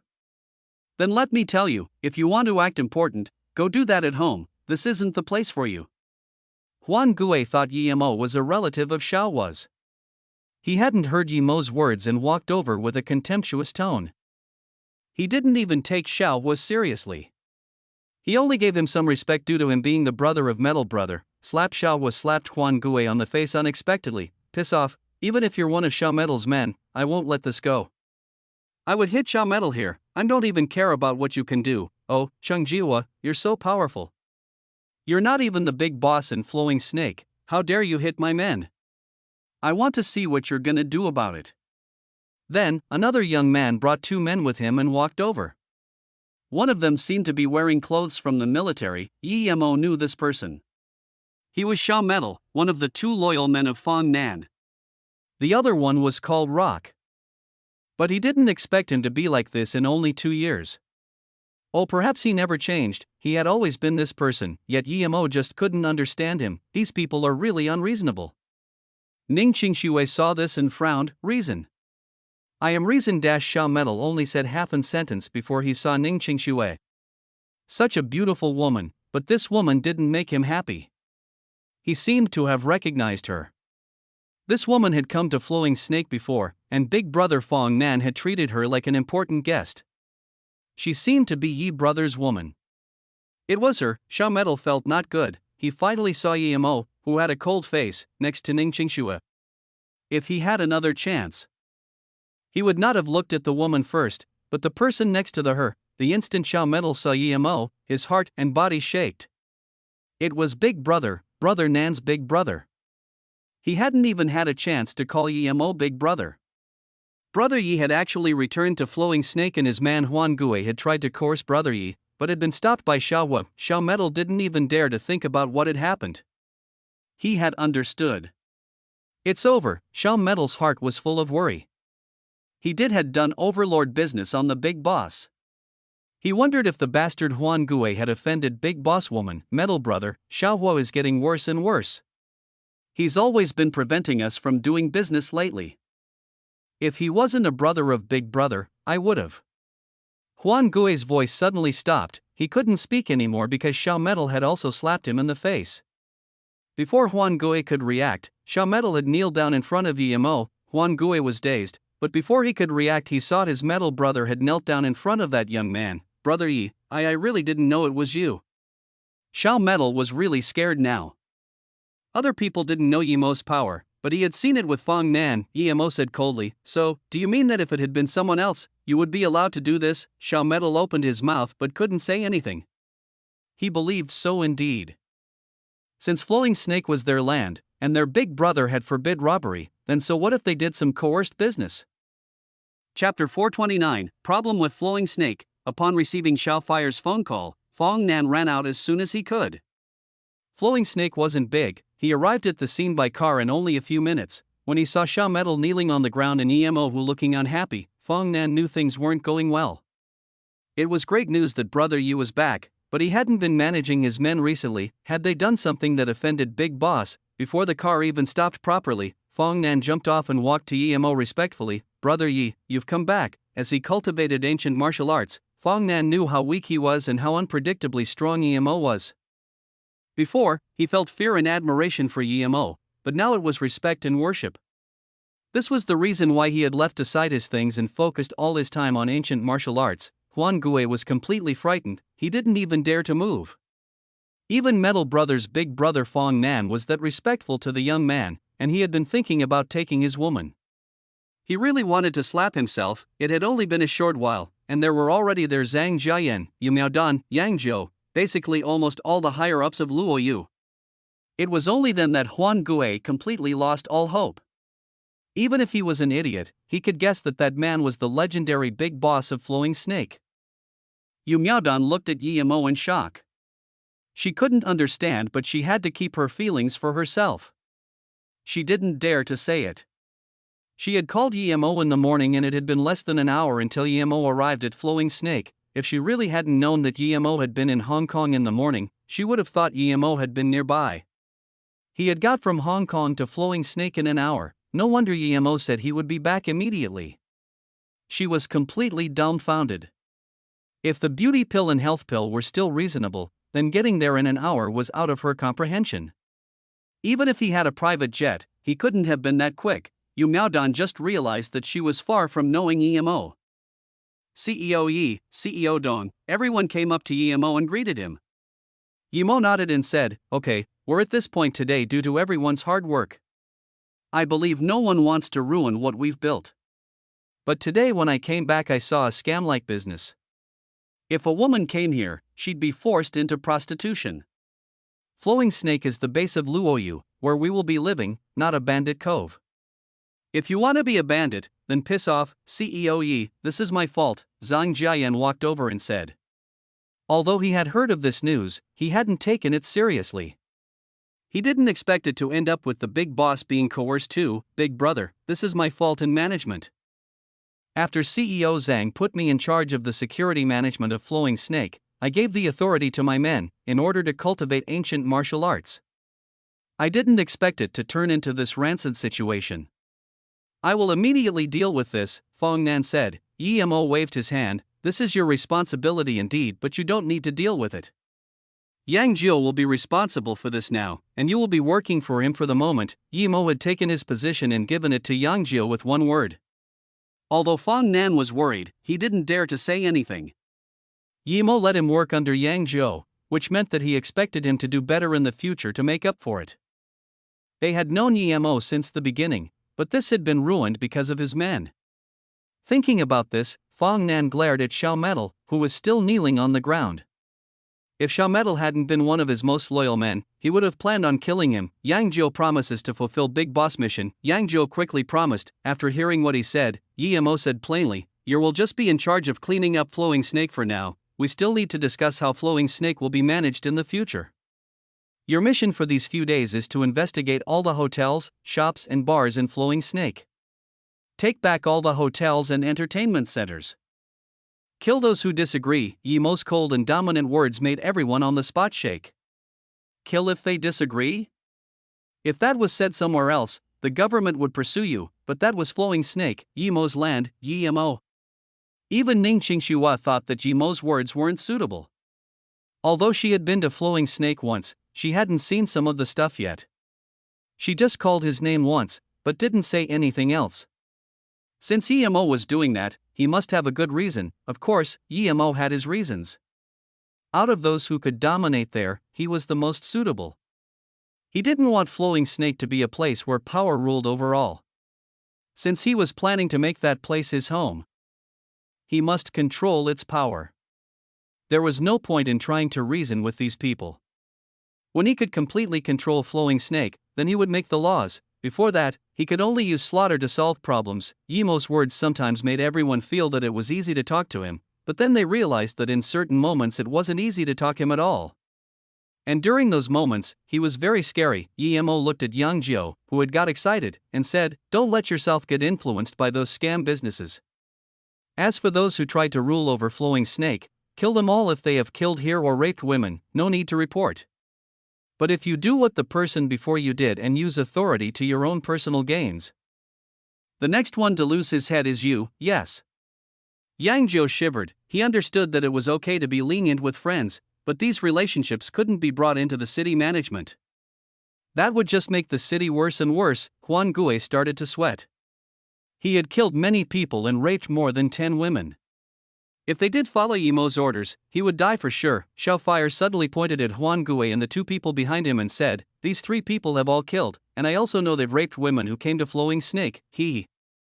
I also knew about this, but Big Boss didn't call before. Yang Jiu had a creepy laughter. Before they could react, the 3 had already fallen to the ground. Other than Yi Mo, not even Zhang Jiayan got to see what Yang Jiu did. He was an Earth-rank Earth Fiend assassin after all. Yi Mo looked coldly at Xiao Metal, who was on the ground.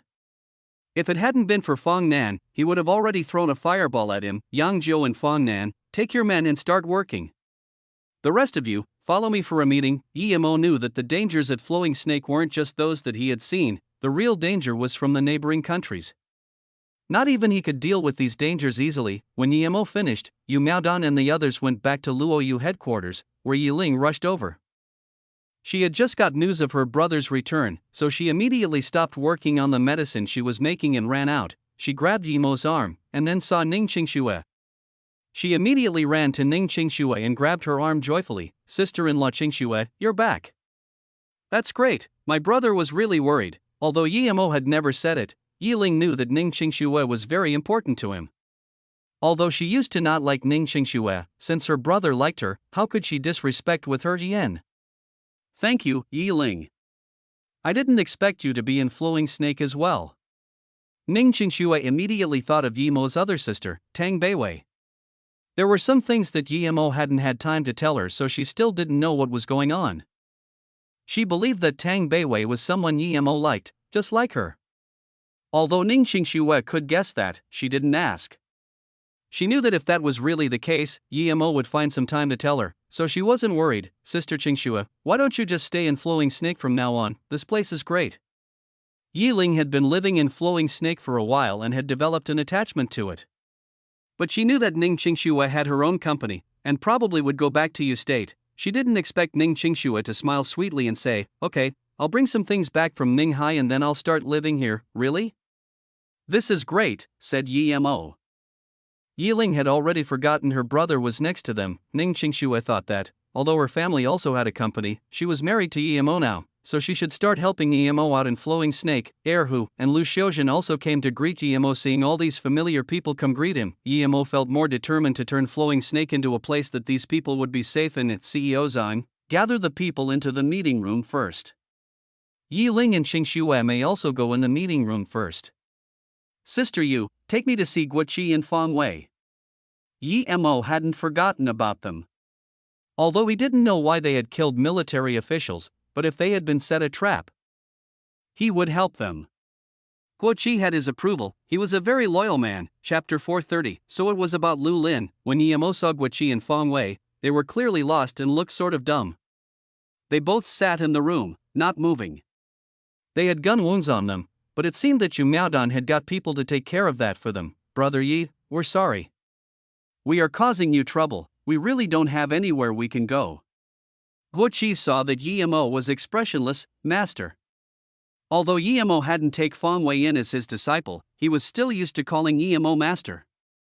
Yimo smiled and let those two sit down before asking, what happened? Guoqi sighed and didn't say what it was. Brother Yi, I'm really grateful to your friend, Sister Yu. If it wasn't for her taking us in, we'd probably be dead now. I really didn't expect you to know the CEO of Luoyu. After hesitating for a while, Guoqi continued, to be honest, if it wasn't for Lin Lin, I really wouldn't have come here to trouble you, but I know that no one else other than you can save her. Although this request is overbearing, I really want to save her. Guoqi didn't finish explaining. Seeing this, Fang Wei quickly said, Sister Lu and Brother Gui are in love with each other, and last time when we were back, Sister Lu had gotten promoted. This was a good thing, but just when they were about to get married, something big happened. A week ago, the Grand Master who once instructed us, Su Shi, brought in a young man called Qiu Zhifei to train in our squad. His origin is very powerful, and he could choose which squad to stay in. Eventually, he chose to stay in the Eagle squad led by Sister Lu. This was fine, but the second day after he joined, he got drunk and he got into Sister Lu's room wanting to assault her. However, he couldn't beat Sister Lu and was knocked out. Qiu Zhifei? Yimo suddenly remembered the Beijing Qiu family. Was it them again? If it was, then they were really too cocky. He had just taught Qiu Zhizhe and Qiu Dongchen a lesson in Beijing, but now they were causing trouble again. Fang Wei continued, as soon as Qiu Zhifei had been knocked out, Sister Lu's door was kicked open. Lieutenant Han and a sergeant came in together. What Sister Lu didn't expect was that they not only didn't stop Qiu Zhifei, but instead apprehended Sister Lu. Then, they tried persuading Sister Lu into doing as Qiu Zhifei pleased, saying that if she did, she could immediately rise to colonel. Guoqi clenched his fists. Fang Wei looked at Guoqi and continued, of course, Lu's sister didn't agree. At that moment, Qiu Zhifei stood up and told Lieutenant Han and the instructor to strip off Sister Lu's clothes. Those two really wanted to do it and were about to rip her clothes. Right that moment, Brother Gua and I saw this disgusting scene. Brother Gua pulled out his dagger and stabbed Lieutenant Han without hesitation. I helped him stop the sergeant.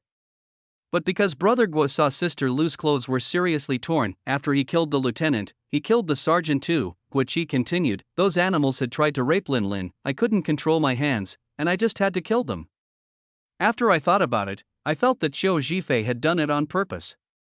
That day, when he got drunk and entered Lin Lin's room, he still had two men following him. No matter what, it seemed planned. If I hadn't happened to be looking for Lu Lin that day, I don't dare to imagine what would have happened. Fang Wei nodded. When Sister Lu told us this, Brother Gui got very angry and crushed Qiu Zhifei's scrotum. Just when Brother Gui was about to kill Qiu Zhifei, people came.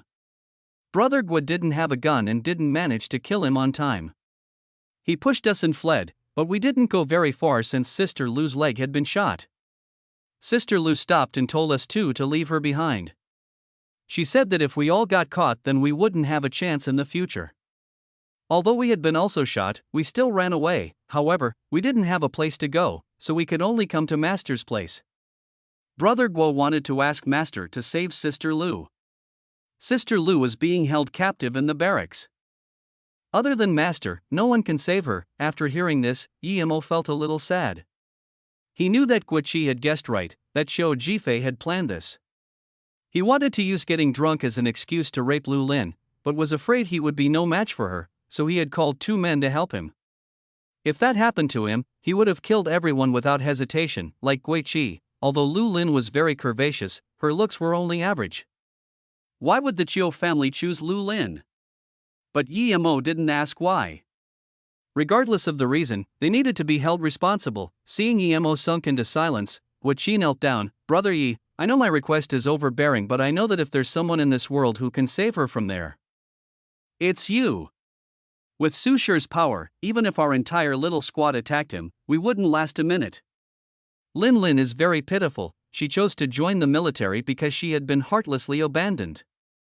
I would rather suffer myself than have Lin Lin get raped by that animal. Yemo immediately pulled Guiqi up and said, "We're friends, don't be like that."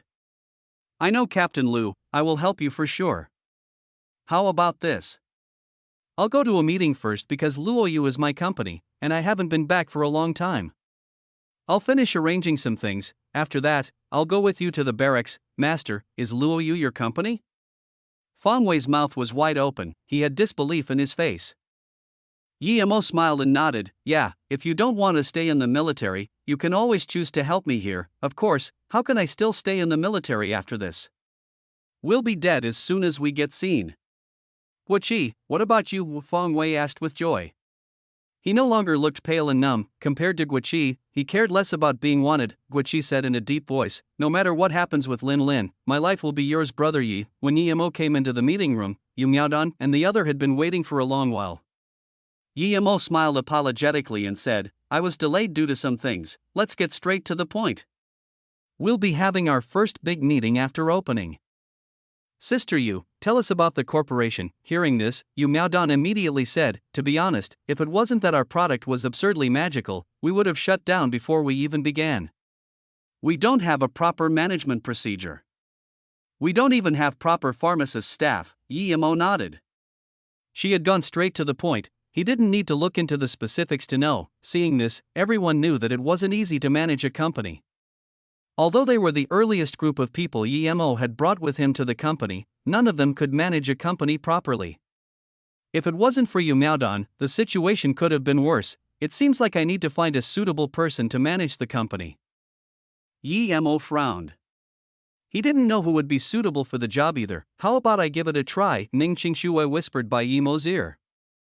Although she wasn't old, she had had many years of experience managing a company. Yi Ling said excitedly, "Yeah, brother, you should let sister-in-law handle the company. I can help too." Yemo was touched by the idea. Since Ning Qingxue had said this, it meant that she was willing to stay in Flowing Snake long term, helping him. "Okay, we'll do that. From now on, Qingxue will be the president of Luoyu, Sister Yu, the CEO, responsible for sales, management and expansion.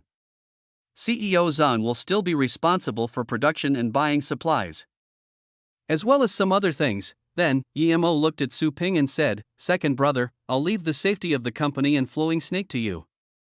As for a managing person, I will find someone." "I'm fine with it," Su Ping said excitedly.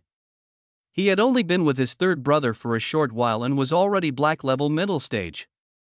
He couldn't have imagined in the past how quickly he was progressing. "There are still some miscellaneous matters that I will give to Su Yuehua to deal with," Zhang Jiayan said hesitantly. "A while ago, there were a lot of people with doubtful identities coming to Flowing Snake. However, during this period, we didn't have enough men yet to investigate. After I told Su Ping about this, we were about to start investigating, but these people disappeared completely. It's very eerie, as though they came and left together under some arrangement." Chapter 431, Who Kills, Pays. Yemo smiled. "I will deal with this, second brother. If you find people like that again, kill them all." Of course, Yemo knew why they had come and left. Probably, those two guys he had threatened from the Hong martial sect had spread the news, and it was related to that. For now, he needn't worry about these people investigating him. He just needed to find a moment to collect some taxes from them. Yu Miaodong saw that Yimo had dealt with this already, and felt assured. She turned and said, President Yi, I think that if we manage to buy this land here, we won't have that much trouble. If we make our business bigger, I think other people might get jealous. Although Yu Miaodong didn't say who these other people were, Yimo knew it clearly. Although Liu Sei in Vietnam hadn't done anything yet, it was hard to say if it would stay like that in the future. Sister Yu, wait until Sister Yuehua arrives, then you can discuss a specific plan on how to buy the land. See what they say. Yimo also believed that the problem must be solved immediately, otherwise, it would always be a hidden threat. Su Ping nodded seriously and said, Third brother, I believe once we establish Flowing Snake as our land, we can establish another hidden sect. No, we'll establish a public hidden sect. Let everyone know the prosperity of Flowing Snake. Yu Miaodong smiled. Second brother's words are a little limited. I believe one day we can consider building Flowing Snake into a country-like city. We could hold a magnificent fete. By then, we could call this place Luoyu City. Yimo smiled. If he had been just by himself, he wouldn't have even considered establishing a city, but now, there were more and more people following him. If he really could establish a city of his own, then it would indeed be great, but Yimo didn't feel that Flowing Snake was a good place to build a city. The land was too small. Another thing was that his power was too weak. He hadn't even finished foundation establishment. It was easy to say, but building a city was harder than reaching the skies. Regardless of whether he had an army, a bomb could always suddenly blow it all away. Actually, Yimo had a bigger plan, but his power was still too weak. If his power reached a certain stage, then he could establish a big city and set up a defense formation. Although that defense formation would be trash in the cultivation realm, it would be fine on Earth. Yimo also knew that it was almost impossible. Even if he could reach foundation establishment, so what? Were there any spirit stones anywhere? What about the formation materials? Putting those thoughts aside, after Yimo finished discussing the specifics, the phone in the meeting room rung. Yu Miaodong picked up the phone and listened, then her face changed drastically. Yang Jiu and Fong Nan were beaten when they were checking Flowing Snake. They're seriously wounded. Xiao was said that those who beat Han Zai were from the military. A lot of policemen also came to Flowing Snake, so they didn't retaliate, Yu Miaodong said. As she placed the phone down, Yimo stood up. Sister Yu, prepare the company for Qingxue. I will go have a look. Qingxue will be completely responsible for the company from now on. Qingxue, I'll leave this to you, I'm going out for a bit. Ning Qingxue nodded. Go, I will deal with things here for you. Yimo came to the place of the incident. Fong Nan and Yang Jiu were pointed at by guns with 20 people around them in camo. There were also more than 10 policemen standing on the side. Everyone had a gun, and the atmosphere was tense. Han Zai was on the ground, his leg was covered in blood. There was also a young man beside him, but he had taken a bullet to the heart and died. Brother Yi, big boss, Yimo had arrived, so Fong Nan and Yang Jiu greeted. Yimo nodded and looked coldly at the people around them. He pointed at the two men on the ground. What's this? Fong Nan said. These people say they're from the border barracks. They wanted to break into our building to search, so we stopped them. But they were unreasonable. They killed Jian Liang and shot Han Zai. Clap, clap, clap, a bleak voice said. Finally, someone who dares to talk. If no one had come, we would have gone straight in and killed anyone who dares to stand in our way. Yimo looked coldly at this man in camo. His badge meant that he was a warrant officer. You're very cocky. Did you kill him? Who gave you permission to kill people here? Yimo said coldly. This warrant officer studied Yimo and also said coldly, do I need your permission to kill? If anyone else tries stop me, I will kill them all. Don't tell me this isn't my land. This isn't your land either. In Flowing Snake, whoever is stronger, is better. Now, I'm stronger than Wyad Dash. Before he could finish, he grasped his neck tightly but he couldn't stop the blood from gushing out.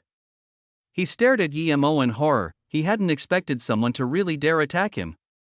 He had only seen Yimo's hand move a little. How can you dare to kill me? Although he wanted to say that, the words got stuck in his throat. Slumped, the warrant officer dropped dead on the ground with his eyes wide open in disbelief. Yimo said plainly, it seems like I'm stronger than you. The soldiers around them reacted quickly and raised their guns. Slush blood flashed across the air. And the three men who had raised their guns all had their hands sliced off. The gun fell on the ground and so did they with a pale face. Yemo scanned them and said coldly, "The reason I didn't kill these three yet is because I haven't told you my rules yet. My rule is that if someone dares to point guns at me, I will kill them without hesitation. And, if someone dares to kill anyone in Flowing Snake, I will make you pay with your life." No one had seen how Yemo had attacked, everyone at the site stayed silent. Seeing three people mysteriously lose their hands, the rest of them all lowered their guns. Even Yang Jiao and Fong Nan were shocked. Yemo had dared to kill a military officer. Although this was Flowing Snake, everyone was still a Chinese resident. The young man's strength was too absurd. It was as though he only needed to move his hand, and he could kill invisibly. A man in his 30s moved forward and said to the men behind him, "Put your guns down." Even if this man hadn't said it, all the men would have put their guns down. After this, he walked to Yemo in his own manner. "We come from the borderland barracks. I'm Li Dong." "You're very strong. You must be an ancient martial arts cultivator? Is it because you're strong or because you come from a hidden sect that you can kill our officer? Even if you kill all of us, do you think this little place can stop our army?" Yemo said plainly, "So, in that case, you should be the one who kills our people, right? When you open fire, should we raise our hands and wait to be killed? How can that be compared? We came here to apprehend people. It's normal to accidentally kill. If we really wanted to shoot, would there have been only one death? Don't you think everyone here would have been dead? Furthermore, Warrant Officer Liao only killed an ordinary person, but you killed a warrant officer. Even if he had made a mistake, it's not your right to kill him." Li Dong said with a bursting red face. Yemo's tone was sharp. "Killing is a mistake? So, that means you're better than others? Sorry, in Flowing Snake, pack away your arrogant attitude. Here everyone is equal. Who kills, pays. Piss off, you're not welcome here. If you hassle more, I will kick you out, you. I don't care who you are. Even if you kill me now, I will still say you deserve death sentence for killing a military officer. We came to apprehend Guiqi and Fong Wei. Tell me, are those two here? I can leave, but after I do, I will come back with tanks and missiles." Li Dong's tone also turned darker. It could be seen that no matter how strong Yemo was, he still feared death. Yemo sneered, "Piss off. Tell your officer that I will bring Guiqi and Fong Wei over. And about Qiu Zhifei, tell him to clean his neck for me to cut. If Captain Lu is harmed in any way, even Han Zixin won't be able to save him." "What? Director Han?" Li Dong was shocked with words. He was someone who knew about Director Han and could call his name. He couldn't be a simple person. "Who are you?" Li Dong's tone wasn't as tough as before. This was the first time he had seen someone acting so dominant after having killed a warrant officer. "Tell you officer to investigate this matter thoroughly. Otherwise, don't blame me." Although Yemo appreciated Li Dong's courage, he disliked his attitude of acting better than everyone else. He came from the cultivation realm. There, if people were stronger than you, they felt higher than you, and this Li Dong was doing the same. Are you Yemo?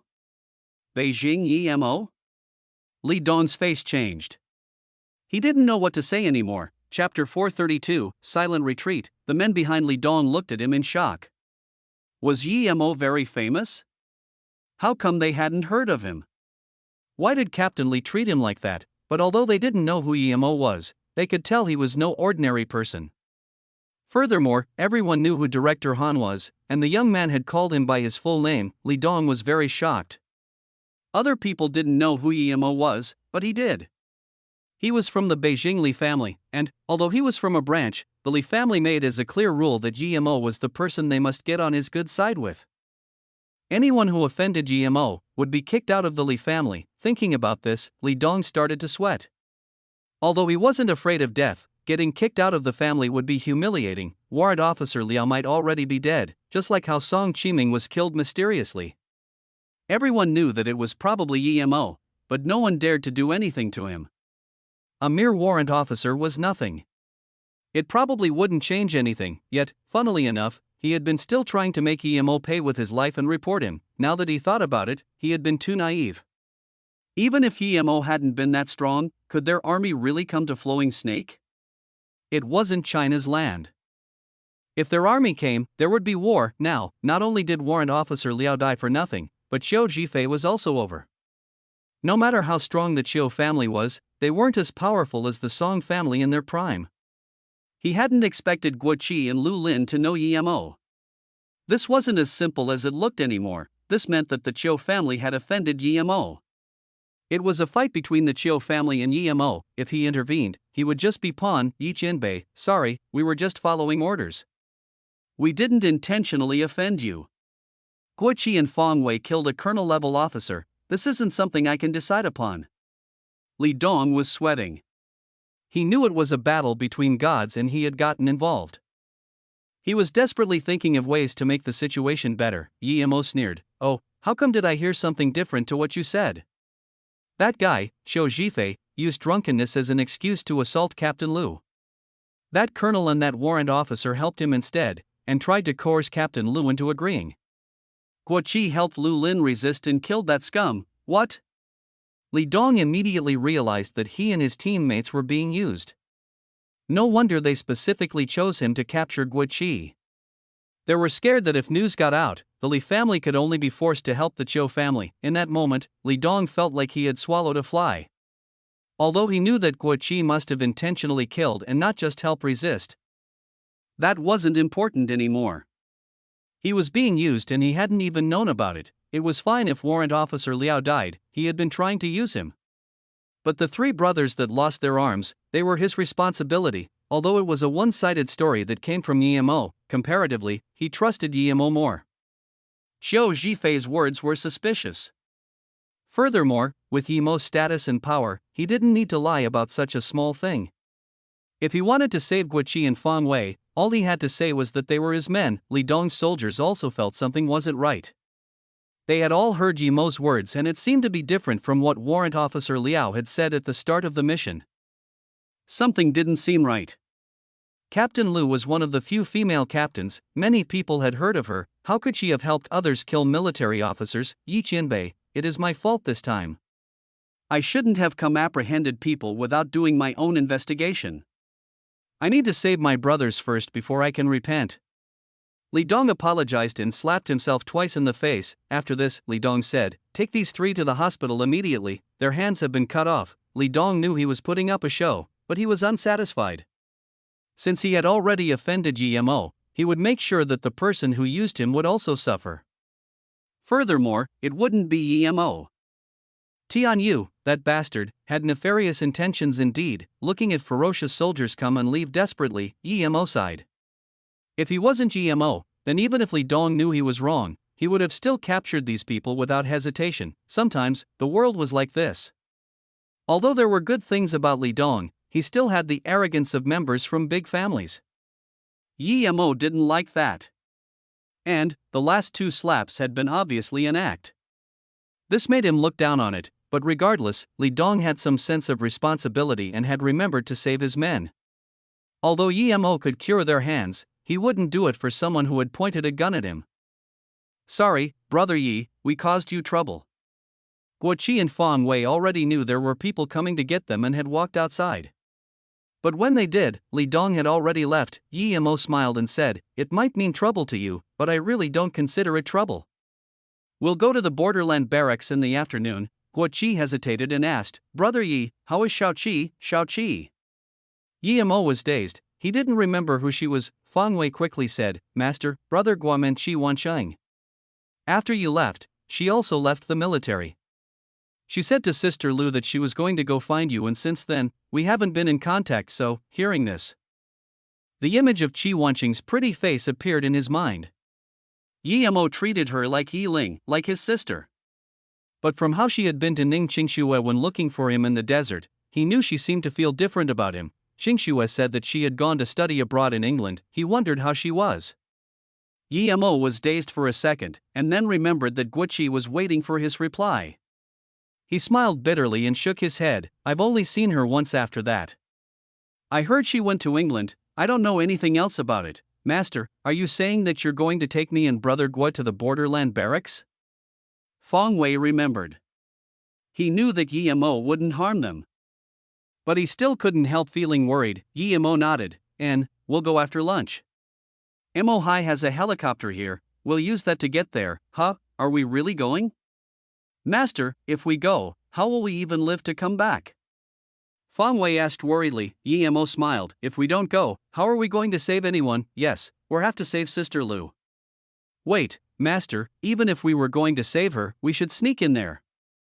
If we just appear there like that and hope to leave easily, wouldn't it be suicide?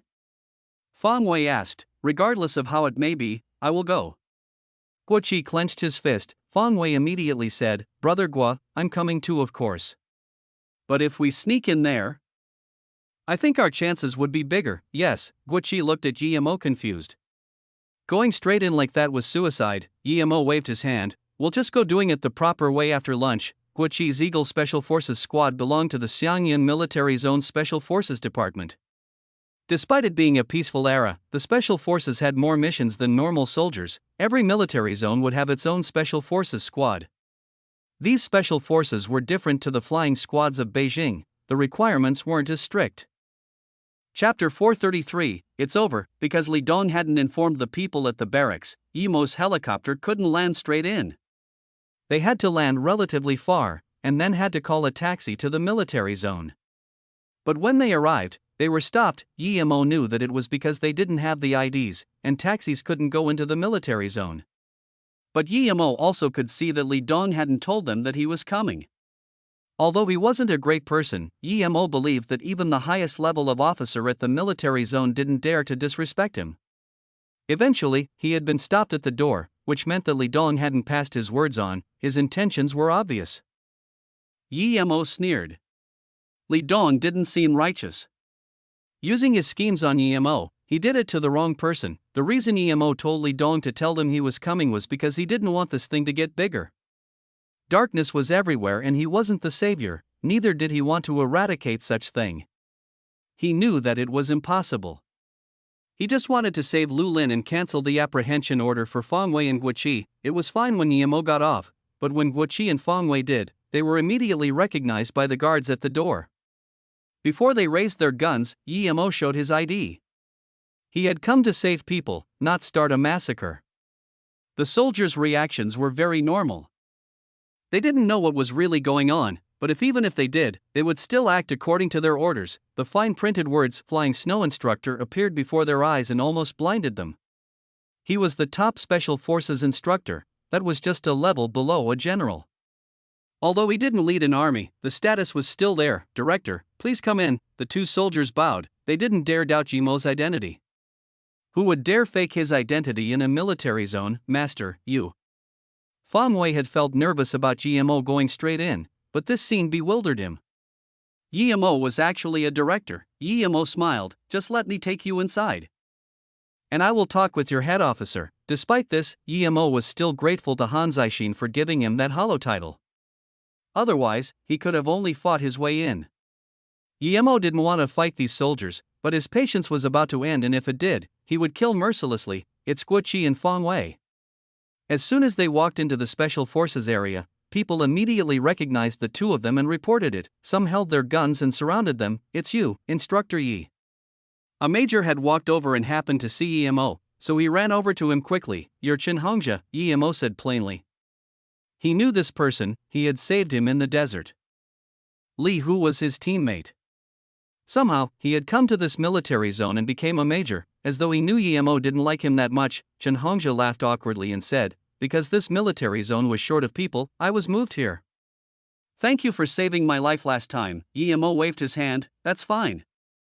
I came here to find your leader. How come I haven't seen him? Seeing Guo Qi and Fang Wei behind him, Chen Hongzhi immediately realized what was going on. He knew all too well about the matter of Guo Qi, but he didn't expect Guo Qi to know Yemo, much less to be able to get him to come to the barracks personally. If word of this got to Beijing, it would be significant. Li Dong and him were the same. They both knew about Yemo.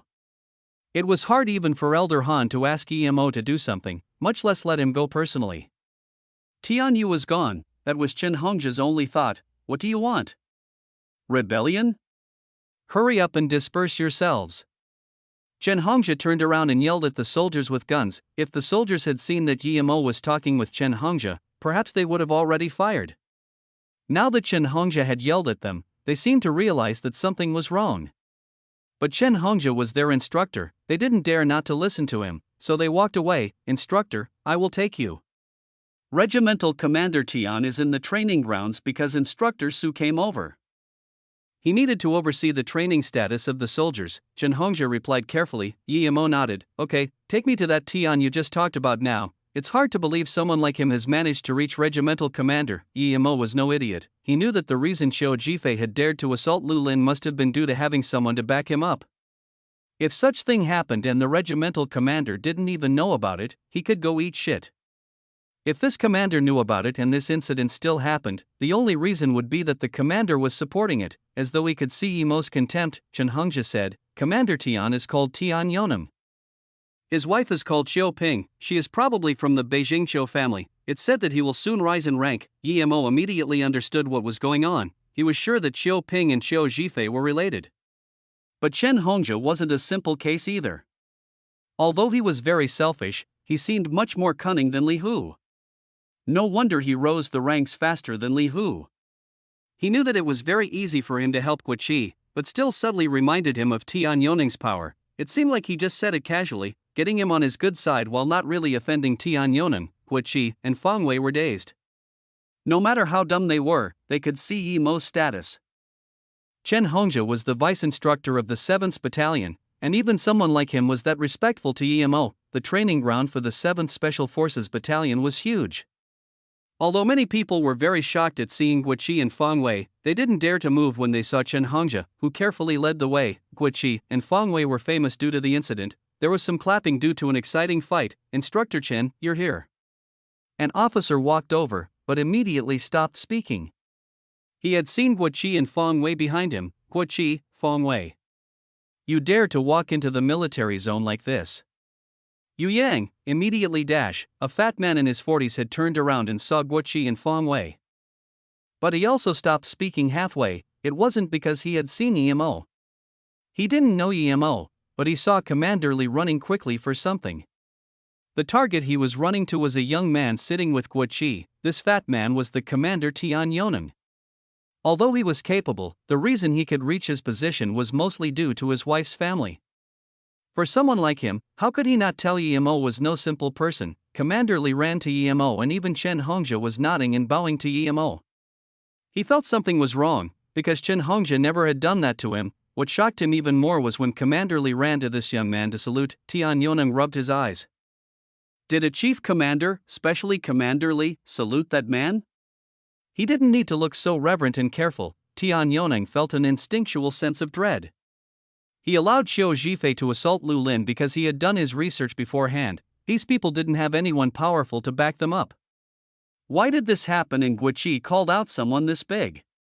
He was sure that young man was quite close to Guo Qi. One could tell just by how they were walking to each other. The last thought in Tian Yoneng's mind was it's over. Chapter 434. Want to watch the tigers battle it out? Tian Yoneng immediately started thinking of ways to save his life. He immediately thought of Su Shi. The Li family was a behemoth, but it didn't mean that everyone feared him. Su Shi didn't fear the Li family. Su Shi was from the Heaven Squad. He wouldn't be afraid of the Li family. Even if the Li family leader Li Mingyong saw Su Shi, he needed to show his respects. If it was Su Shi's master, then he needed to be even more respectful. If he got Su Shi to deal with the young man, then even Li Chenkai couldn't do anything about it. And Su Shi had to fight the young man because Guo Qi had killed the warrant officer Su Shi had brought. This was a slap to Su Shi's face. Tian Yoneng thought about this and almost laughed. It had nothing to do with him. Why was he even scared? He couldn't help to commend himself for being so smart. Commander Li, Tian Yoneng. Tian Yoneng's fat figure was very agile. He immediately ran to Li Chenkai and bowed. Li Chenkai waved his hand annoyingly and stopped him from talking. He knew that Yi Mo was there due to Li Dong and, although Li Dong wanted to harm Tian Yoneng, he didn't dare to hide it from his uncle. Li Chenkai wasn't someone Li Dong could compare with. He knew too much about Yi Mo. Not even the Li family could be able to stop Yi Mo's power, and the Li family needed to have connections with Yi Mo. One time, Li Qiuyang had met Yi Mo. They ate dinner together and he was lucky enough to help Yi Mo big time. Now, he was an important member of the family.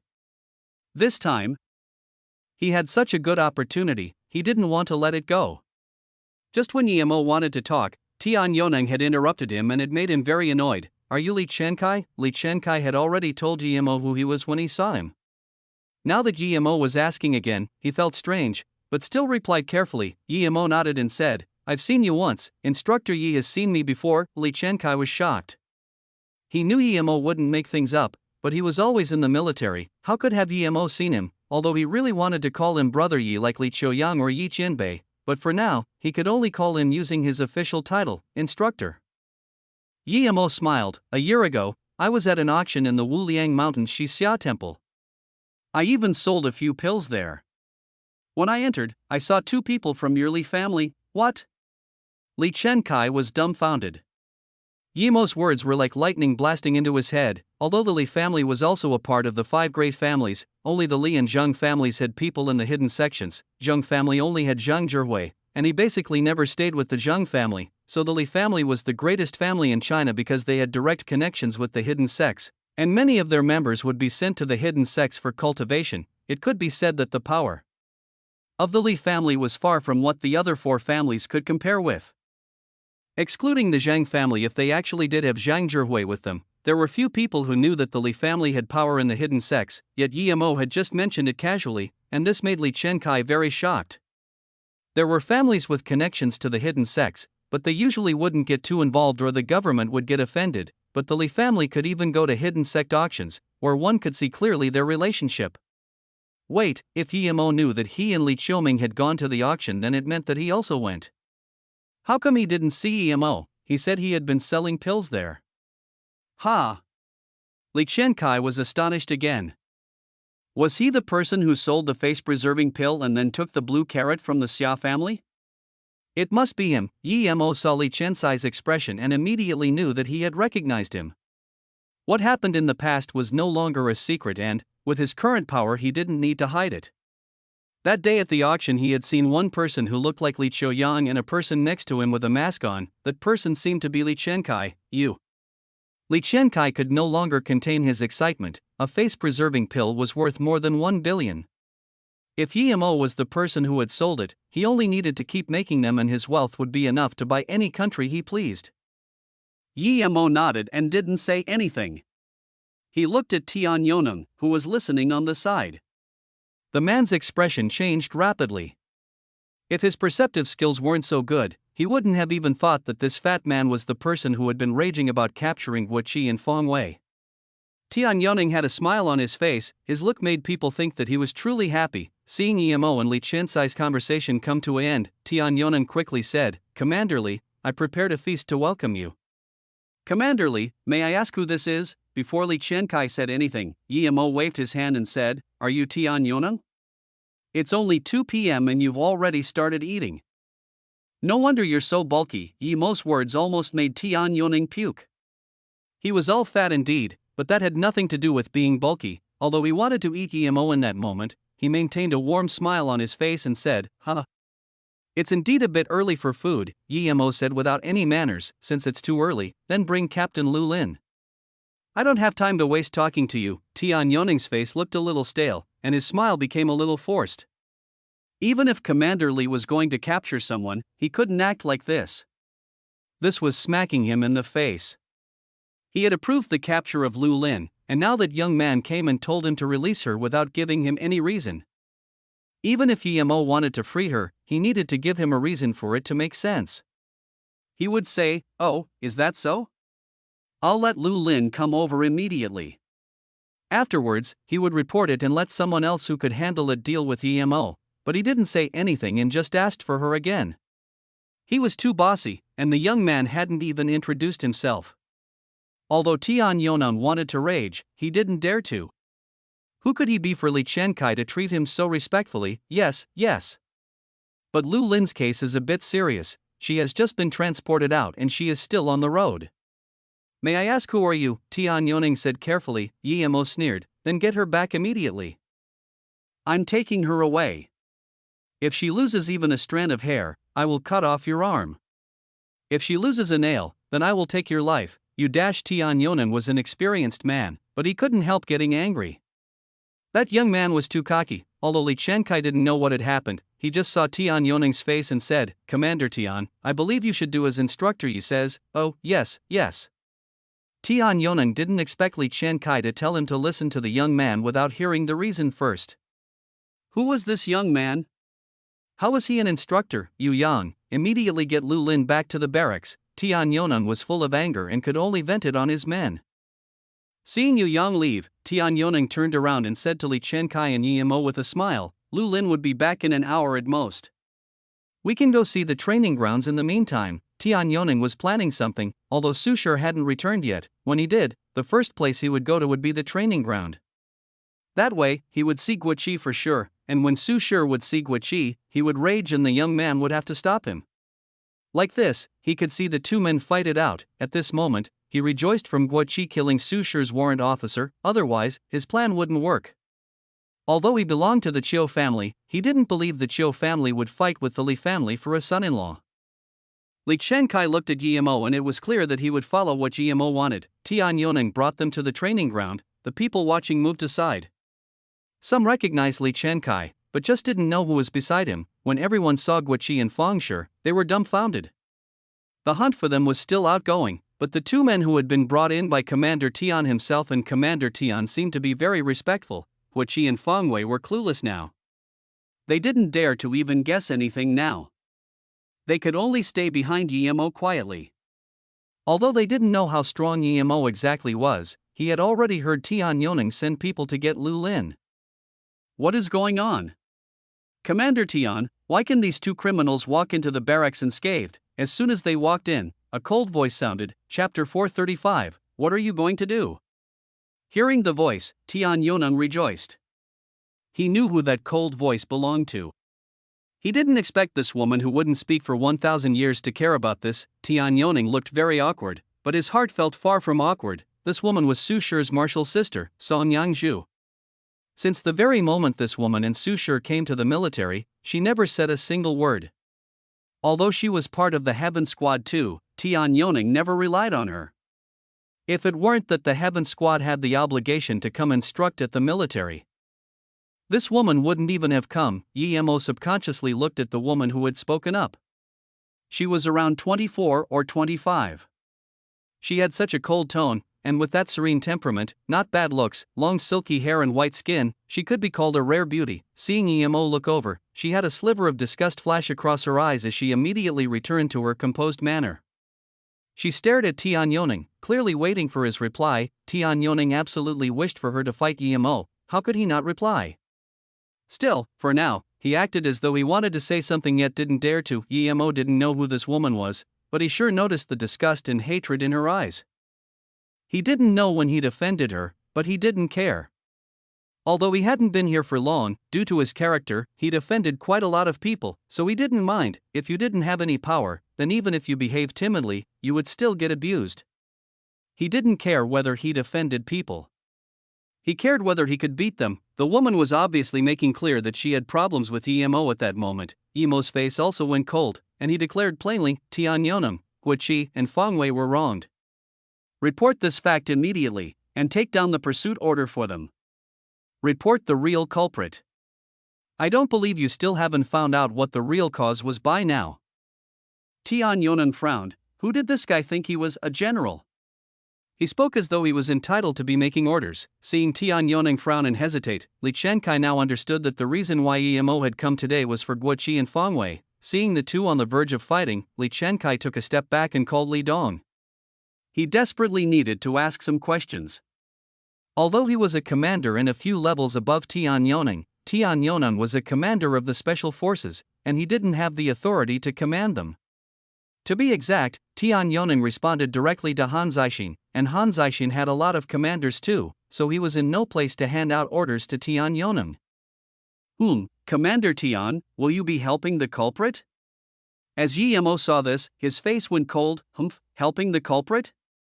Guo Qi and Fang Wei have killed military officers. Just because they have connections, does that mean they get to be acquitted? If that were the case, then everyone who had connections could kill people as they like. What would remain of the law then? The woman's tone had also grown cold. Yimo didn't know when he had offended this person, but she was acting completely against him. He suddenly used his qi to magnify his voice. Xiao Jifei used intoxication as an excuse to assault Eagle Squad's captain Lu Lin. Lu Lin resisted, but the warrant officer and a certain colonel who witnessed all of it did not only not help her. They instead helped Xiao Zhifei subjugate Captain Lu. Guo Qi and Feng Wei happened to see this, so they tried to protect Lu Lin and in the process accidentally killed 2 officers. Is it because of the Qiu family having some power in Beijing that they can incriminate the innocent Guo Qi and Feng Wei? Everyone, tell me, should Guo Qi and Feng Wei be incriminated? Yi Mo explained things in a couple of sentences, with almost everyone in the barracks being able to hear it. The soldiers who didn't know what was going on before immediately understood. Although there were still some people in doubt, everyone knew who Qiu Zhifei was and that this incident had occurred in Lu Lin's room. The truth was clear.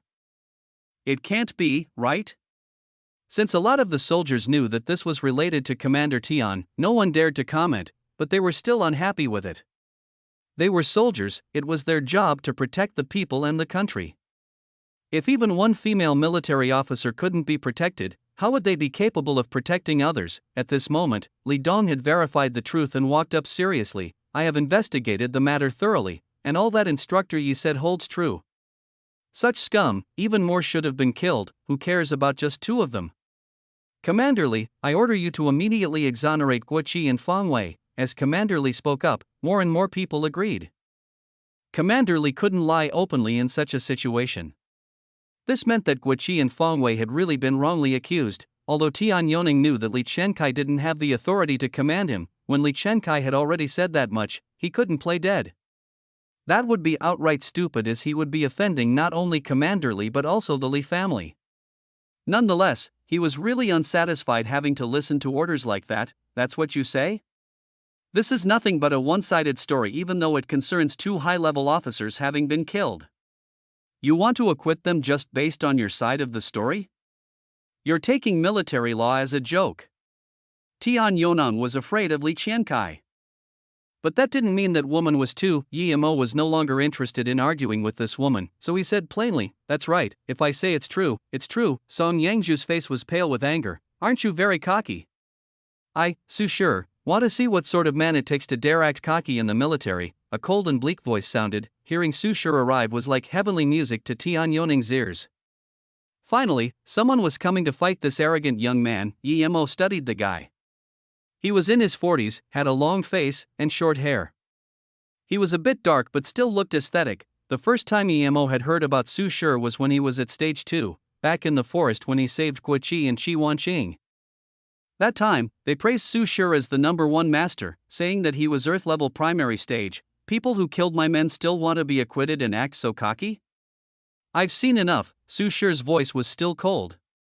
He wouldn't let him live that easily just because he'd offended Martial's sister Song, not to mention he had even killed his men. His Martial sister never spoke much, yet she said so much today. One could see how angry she was. Mr. Su, Instructor Yi is my friend, and in this case, Guo Qi and Feng Wei are innocent. Li Chenkai only spoke half a sentence and was interrupted by Su Shi. Su Shi looked coldly at Li Chenkai and said, Commander Li, only the strong are right and just. If you don't want to get the Li family involved in this, don't say a word more. Mark my words, even if the Heavenly Emperor were to come, he wouldn't be able to stop me from getting revenge for killing my men. Our Heaven Squad has never abused its power towards others, but others also shouldn't try to abuse us. Song Yangzhu hesitated but eventually didn't say anything. Su Shi didn't know Yi Mo, but she did. There was a deep feud between her and Yi Mo. She didn't want Yi Mo to live comfortably. Hence, now that Su Shi challenged Yi Mo, even though she knew that Su Shi was no match for Yi Mo, it would be enough to annoy Yi Mo and make him have more enemies. Yi Mo smiled plainly. Heaven Squad? Is this Heaven Squad really strong? Is Tan Jiao, that old fart, having itchy skin? It seems I didn't teach him enough of a lesson last time. Looks like I need to go back to Beijing once again. Oh, by the way, Yi Mo, am abusing your Heaven Squad. What will you do about it? Su Shi raised his eyebrow and felt rage. How dare he say such words? How dare he call his master Tan Jiao an old fart? And he was openly declaring he was abusing the Heaven Squad? Su Shi had never seen someone who didn't fear death to this degree. Hold on, something wasn't right. Someone called Instructor Yi who was this young? Was he the Yi Mo? Considering this, Su Shi immediately cooled down. Hadn't he just called himself Yemo? He remembered what his master once said. Su Shi, with your power, you might not be able to actually dominate everyone, but there is no one who can do much about you. Just remember this, you must not offend Yemo of the Yi family. If you offend him, even I won't be able to save you. Chapter 436, Cruel and Nasty Person. Tian Yonan was the only person who was happy to see Yemo be so cocky. He had the guts to utter such words to Su Shi? He would be a dead man for sure. Tian Yonan was very aware of Su Shi's identity. Even the Li family's leader wouldn't dare say something like abusing the Heaven Squad. This was really a sign of brain damage. This young man was probably too naive. If he were to realize what the Heaven Squad represented, he would probably lose his ability to speak then. Su Shi's face went from green to white. He had heard people say that even his master was no match for this young man, but he really couldn't believe it. His master was at the great heaven level. A great heaven level man was no match for a young man in his 20s. Su Shi really couldn't believe it. Su Shi didn't know whether he should continue challenging Yemo or stop there. He was very talented, and under Tan Zhao's careful tutelage, he had finally managed to reach Earth level in his 40s. Even in the hidden sects, only the best genius amongst geniuses could achieve this. If he backed down in front of so many troops, how could he keep his face? Tian Yonan saw Su Shi's face was pale. Of course, he couldn't believe that Su Shi was scared. He believed Su Shi was angered because of Yemo, and he knew it was time for him to come out to prove his standpoint. The reason he could reach his current position was due to his good manipulation skills, and knowing when to take the right team. A capable person must not only use others to fight others, but also stand on the correct team as fast as possible, and stay in it. He was such a manipulative person, he had successfully gotten Su Shi and Yemo to fight. Yemo had even said such rude words. It was now time for him to pick a side. Tian Yoning sneered, "Who are you? Who do you think you are? This is a place for Commander Li and Instructor Su to talk. Who told you to intervene? Is Instructor Su someone you can speak loudly to? Young man, you had a mother that gave birth to you, but you didn't have a mother who taught you manners. You won't live long like this." He knew that Yemo's origin couldn't be simple, however, the more he spoke like that, the angrier that man would be. The young man would explode in anger. Then, Su Shi would stop him. When they can't hold back any longer, Su Shi would take him out. Then, he would support Su Shi and tell him that this young man's background might be detrimental to Su Shi. With Su Shi's arrogance, he would protect him for sure. As long as he got on the good side of Su Shi, he believed Li Chenkai wouldn't go against him for that young man. Perhaps once he got on the good side of Su Shi, the Zhou family would look at him in different light. Although there was a risk in offending that young man, if he wanted to climb high, there would always be risks. Slap, slap. 2 slaps hit Tian Yoning's face, and before he could react, a kick landed on his chest. Tian Yonan was pushed back more than 10 meters before landing. He spat out mouthfuls of blood, and he wasn't breathing properly. Of course, Yemo knew what the man had been thinking, but he wasn't going to waste time talking to him. Although the kick didn't kill him, he was barely half alive. Tian Yonan crawled on the ground, as guards went over to help him up. He looked at Yemo with a face of disbelief.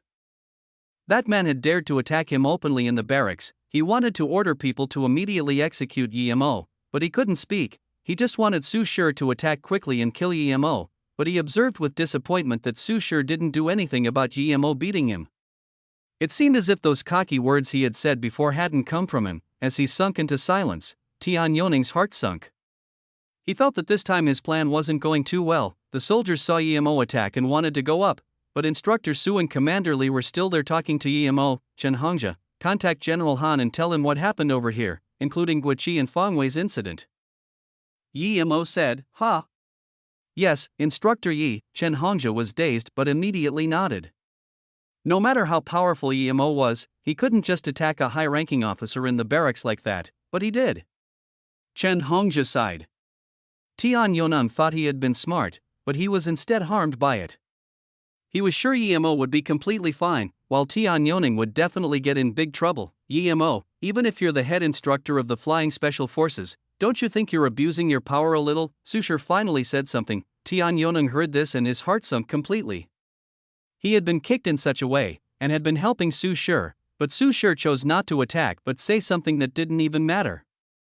He knew he chose the wrong side this time, his mind wasn't completely clear. If he had realized that General Han was Han Zixin, perhaps he would have been even more hopeless. Yi Mo scanned Su Shi and didn't reply.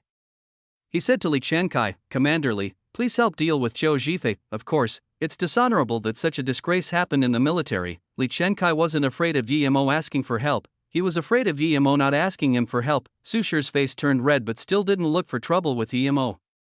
He admired his master greatly. Even his master had said not to mess with Yi Mo, how could he? If Yi Mo hadn't attacked Tian Yonan, perhaps he would still try. But from what Yi Mo had done he could see clearly there was no mercy. If Yi Mo was really as strong as his master said, then, if he did fight him, it wouldn't end well. Despite him not believing that Yi Mo was that strong, he still wanted to try. But his master wouldn't have lied to him. If Yi Mo was merciless, his life would be over. Su Shi eventually held back his anger and didn't attack, despite Yi Mo saying such things. Song Yangzhu shook her head in disappointment. Su Shi was too timid, but she couldn't attack herself either. She knew her power was nothing against Yi Mo. Yi Mo also commended Su Shi for resisting. These sort of people were the most dangerous. An easily angered person was no big threat, no matter how strong he was. If they had been in the cultivation realm, someone like Su Shi was the most dangerous. These sort of person looked like gentlemen, but were very bleak. They could also tolerate all sorts of scorn and mockery, but once they seized an opportunity, they would think of the cruelest way of ending their enemies. If Su Shi had attacked, then even if Yi Mo hadn't killed him, he would have disabled him. But Su Shi didn't attack, so Yi Mo couldn't just go up and beat him up. Yi Mo had a sliver of disappointment in his eyes. Su Shi acted cocky, but he only did so to people he could act cocky with. Song Yangzhu saw his disappointment and was shocked. Did Yi Mo want Su Shi to attack? Sister Lu was back. Fang Wei's eyes were sharp and he was the first to see Lu Lin get off a jeep. Guo Qi had already rushed over there. Yi Mo also saw Lu Lin was fine, and didn't seem to have been interrogated harshly. Then, he felt safe to say goodbye to Li Qiankai. The reason he had asked Li Qiankai to deal with Zhou Zhifei was because he didn't want to directly attack the Qiu family. Although Qiu family had offended him twice, these weren't caused due to a direct offense to him. He didn't need to and didn't have the time to annihilate the Qiu family. The Qiu family was different from the Song family. The Song family wanted him dead constantly and kept attacking his kin. That's why he had the killing intent. Yi Mo wasn't a savior and there were too many cocky second generations of the big families, he couldn't kill them all. As long as they didn't offend him, he didn't care. Seeing Yi Mo leave with the 3 people he had helped and the accompaniment of Commander Li, Su Shi felt relaxed finally. In one instant, he had really wanted to challenge Yi Mo immediately, even if his master told him not to do so, but the moment he did, he had felt an intense killing intent from Yi Mo. Su Shi looked intriguingly at his martial sister Song Yangzhu. She never got involved in others' business, but today she had seen the conflict with Yi Mo due to Guo Qi's incident, and when he had been about to attack. She hadn't say anything. Her actions were very odd that day. Chapter 437, Ambushed. Lu Lin and them still couldn't believe that they had gotten out so easily. They joined Flowing Snake without hesitation. Yu Miaodong couldn't believe that Yi Mo had only gone out for a stroll and brought the people back. It was as though killing a military officer didn't matter anything at all. Yu Miaodong felt that she could no longer comprehend her boss. Only Ning Qingxue felt this was normal. She believed in Yi Mo. Yi Mo could even cultivate spirit qi. What else could stop him? Yi Mo realized that Yu Miaodong's face didn't look too good and immediately asked, "What happened?" Ning Qingxue walked up and said, "Our beauty pills have been reported to have negative effects and 4 cases have been reported in the country." It's still increasing, side effects? Yi Mo frowned. He didn't really believe his pill had any negative effects. It was impossible. Although they weren't real pills, it was still the result of thousands of years of improvement on the Luoyu continent. How could there be negative effects? Someone was ambushing Luoyu. This was Yi Mo's only thought. He was sure of it. Yi Mo sneered. "You can't beat us overtly, so you use subvert means." "Okay, I'll make those schemes fail as well." "Sister Yu, who was ambushing our company?" Yi Mo asked. "President Yi, how do you know people are ambushing us?" Yu Miaodong was even more shocked. No matter how confident he was about his medicine, he should have a little doubt at least. Yi Mo smiled and didn't reply. Ning Qingxue asked, it should be Yuan Bay Corporation, they never hid their schemes from us. They're not even afraid of us knowing, oh? Yi Mo frowned, was there such a cocky company? He still hadn't had time to get revenge regarding Qingshue's incident and they were already asking for trouble again. Yu Miaodun nodded, yes, Qingxue is right. As soon as problems were reported, Yuan Bay Corporation declared that they would never cooperate with people who produce harmful products, and everyone who did will be their target for attack. They even heavily criticized using fake herbs and added chemical ingredients to harm and lie to the public. The reason this spread so fast was due to them. Yi Mo had a look of contempt. They were ambushing them openly.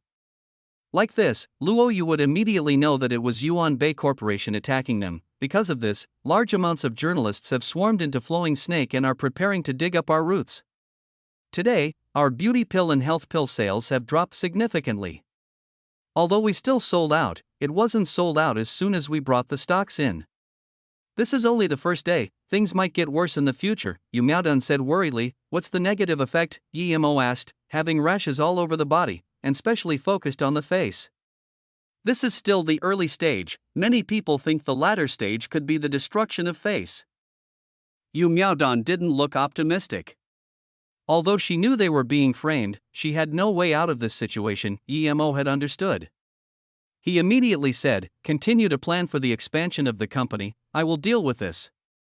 By the way, Sister Yu, did you set up the outlet at Shitong City? Yu Miaodun immediately said, that's still in preparation, we haven't sold anything yet. Okay, then make good use of your time. Guo Qi, Feng Wei, and Lu Lin will be our men from now.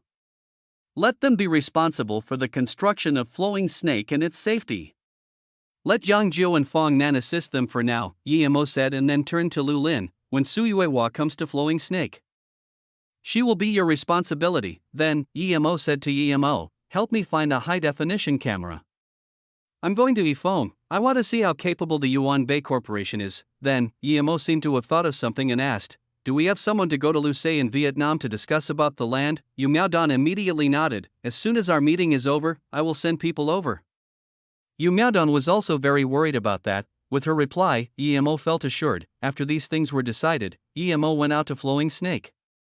With the pursuit of Feng Nan and Yang Jiu, the situation was getting better.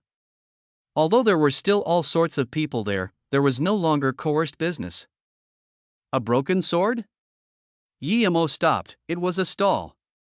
The man who owned the stall was a man in his 30s. He had no power but he had a faint sense of earth on him.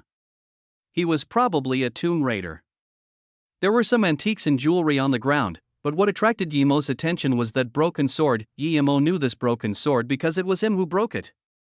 When he first made his flying sword at Wuliang Mountain, he had met Zhang Zhihui and broke his sword. The broken sword was Zhang Zhihui's. He didn't kill Zhang Zhihui at the time and had just told him to go to the Broken Fist Hall, instead of annihilating it. Zhang Zhihui took the broken sword with him at the time, but after he left, he had never seen him again. He even went to the Xin Jiangzheng family, but still didn't see him there. Then, he had been busy and never had the time to go to the Broken Fist Hall to check. Yet now, he saw his sword on that stall. Yi Mo was sure Zhang Zhihui cared a lot about his sword because, when he broke it, Zhang Zhihui still took it with him. Seeing Yi Mo pick up this sword, the man immediately said, this sword is very ancient, although it's broken, it has great value. I don't understand it, that's why I'm selling it. If you're interested, I can give it to you for a cheap price. Yi Mo nodded, indeed, I'm interested in it, but you must tell me its origin before I buy it. Hearing this, the man started to talk incessantly. This sword doesn't have a simple origin. I was with a few friends in the ancient ruins of the city Lulan Dash. The man still wanted to make up stories, but was stopped by Yi Mo's sneer. If you keep making up shit, I will make you leave Flowing Snake immediately, or you can spend the rest of your life in prison here, Yi Mo threatened. Then, Yi Mo realized that there was no prison in Flowing Snake, but it would be better if one was built. The man shivered. Although there was gold everywhere in Flowing Snake, the legal system wasn't complete there. If he went to prison there, he would never be able to get out. And if that man could say such words, it meant he was a local snake at Flowing Snake. I'll tell you. I found this at the Qingsha Mountain in Sichuan. I was with some friends doing business there and found this in a valley. What was around it? Yi Mo asked. The man didn't dare to hide anything and said, there was some blood around it and broken clothes. It was probably from someone who had gone up the mountain alone and had encountered some beast. Yemo heard this and knew that Zhang Zhihui was unlikely to be alive. The headquarter of Broken Fist Hall was on the Qingxiao Mountain, but Yemo was aware of Zhang Zhihui's power, Earth-level middle stage. Yemo had killed the main leaders of the sect and, even if he hadn't, with Zhang Zhihui's power, he wouldn't have lost his life there. It seemed Zhang Zhihui had encountered someone tough. Since Zhang Zhihui had been working for him and something had happened, he should go investigate for his sake. How much is this sword? I'll take it, Yemo said. 1,000. Wait, 500 is fine. He was scared that Yemo was a hoodlum. Yemo took out a 1,000 and gave it to the man. 1,000 is fine. Draw an image of the place where you found it. Chapter 438. Fully seated, Yemo took the camera. Although he really wanted to finally spend one night with Ning Qingxue also understood that it would be better to solve the problem early on, before Yemo had left. Su Yuehua had brought her men to Flowing Snake. Yemo didn't feel rushed about the development of Flowing Snake. As long as he had money, it wouldn't matter. He knew of Su Yuehua's capabilities, and under her leadership, Flowing Snake would be changed day by day. What made Yemo worry the most was Flowing Snake's territory. If he wanted to expand Flowing Snake, he might even need to buy land from China. This wasn't the cultivation realm, so even though power was what rules overall, there were some other matters to take into account as well. Even when the states wanted to invade Iraq, they needed to do it in the name of justice. If this was the cultivation realm, then as long as you had power, people would do nothing but congratulate you even if you annihilated another sect. Over there was no such thing as giving help when needed. There was only throwing rocks when you were already at the bottom of a well. Although Yemo came from the cultivation realm, his principles entailed that if people didn't offend him, he wouldn't offend them. If they didn't want to sell him the land, he couldn't just go kill them. But Yemo also knew that since he'd opened up factories here, if Liu Sei in Vietnam didn't want to sell the land, it wouldn't be because of the land being precious but because of them not getting enough benefits from him. Yemo shook his head. He decided to not think about it for now.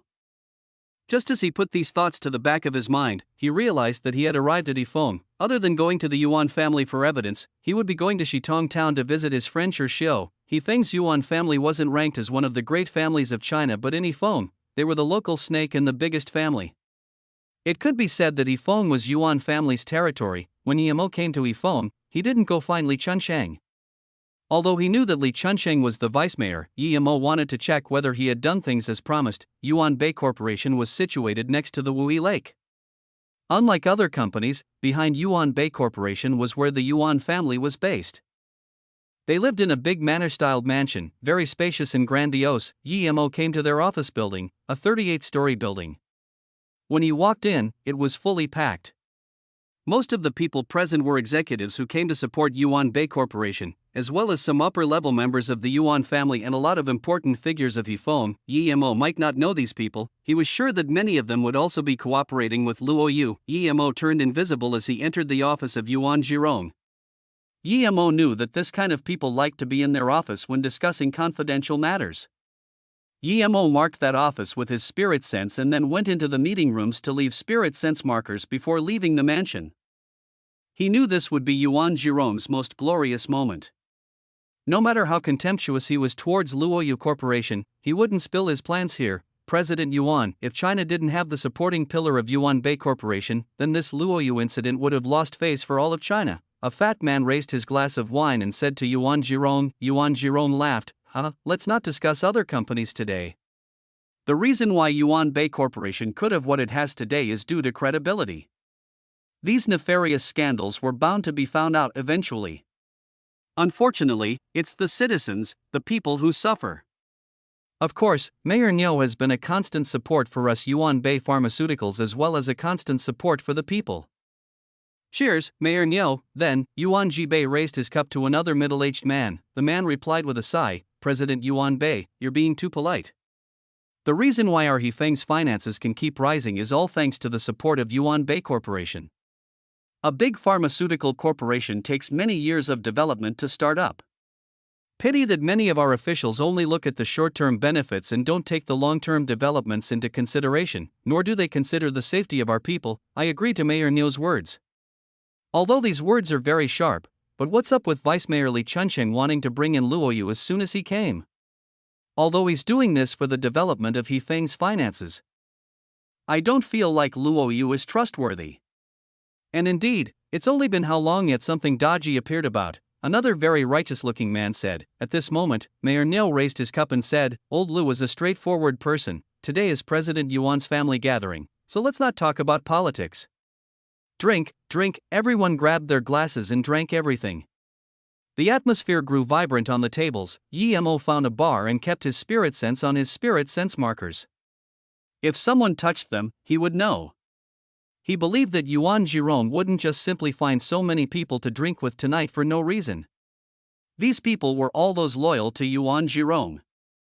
After drinking, they would talk about important matters. Sir, may I ask what you would like? A hot bar girl walked up to Yimo's seat and asked seductively, anything will do. Yimo waved his hand. Huh? The girl was dazed. Anything? There were hundreds of wines in their bar and their price difference was very high. This made things hard for her. I'll have 2 cups of blue flower blue leaf wine. Make it my count. A woman in her 30s walked up to the bar and sat next to Yimo. Blue flower blue leaf wine? Yimo was stunned. Chapter 439, Blue flower blue leaf wine. Hearing the woman's words, the bar girl immediately nodded and left. She knew this woman, of course. Everyone at the bar called her Sistering. She was the one who had brought the blue flower blue leaf wine idea to their bar. She had brought the main ingredients for the wine, but not many people knew about it, so there weren't many sales. For the sales to get better, she stayed at the bar to sell the blue flower blue leaf wine. Her way of promoting the wine was different to others, perhaps even strange. She would only promote it to strangers, she never promoted it to people she knew. And she only promoted it once, and paid for it herself. The more foreign the customer was, the more she liked to promote it. But she would never promote it again to the same person, no matter what, and she didn't pay for every customer, she only paid for a rare few. For most of them, she would just say, would you like a cup of blue flower blue leaf wine? It's not bad. Her strategy was too simple. The boss of the bar had told her many times that this way of promoting wasn't good. Even if there were interested customers, they would be put off by her coldness. Despite so, she still promoted her wine to strangers every day. To her, it seemed that the first cup was what was truly important. She never cared about whether the customer would come back for it or not. With this kind of advertising, the wine did get better sales, but it was only because the color of the wine was good. If the wine hadn't been advertised by her, perhaps the bar would have rejected it. Blue flower blue leaf wine, Emo said subconsciously. He never thought there would be such a coincidence, a wine with the same name as the plant he grew. The woman smiled. Yes, the wine is not bad. I've never seen you in this bar before, you've probably never tried it before. Emo nodded. Yes, I've never had it, but the name sounds familiar. I'm a little surprised. The woman smiled. You probably heard about this wine from someone else. But after you drink it, you will like it. Although it's still cocktail, it's got a refreshing taste. Sister Ring had actually said more than just a few words that day. Surprisingly, Emo shook his head. No, I know of a grass species called the blue flower blue leaf grass. What? You've heard of the blue flower blue leaf grass? The woman stared at Emo in shock. Her body was shaking. Emo stared at this woman strangely. From her tone, she probably knew what it was. He had brought that name from Luoyu continent. How could she know? Even if she did, it should be Lu blue carrot. How did it end up being blue flower blue leaf grass? Did this woman also transmigrate from Luoyu continent?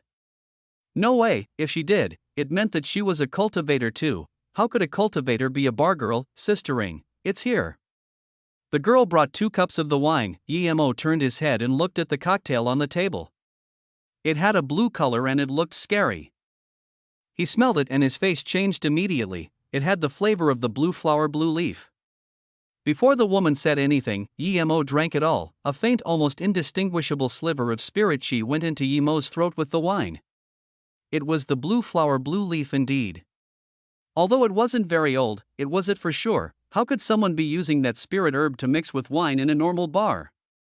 Not even the hidden sects are that rich. The woman still had excitement on her face. She seemed to really want to tell Emo something but didn't. Have you heard of it? The woman asked in disbelief. Emo retained his composure and looked at the woman with interest. He studied the woman. She was around 1.7 m, her skin wasn't too white but looked healthy. Her hair wasn't long and she was well dressed. Although she dressed seductively, her eyes didn't look seductive. If there was something really attractive about her, it would be her big breasts. Yi Mo was sure she hadn't cultivated ancient martial arts, nor had cultivation techniques. She was a normal person. The look on her skin was probably due to long time drinking the blue flower blue leaf wine. Yi Mo nodded. Yes, I do know about blue flower blue leaf wine and I know it's a herb. I even know its other name here, it's called dash. May I ask for your surname? There was still excitement in her eyes. She had intentionally stopped Yi Mo from saying the other name. Yi Mo stopped speaking. He could tell it was intentional, although he didn't understand her intentions, he still chose to not say it out loud. I'm Lu Yingying, I live not far from here, would you like to come over? The woman asked. Yi Mo was dazed. This was the first time he had met this woman, she didn't even know his name, so why did she invite him to her house? Yi Mo could tell she wasn't someone that loose. Why did she sound like a slut? Seeing Yi Mo's confusion, Lu Yingying said in a low voice, I just want to discuss about the blue flower blue leaf wine with you. The bar was busy and her invitation was heard by the people around her. Everyone who knew her was surprised. She had been doing business at the bar for a while, but she only advertised the wine, she never sold her body. Yet, she had invited a white-faced handsome young man to her place. The young man didn't look very wealthy, but he looked clean. There were many tall, wealthy, and handsome men there. How come she wasn't into them? Yi Mo smiled. He wanted to ask her what this was all about too. This kind of grass was a low-level spirit herb, but no one there could cultivate it. But this bar used it in wine. It was like mice eating wheat, wasting food. He wanted to know where it came from. Just when he was about to agree, his spirit sense marker was touched. Yi Mo sneered, that was fast. It had only been an hour.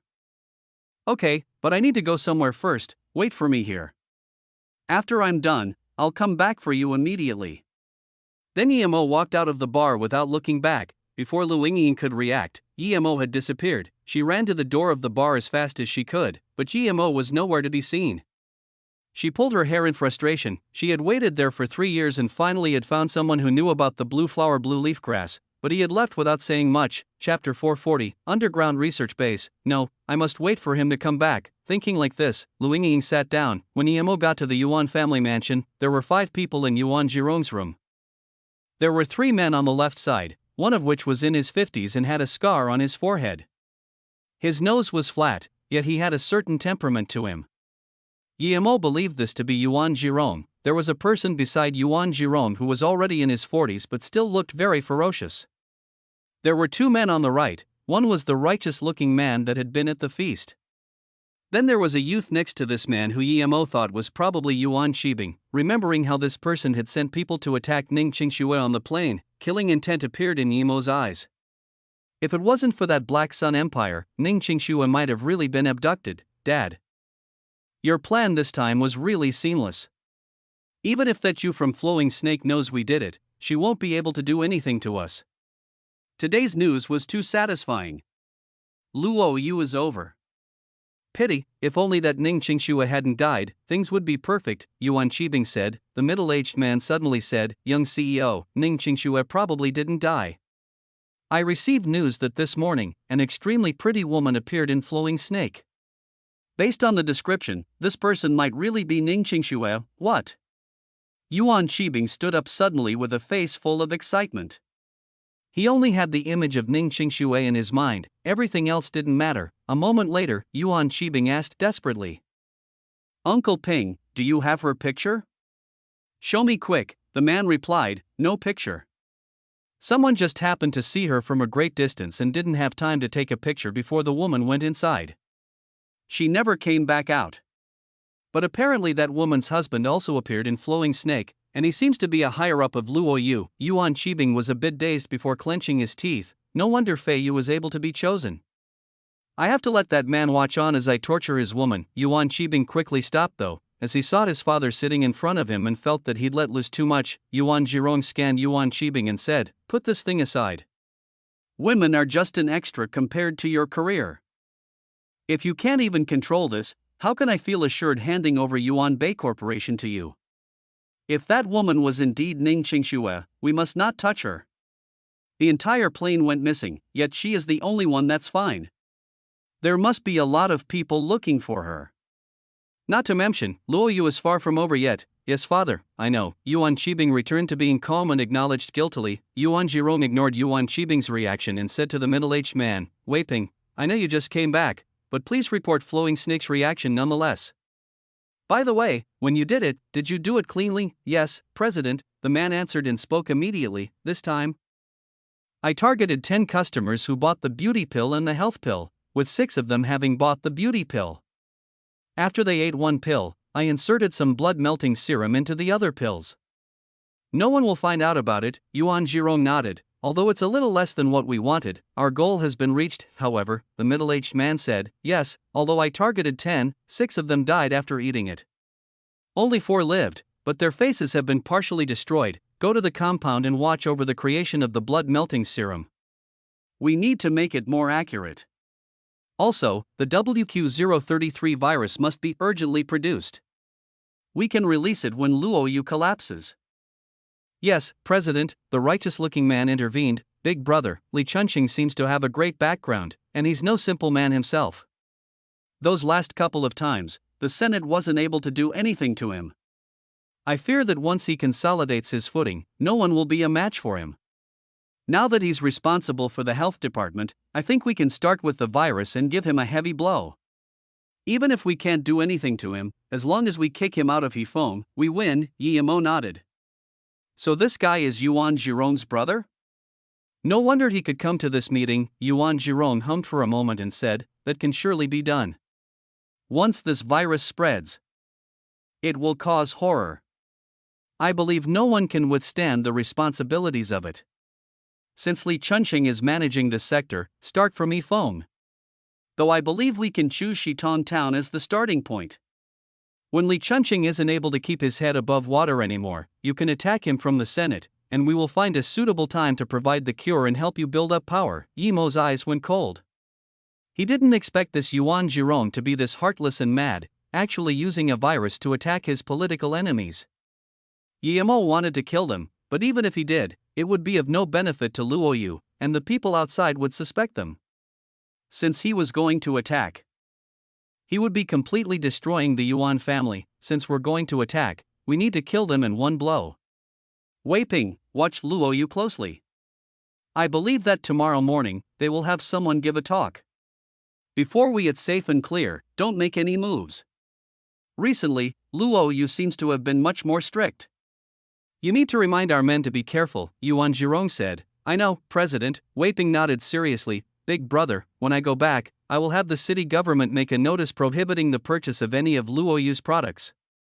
Then, I will ask Mayor Niu to hold a press conference. Okay, this will be the end of today's meeting.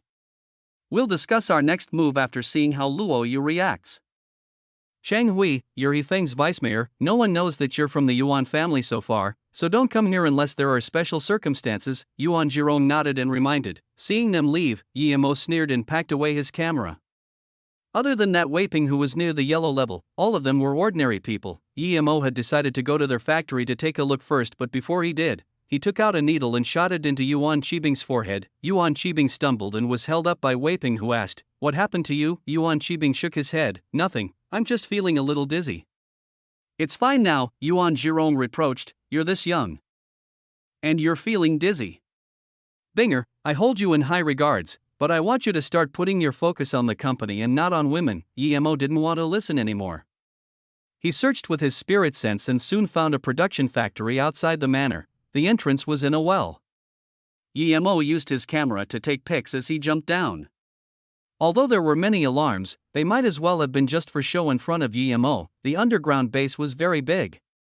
Yi Mo suspected whether the Yuan family had even made it themselves. It was very spacious, with tens of men in blue uniforms checking bottles of serums. Looking at their white pale skin, it was obvious that they hadn't seen any sunlight for a long time. Yi Mo immediately took out his camera to take pictures. It took only a few minutes before Yuan Jirong came down with that middle-aged man. As soon as he came, a researcher started to explain the progress to him. He had to admit that these facilities were very secretive. It would be almost impossible for others to take pictures of this. Pity that Yuan Jirong had encountered a cultivator. Chapter 441, Keep Running. Although Yemo had already come out of the underground room, he had to commend Yuan Jirong for his cruelty. Not only had he built the base underground, he also had planted 7 or 8 bombs. This wasn't the first time Yemo had to deal with bombs. Yemo was going to dig them all out and bury them around their mansion. The mansion probably cost around a few $100 million to have it built. He wondered what Yuan Jirong would feel when he pressed the button, and his own mansion was blown away, although Yemo also wanted to place a few at their office building, but he thought that would cost the life of a lot of innocent people, so he stopped that thought. Yemo shook his head. He wasn't cruel enough. A cruel person would bury Yuan Jirong in his building without doubts. 3 hours later, Yemo left the Yuan family's mansion. Luo Shang was a bartender. He knew Sister Ring. He usually worked from 10 p.m. to 2 a.m. Although Sister Ring was a promoter, she never stayed over 10 p.m. at the bar, but that day it was already morning and she was still there. She didn't try to promote her wine, she just sat nervously at the table as though she was waiting for someone. "Io, isn't this Sister Ring? How come you still haven't finished work by now?" a casual voice sounded. A young man in his 20s walked to Lu Yingying and sat down beside her. There were 2 other young men with him, but when they saw the young man sit next to Lu Yingying, they sat on a different table. Lu Yingying frowned. She knew that young man. He had kept pestering her for more than once. She never gave him any chance because she finished work at 10 p.m. every day. "Let's have 2 cups of blue flower blue leaf wine, on me this time," the young man said. Lu Yingying said coldly, "Guchong, I don't want to drink with you, move aside." The young man smiled. "Sister Ring, I'm helping you do business." "Is this how you treat someone who helps your business?" Lu Yingying stood up as though she hadn't heard him, and tried to sit somewhere else. She knew Guchong was an overlord there. But she also knew what to do and rarely messed with him. He usually came to the bar at after 11, and she left earlier. If it had been another time, she would have had a drink, but this time, she was annoyed and desperately wanted to see Emo. She wasn't in the mood to waste time with Guchong. "Brother Gu treated you for drink and is advertising for you, but you treat him with this attitude. How can you be like this, Sister Ring?" The 2 young men got on Lu Yingying's way. Guchang's expression sunk. Usually, when he saw that woman and messed with her, she never dared to speak up. Had she taken the wrong medicine that day? Lu Yingying had been listed as one of his women ages ago. Although she wasn't some rare beauty, she wasn't ugly. Her main attractive was her chest. It was too enticing. However, Guchong rarely came to the bar before 10, so he forgot about that woman most of the time. He didn't lack women. For him, if he could have a wealthy girl, he would take her. But sometimes, it was another kind of fun playing with a bar girl. Lu Yingying's face looked bad. She knew what she had done just then wasn't too good, but she was too excited. "Sorry, young Master Gu, I wasn't in a good mood. I will apologize, this shot will be on me." Then she drank a cup. Guchong laughed. "That's how it should be, but..." Then, Guchong signaled his 2 lackeys. The young man who had stopped her raised his thumb. "Sister Ring is really understanding, but today you've made our brother Gu angry. Brother Gu is magnanimous, but don't you think you need to give him something in return? What else do you want?" Lu Yingying's face didn't change. She had seen this in the bar too often. If he was going to continue pressuring her, she wouldn't retreat anymore. "The more you back down, the more cocky these people got. What do we want to do?" "Sister Ring, Brother Gu admires you, so today you will have to stay with him. From now on, your business will be handled by Brother Gu," one of the young men said. Lu Yingying's face changed and immediately said, "Keep dreaming." Guchong sneered, "You're asking for it." As soon as Guchong said this, the young rose his hand to slap Lu Yingying. Lu Yingying had been using the blue flower blue leaf wine for a long time and, although she hadn't cultivated, she was agile. Before the young man could slap her, she blocked it subconsciously. However, the young man's strength was great and she still stumbled and fell into a seat. Luo Shang was worried, but he knew that he couldn't offend Guchong. But before he could call the police, he was stopped. "Boss."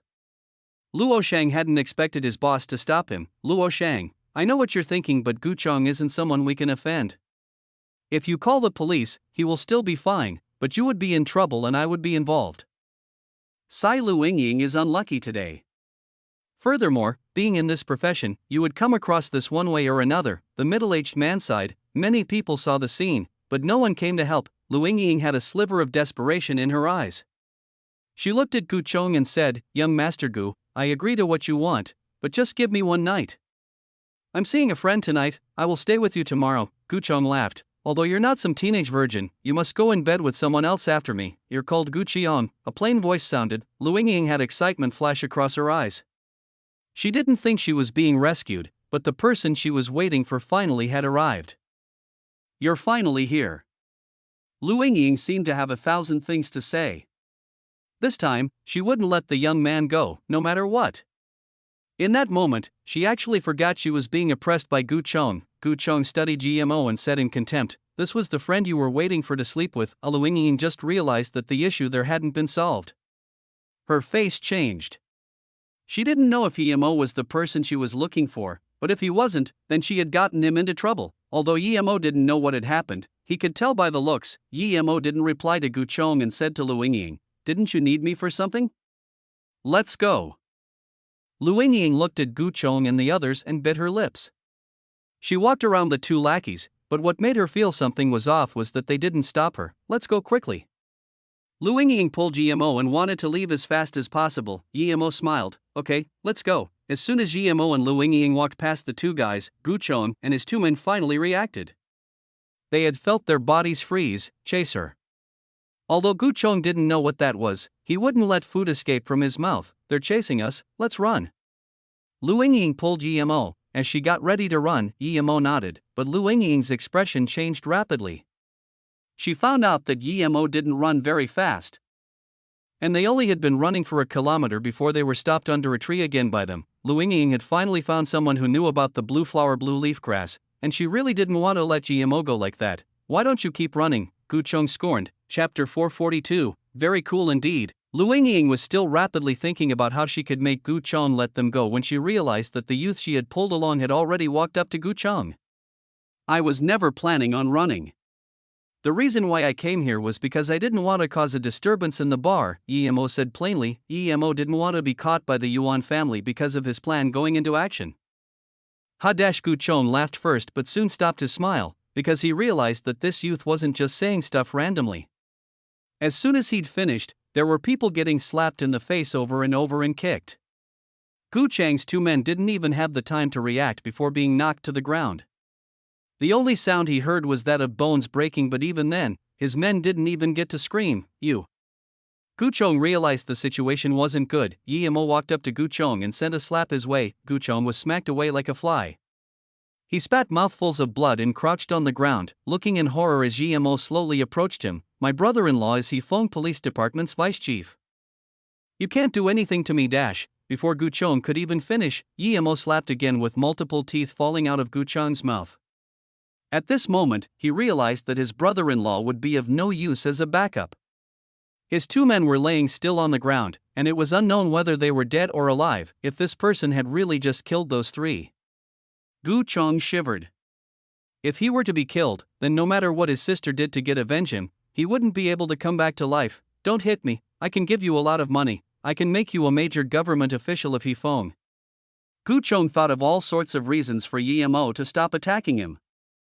But when he said that, this man stopped attacking him unexpectedly. Yemo took back the leg he was about to kick Gu Chong with and looked at him coldly. "Your brother-in-law is just a police chief, a vice chief at that. How can he give me a major government official position?" Gu Chong breathed easy. Although he was beaten quite heavily, it was good that he could bargain with this person. As long as he agreed, Gu Chong had ways to deal with them. Thinking about this, Gu Chong wanted to trick Yemo. Crack Yemo was far above the level of Gu Chong. He could see what Gu Chong was thinking just by looking into his eyes. Yemo couldn't even be bothered to talk and just kicked, breaking Gu Chang's arm. Gu Chang's soul was about to be blown away due to fear. He knew that this person really had the guts to kill him. He no longer dared to make up stories and said, "I really do have a way. I have evidence against Mayor Neo which I can blackmail him with. If you use this to threaten him, he will agree to you for sure." Yemo thought, "Mayor Neo? This must be that half-bald guy he had seen. How could someone like Gu Chong have evidence against him?" Thinking about this, Yemo questioned in contempt, "Who do you think you are?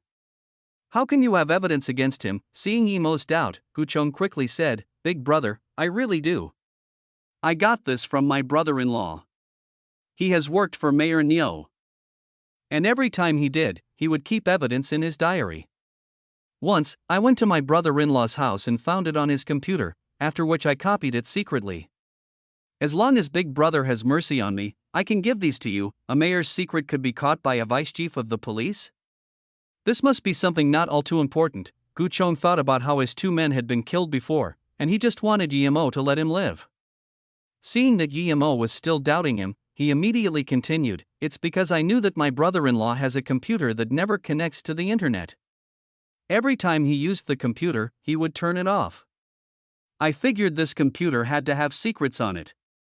So while he went to the toilet, I sneaked into his room and copied the files that were on it." Yimo sneered and stood on Gu Chang's broken hand, saying, "Your eyes are dodging mine, which means you're lying.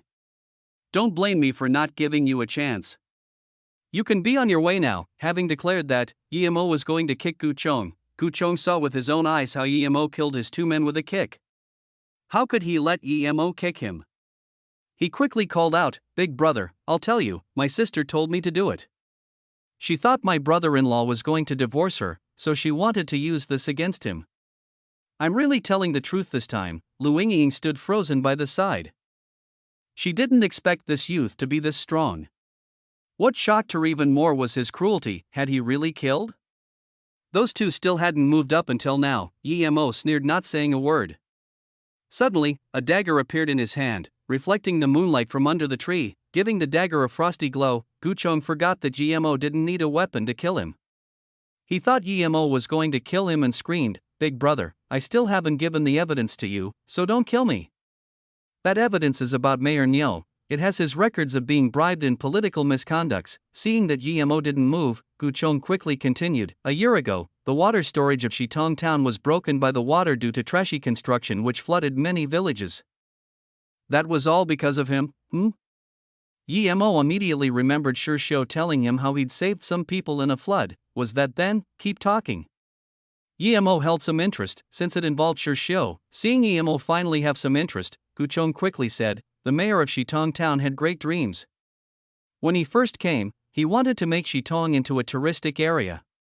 He used his connections to get 60 million worth of funds to build a metal-like dam for water storage and move the villagers from downstream away. Because this fund had to go through the city, Mayor Niu took 50 million from the sum and only gave a few million. He even sent a few people to monitor the progress. And at that time, Su Hong happened to be hospitalized due to an illness. Thus, this dam building was supervised by another mayor and the people Mayor Niu had sent." Noticing how Yimo was listening intently, Gu Chong further explained with increased vigor, "Mayor Niu used the money for a holiday in the US. He even brought a gambling master along, but he lost all the money in Las Vegas." Yimo finally understood. Mayor Niu wanted to earn from that money yet lost everything.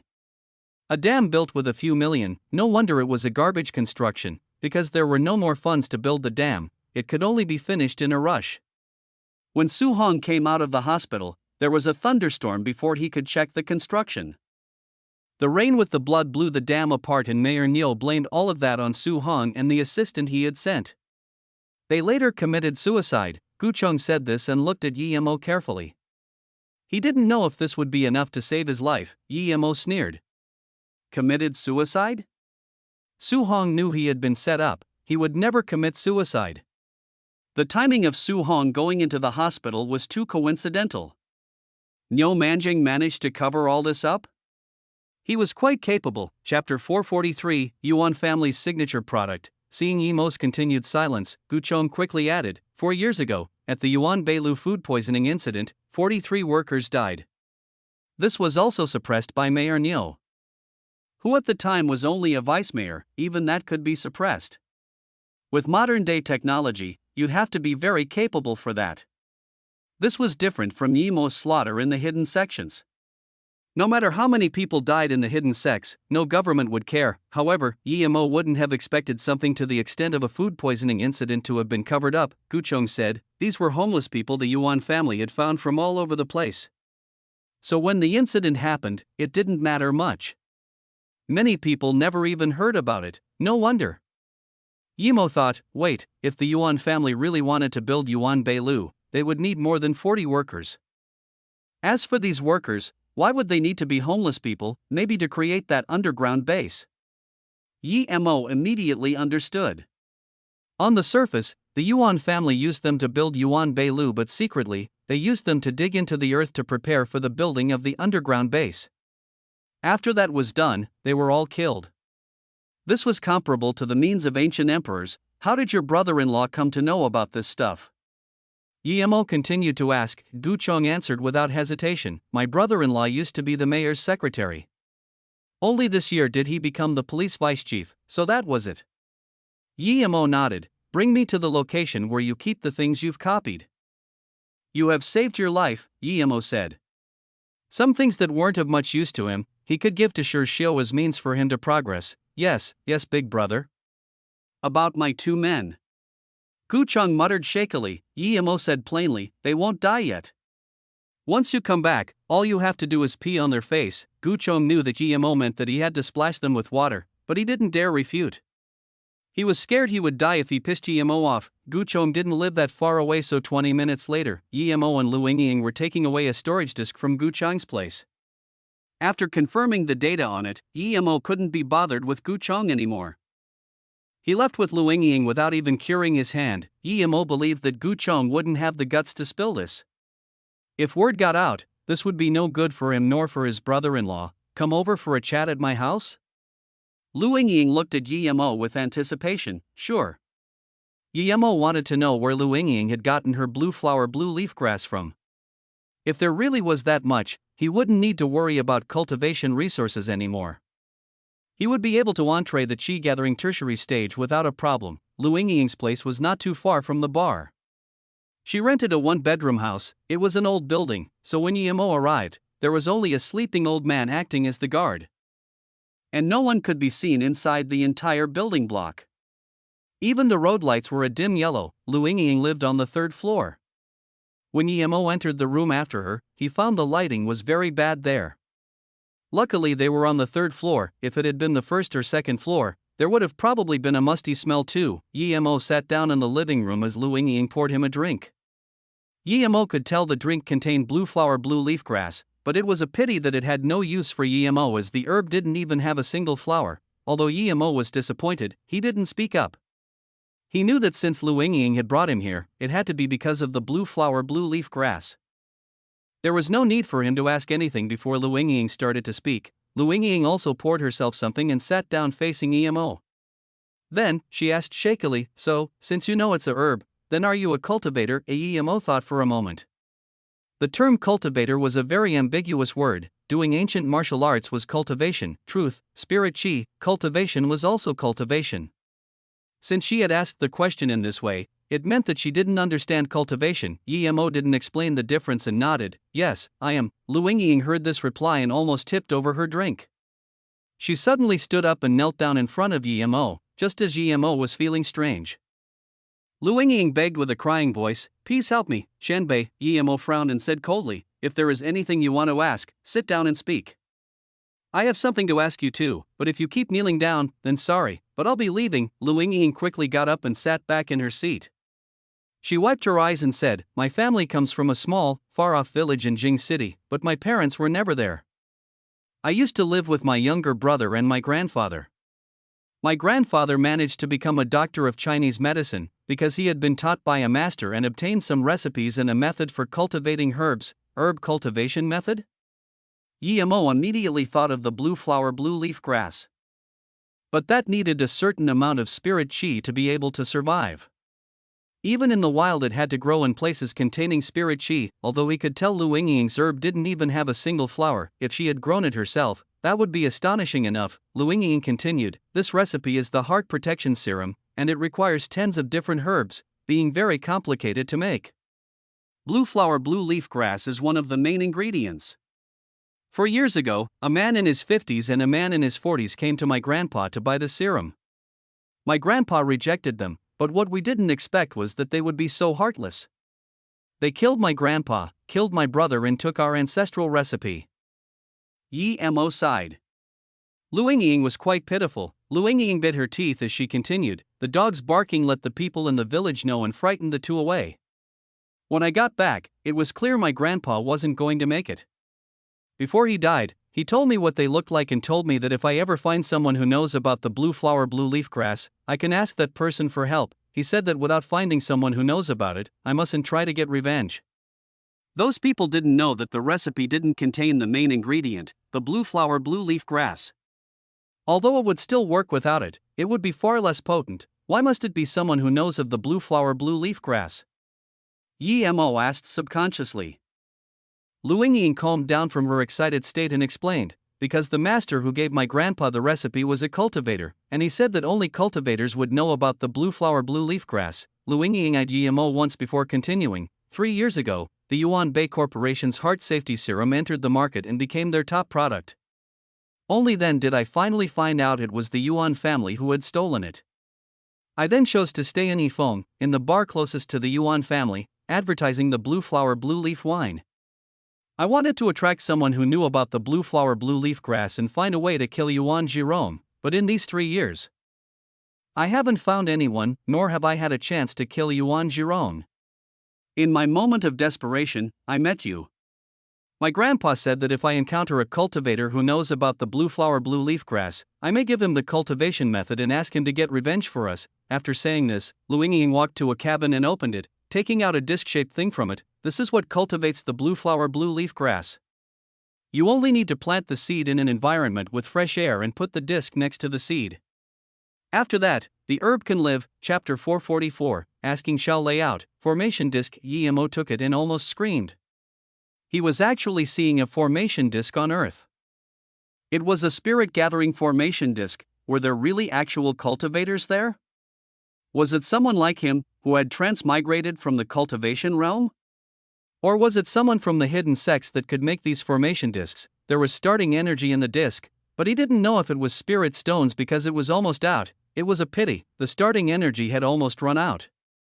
When it was all gone, it would be useless if there was no spirit stones. It was simple to make a formation disc like that one, but the main thing was the driving energy, whether it was essential chi or spirit stones. This was very important to Yi Mo comparatively. This formation disc was worth nothing, because Yi Mo could make it himself if he had the materials. Moreover, he didn't need a formation disc to make formations. It seemed that the cultivators there were as simple as he had thought. Lu Yingying looked worriedly as she saw Yi Mo get lost in his thoughts, staring at the disc. She didn't know if Yi Mo would attack her because of it. Seeing Lu Yingying's worried expression, Yi Mo smiled faintly. This disc has no use for me, you can keep it. Lu Yingying's expression changed, her heart sank. Her grandpa's words hadn't gotten true. Although she had waited at Yifeng for these years and had finally found someone who knew about the blue flower blue leaf grass, he wasn't interested in her price. Seeing her disappointed look, Yi Mo smiled and said, "Don't worry about your revenge. I came to Yifeng this time also to get revenge from the Yuan family. I won't hide it from you, I'm the person responsible for Luoyu and Flowing Snake. The beauty pill incident is due to the Yuan family. Do you think I will let them live? So, in at most a week, you will see them disappear from Yifeng. Are you the president of Luoyu? Oh my god. The beauty pill and healthy pill are absurd, and you were the one who made them?" When I saw that report on the negative effects, I knew it was someone trying to harm Luoyu. It was so indeed. Lu Yingying stood up in joy. She was joyful because had Yi Mo promised her to annihilate the Yuan family. But she was also joyful for meeting the creator of Luoyu. He was a legendary figure, so you don't need to worry. When the Yuan family is annihilated, you can also tell reporters about what they did to your family, Yi Mo said. Lu Yingying bowed to Yi Mo once again. Thank you. If it wasn't for you, I may never be able to get revenge in my entire life. Yi Mo nodded. That disc will be of no use in a short time, so don't use it to cultivate blue flower blue leaf grass. The ones you cultivated didn't even have a single flower. Its medicinal value was very low. After Yi Mo had left Lu Yingying's place, he decided to find a famous reporter to expose them and then look for Shi Xiu. He was going to give his material to Shi Xiu and make him go find Li Chunsheng. This way, when Li Chunsheng establishes his position in Yifeng, he would remember Shi Xiu's work.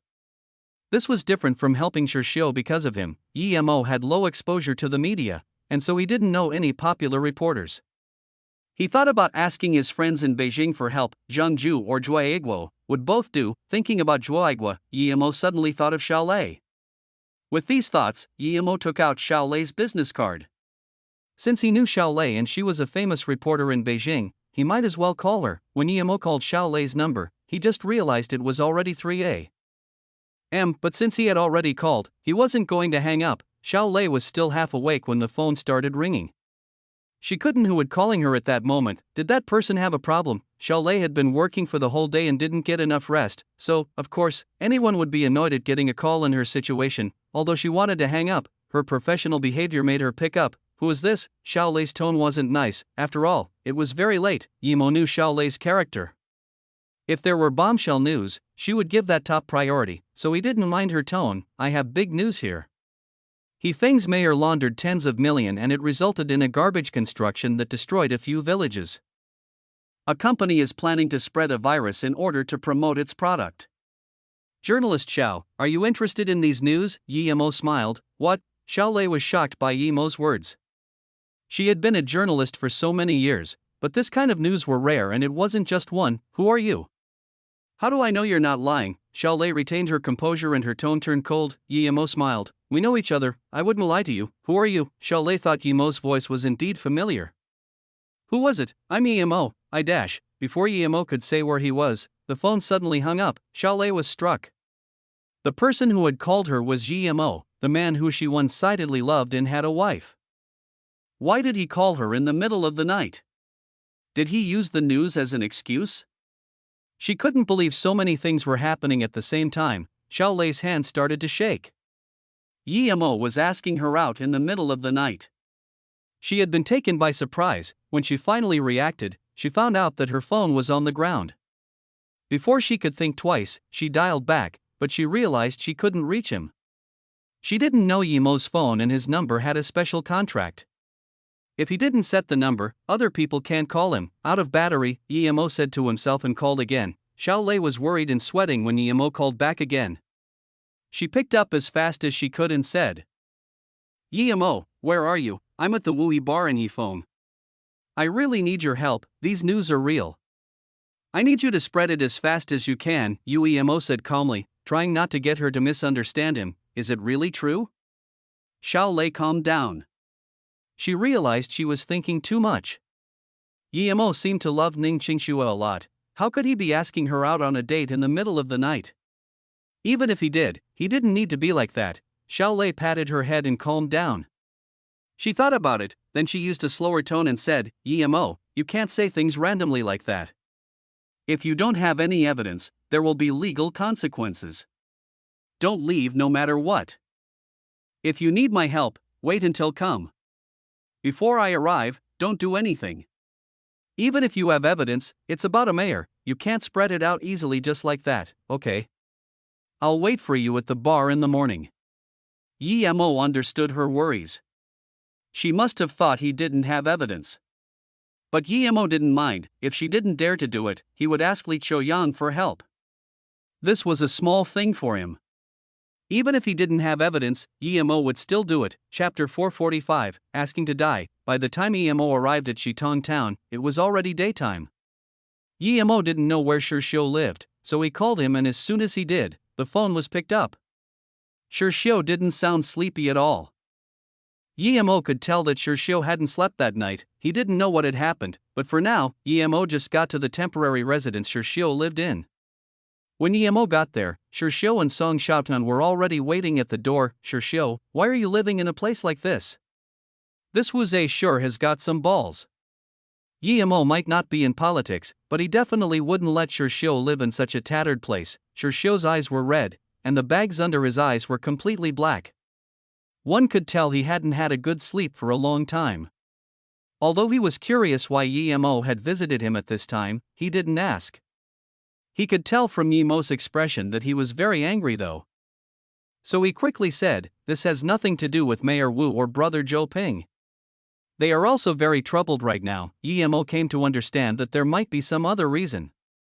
Wu Zhe probably wouldn't have dared do this. After Yimo went inside and sat down, Shirxiu started explaining. Back when Shirxiu arrived, he wasn't admitted into the Senate due to his lacking experience. This way, he couldn't help Wu Zhe in the Senate while the secretary of Mayor Hong Zhao was a rather domineering person. Before Wu Zhe's arrival, he already had a firm grip on all power. So when Wu Zhe appeared, he only had Zhou Ping to help him, hence they were on the downside if Luoyu hadn't encountered any problems. Wu Zhe still might have had some power, but it had been reported that the beauty pill had negative effects. Since Luo Yu was brought in by Wu Zhe and Xiao, that only served to make their situation even worse. Despite Wu Zhe being a man of the Li family, he would turn valueless if he needed the Li family to help him with this. With Wu Zhe being alone, the situation was getting worse and worse. Li Chunsheng wasn't able to help Wu Zhe either as he was in trouble himself. My job is pretty much a hollow shell now. Everything is controlled by Hong Chao's men, and Mayor Niu is Hong Chao's supporter. Xiao Tan and I discussed for the whole night last night, because she was trying to persuade me to give up the position. But I remain unsatisfied. You helped me get this position, and I don't want to give up before even having begun, Xiao said helplessly. Emo nodded. No wonder Shitong's damn incident could be suppressed. Even the secretary was Mayor Niu's guy. Emo patted Xiao's shoulder and said, "Don't worry, I can solve this for you." You know about the damn incident, right? The one that enabled you to rise to your current position. Xiao immediately nodded. Of course I know, everyone does. Still, the higher-ups suppressed it. I suspect that it must have something to do with Mayor Niu, but no one dares say anything without evidence. My instinct tells me that Mayor Su has to have been wronged. Emo couldn't help but commend Xiao's political instinct. Your suspicion is correct. I have evidence of Mayor Niu's money laundering.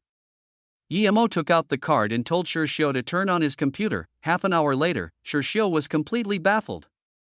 This information was so top secret that it even contained the schemes of Yuan Bei Corporation. This. He couldn't imagine how Emo had managed to obtain such a thing. It was only yesterday that the beauty pill had been reported to have side effects, yet now, Emo already had this kind of evidence on film. Emo was too absurd, too powerful. How could Yuan Bei Corporation even fight him? This was nothing but suicide. Fighting Emo was suicide indeed. Seeing this, Emo patted Xiao's shoulder and said, "I copied the info to your computer, and you may use it as needed. If you can't rise up now, I won't help you anymore, and you can just help me over at Flowing Snake. Emo, you are my best friend.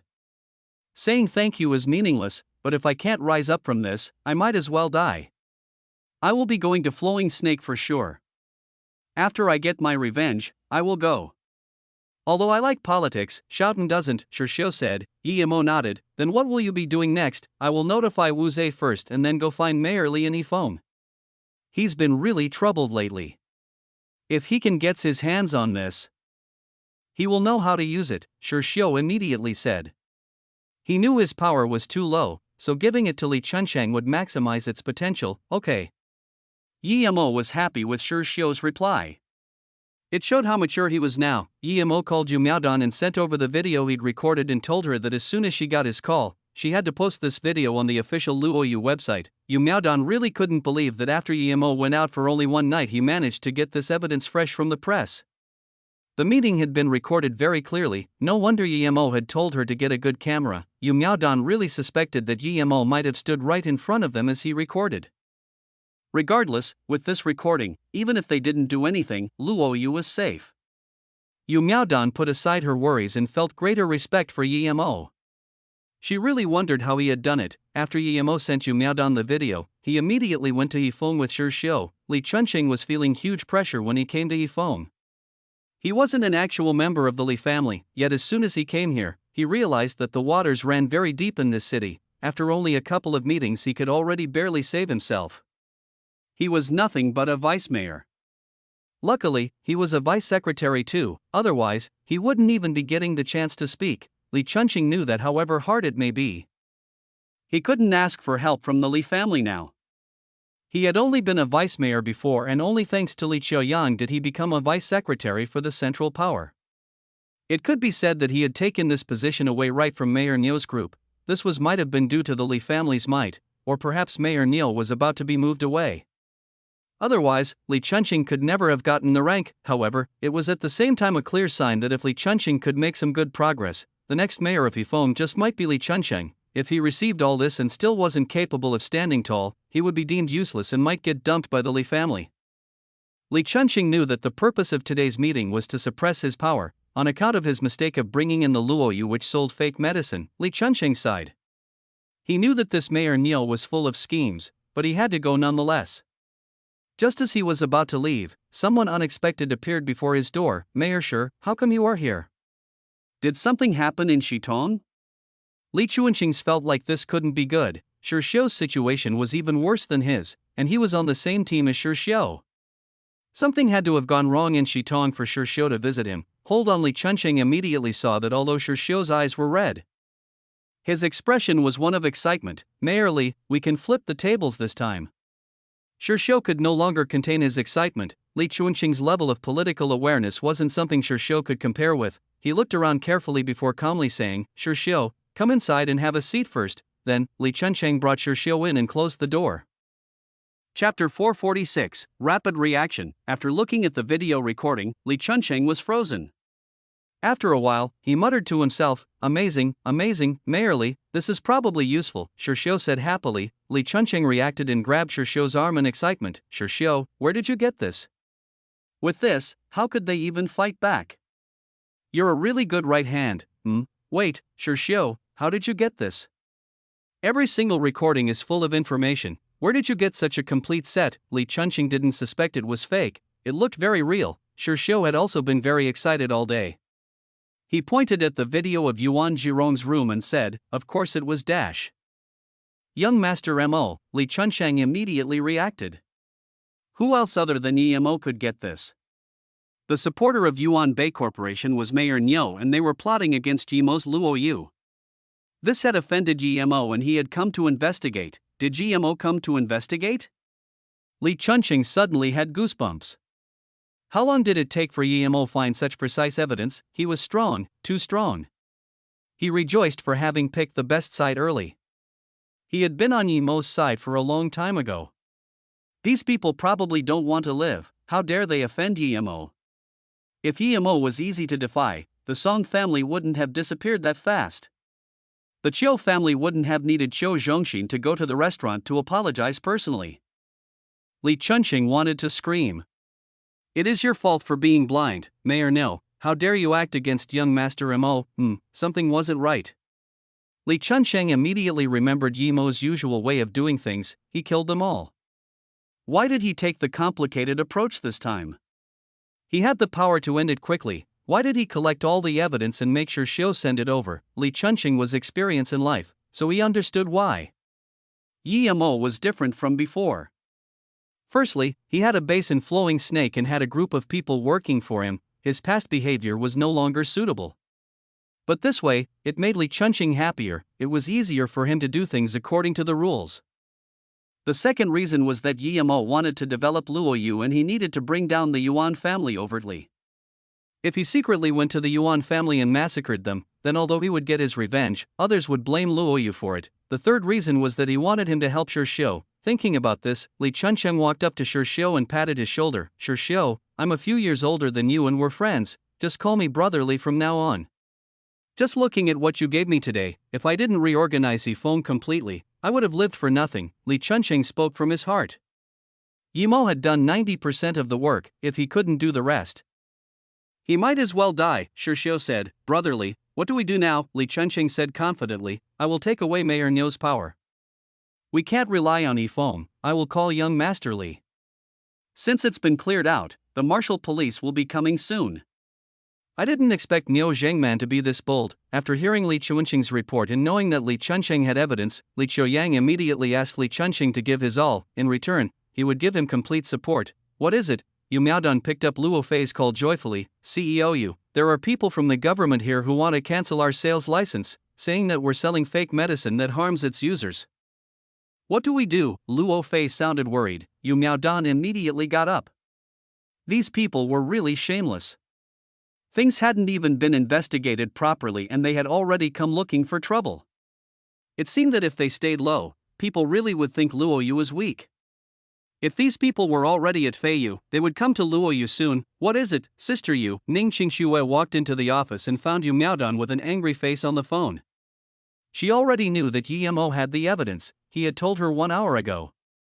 Since things were solved, why was Sister Yu still so angry? Yu Miaodong explained things to Ning Qingxue.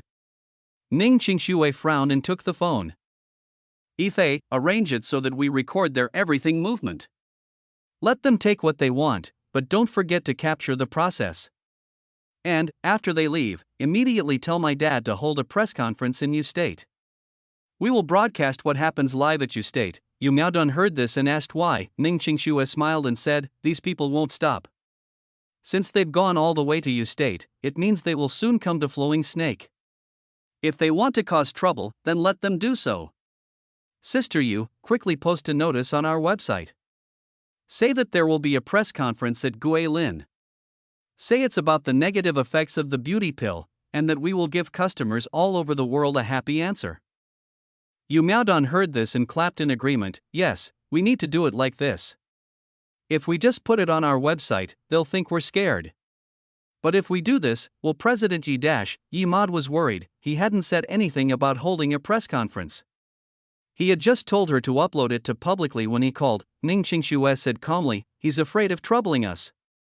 I think he would do the same for sure, but it's better if we arrange it now, so it can be live. Just as Ning Qingxue and Yu Miaodun thought, if Luoyu hadn't posted the notice, the government officials going to Flowing Snake wouldn't have stopped. No one knew if Luoyu had support, so no one wanted to be the team facing them on this. With Luoyu's official announcement of a press conference to explain things, they stopped their journey. They decided to investigate after that. This announcement shocked the world. Although there were some cases of side effects, there were only 4. Many people suspected that Luoyu was being attacked. Luoyu's rapid reaction made everyone happy. It had only been 36 hours. As soon as this was announced, almost all the journalists in the country knew what they had to do. Their first reaction was to go to Guilin. But there were only a few flights each day. Because of the desperation and constant negotiation of media entities, airlines made available extra flights to Guilin. Meanwhile, Yu Miaodun and the others had already taken a helicopter to Luoyu's new building in Guilin. Chapter 447, Prepare for Live Broadcast. When Yimo got back to Yifeng, it was still early.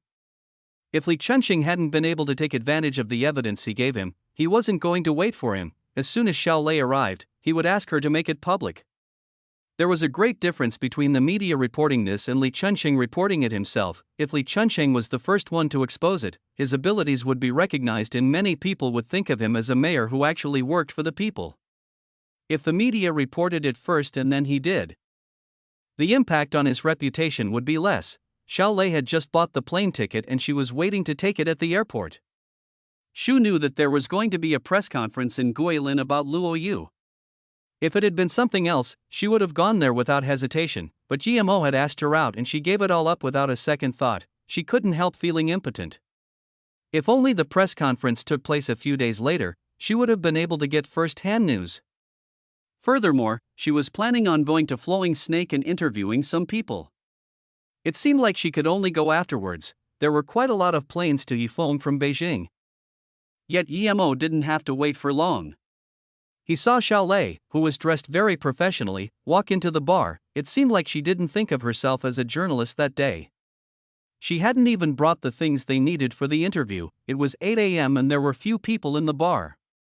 Just when Xiao Lei was looking in confusion into the bar, that was almost empty, a voice called out behind her, Xiao Lei, this way. The moment Xiao Lei saw Yimo, her face was full of surprise and joy.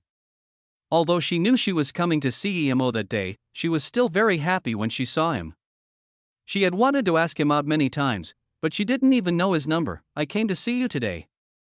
But I had to give up huge news.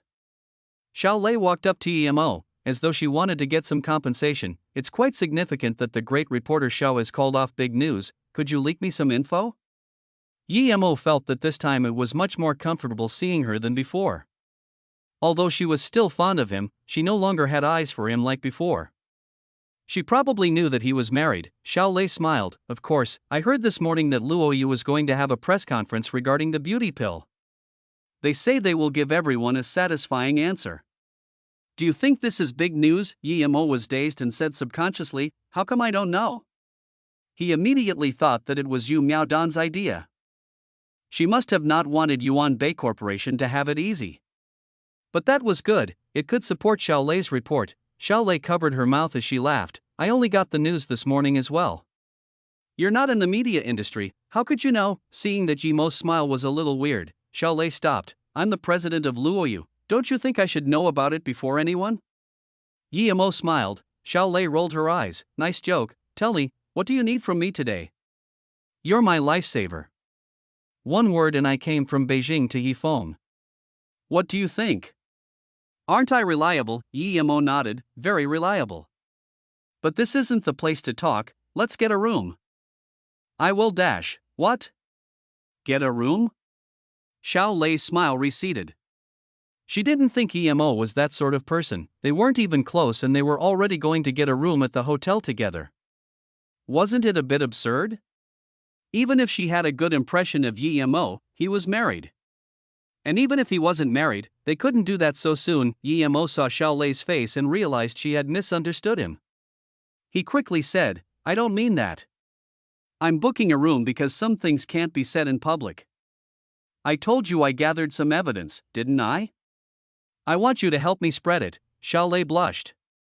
What was she thinking? It was too embarrassing. You really have Mayor Niu's dash. Xiao Lei stopped subconsciously. She knew she couldn't say that in the middle of the street. Yi Mo nodded and didn't talk. Xiao Lei felt that Yi Mo was telling the truth. At least, she could tell he wasn't kidding. Are you really the president of Luoyu? Xiao Lei just remembered Yi Mo's words, and her expression froze. Yi Mo nodded. Indeed, I'm the president of Luoyu. Don't worry, it won't impede your job. The press conference at Luoyu is also because of the same recording. Half an hour later, in a hotel room in Yifeng, Xiao Lei was completely shocked by Yi Mo's resources. He has given her a very clear and complete set of video recordings. Each one of them would cause a huge thunderstorm. Who was Yi Mo truly? She couldn't even conceive it anymore. Luoyu was actually his company. They'd just been attacked, and he immediately got enough proof that would mean the end of his enemies. He was a bit too powerful. Seeing Xiao Lei not talk, Yi Mo thought she was too afraid to expose these news and said, in fact, I didn't know that my company is holding a press conference. If I did, I wouldn't have invited you over. I'm just afraid that if this gets exposed in Guilin, it wouldn't be as influential as doing it in Beijing. I'll do it. I'll immediately notify the people from the channel to come to Yifeng. I will do a special report on this matter. Xiao Lei immediately realized how valuable these news were. If her news channel was the first to report it live, their popularity would certainly increase, but Xiao Lei hesitated. It was fine to report Yuan Bei Corporation for framing Luoyu, but as for the Niu Zhengman's case, it couldn't be made public so easily. She knew it was one of the taboos in the industry. Yi Mo could tell what Xiao Lei was concerned about just by looking at her face. He smiled and said, report it however you like, don't worry. This will also published in the Yifeng Senate, so you don't need to worry about anything. No one would dare say anything. If you're lucky, you may get to interview some of Yifeng's leaders and broadcast it live. Okay, if that's it then. I really have nothing to worry about. Xiao Lei looked at Yi Mo.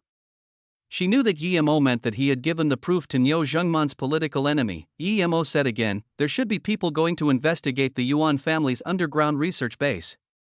If your film team can make it in time, perhaps you can also get a live broadcast. If Yuan Zhirong had known that these were the consequences of challenging Luoyu, then perhaps he wouldn't have dared to, even if he had 100 lives. Chapter 448, taken by the unexpected. Due to Li Chunqing being late, the Senate's meeting in Yifeng was delayed by 2 hours.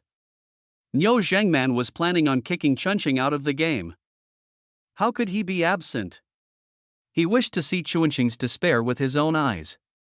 He liked the feeling of crushing his opponents beneath his feet. As soon as Chunqing arrived, Niu Zhengman got some news. He sneered and said to the secretary, start the meeting. Most of the Senate's meetings were started by Niu Zhengman. As for the head secretary, Chen Fanghan, he was just for show. He had 1 year left until retirement with no hopes of getting any promotion. Hence at every meeting, Chen Fanghan's attitude was rather ambiguous. Most people had expected this anyway. By the time Chunqing had arrived, almost everyone was already there except for him. Mayor Li is really busy. Luckily, we're all free, so we have time to wait for Mayor Li. As soon as Chunqing appeared, Chang Yao's voice sounded, but no one in the Senate said anything, since they knew that Chunqing might possibly leave before even having had the time to warm the mayor's seat. At this moment, it wasn't smart to offend someone who was about to leave. Chunqing wasn't old, who knew if he could climb back up again. Niu Zhengman glanced at Chunqing once before opening. This meeting shall be conducted by me. Jiang Ping make the records dash, no one ever objected, so Niu Zhengman was very domineering. Yet today, as soon as he said this, Qian Fenghan said slowly, I will conduct the meeting today. Mayor Niu has been quite fatigued lately. This was a very abnormal thing to happen in Yifeng. Ever since Qian Fenghan had come there, he had never done anything domineering nor prepared his own faction. Qian Fenghan was like an old man ready to enter his grave. He had spent half a year telling people that he was just waiting to die. For someone like this who was about to retire, it was unexpected for everyone that he chose to conduct the meeting today. What was going on today? Was this his last shine or something? Even Chunqing didn't understand this. Was Qian Fenghan on the same side as Niu Zhengman? Niu Zhengman immediately felt insulted. He had been very domineering, yet today, Qian Fenghan took away his power without any premonition. He thought that even if the old fart wanted to do this, he could have told him earlier. He couldn't just slap his face like that. Everyone at the scene fell into silence. They had all intended to see how Chunqing would be leaving, yet now, it had become a fight between Qian Fenghan and Niu Zhengman. After getting angry, Niu Zhengman clenched his fist, thinking, even if you're going to retire, I won't back down for something like this. Otherwise, when you leave, how will I perform my job at Yifeng? I require absolute compliance. Secretary Qian, you're quite old now, and it's not easy conducting a meeting, being rather complicated. How about you point out what you have problems with after the meeting? Niu Zhengman said with a smile. Chunqing didn't expect Qian Fenghan would be making this move right when he was about to fight Niu Zhengman. Qian Fenghan didn't seem to comprehend the underlying meaning of Niu Zhengman's words and continued to talk slowly. I'm the head secretary for this city. Are there really that many problems? The citizens gave us all of our jobs. Since they did it this way, that must mean that I will suffice. Although Mayor Niu is very capable, your eyes aren't as bright as the citizens. Niu Zhengman's anger dissipated, and he immediately became alarmed. Would a secretary who was about to retire use this kind of sharp language? What did this mean? Not only Niu Zhengman, everyone else shivered too. What did those words mean? Everyone knew what Niu Zhengman was doing, but no one ever dared to say a thing. They all realized just now that they'd underestimated this old man. He was actually a level or two higher than everyone at the scene. I support Secretary Qian Fenghan conducting this meeting. Chunqing was the first to react. He suspected that something was off. As soon as he was going to bring down Niu Zhengman, Qian Fenghan wanted to conduct the meeting. This was too coincidental. Niu Zhengman had a really bad feeling. He felt like Chunqing was quite peculiar today. He knew Chunqing very well. Chunqing usually kept a low profile, and he understood that that was because he hadn't stabilized his position yet. Why was he suddenly supporting Qian Fenghan, and what did that mean? Thinking about this, Niu Zhengman smiled. Since old Qian isn't afraid of fatigue, then I'll take a short break. This is the content I had prepared to discuss in the meeting. Niu Zhengman handed his documents over to Qian Fenghan. Just because he had been taken by surprise didn't mean that he wasn't going to do what he had been planning to do. He would need to spend some time studying this Qian Fenghan after this meeting, though. Qian Fenghan didn't even look at Niu Zhengman and said, I've been busy with work lately, so I haven't been really impactful in this Senate. Qian Fenghan didn't take the documents Niu Zhengman handed him and instead said, we will be discussing 3 things this meeting. Firstly, about Luoyu investing in Yifeng and the recent news of their scandal. As for the second topic, Niu Zhengman was taken by surprise yet again. He had only been planning to discuss 2 things this meeting. The first was about Li Chunqing mistakenly bringing in Luoyu too, but how come there were 3 things now? Chapter 449, Incisive QA. Qian Fenghan didn't mind Niu Zhengman's uncertain expression. He just said, as for the second thing, I will talk about it after we finish with the first.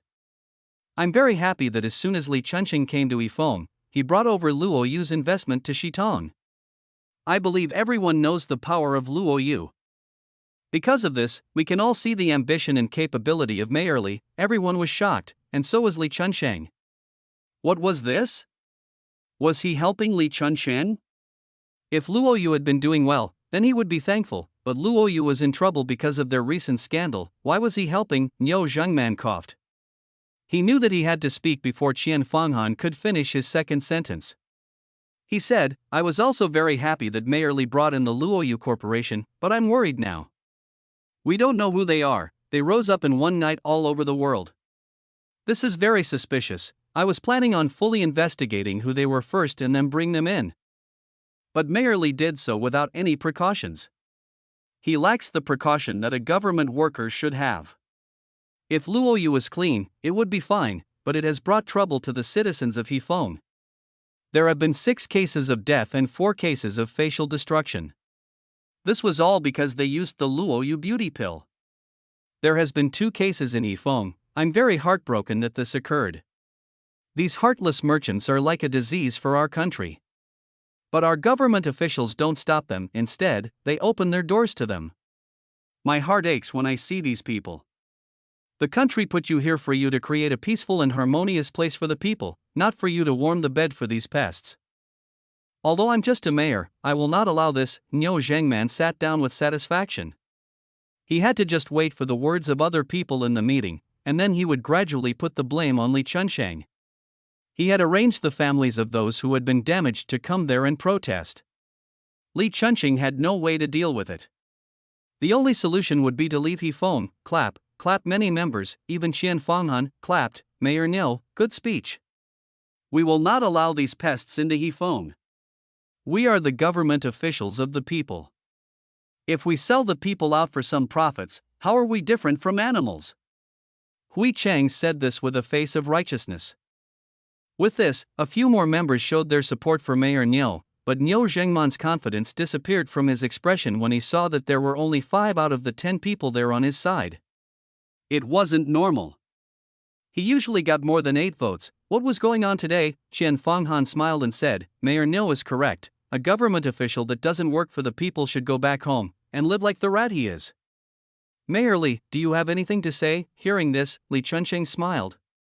He was quite sure that Qian Fanghan wasn't just a puppet.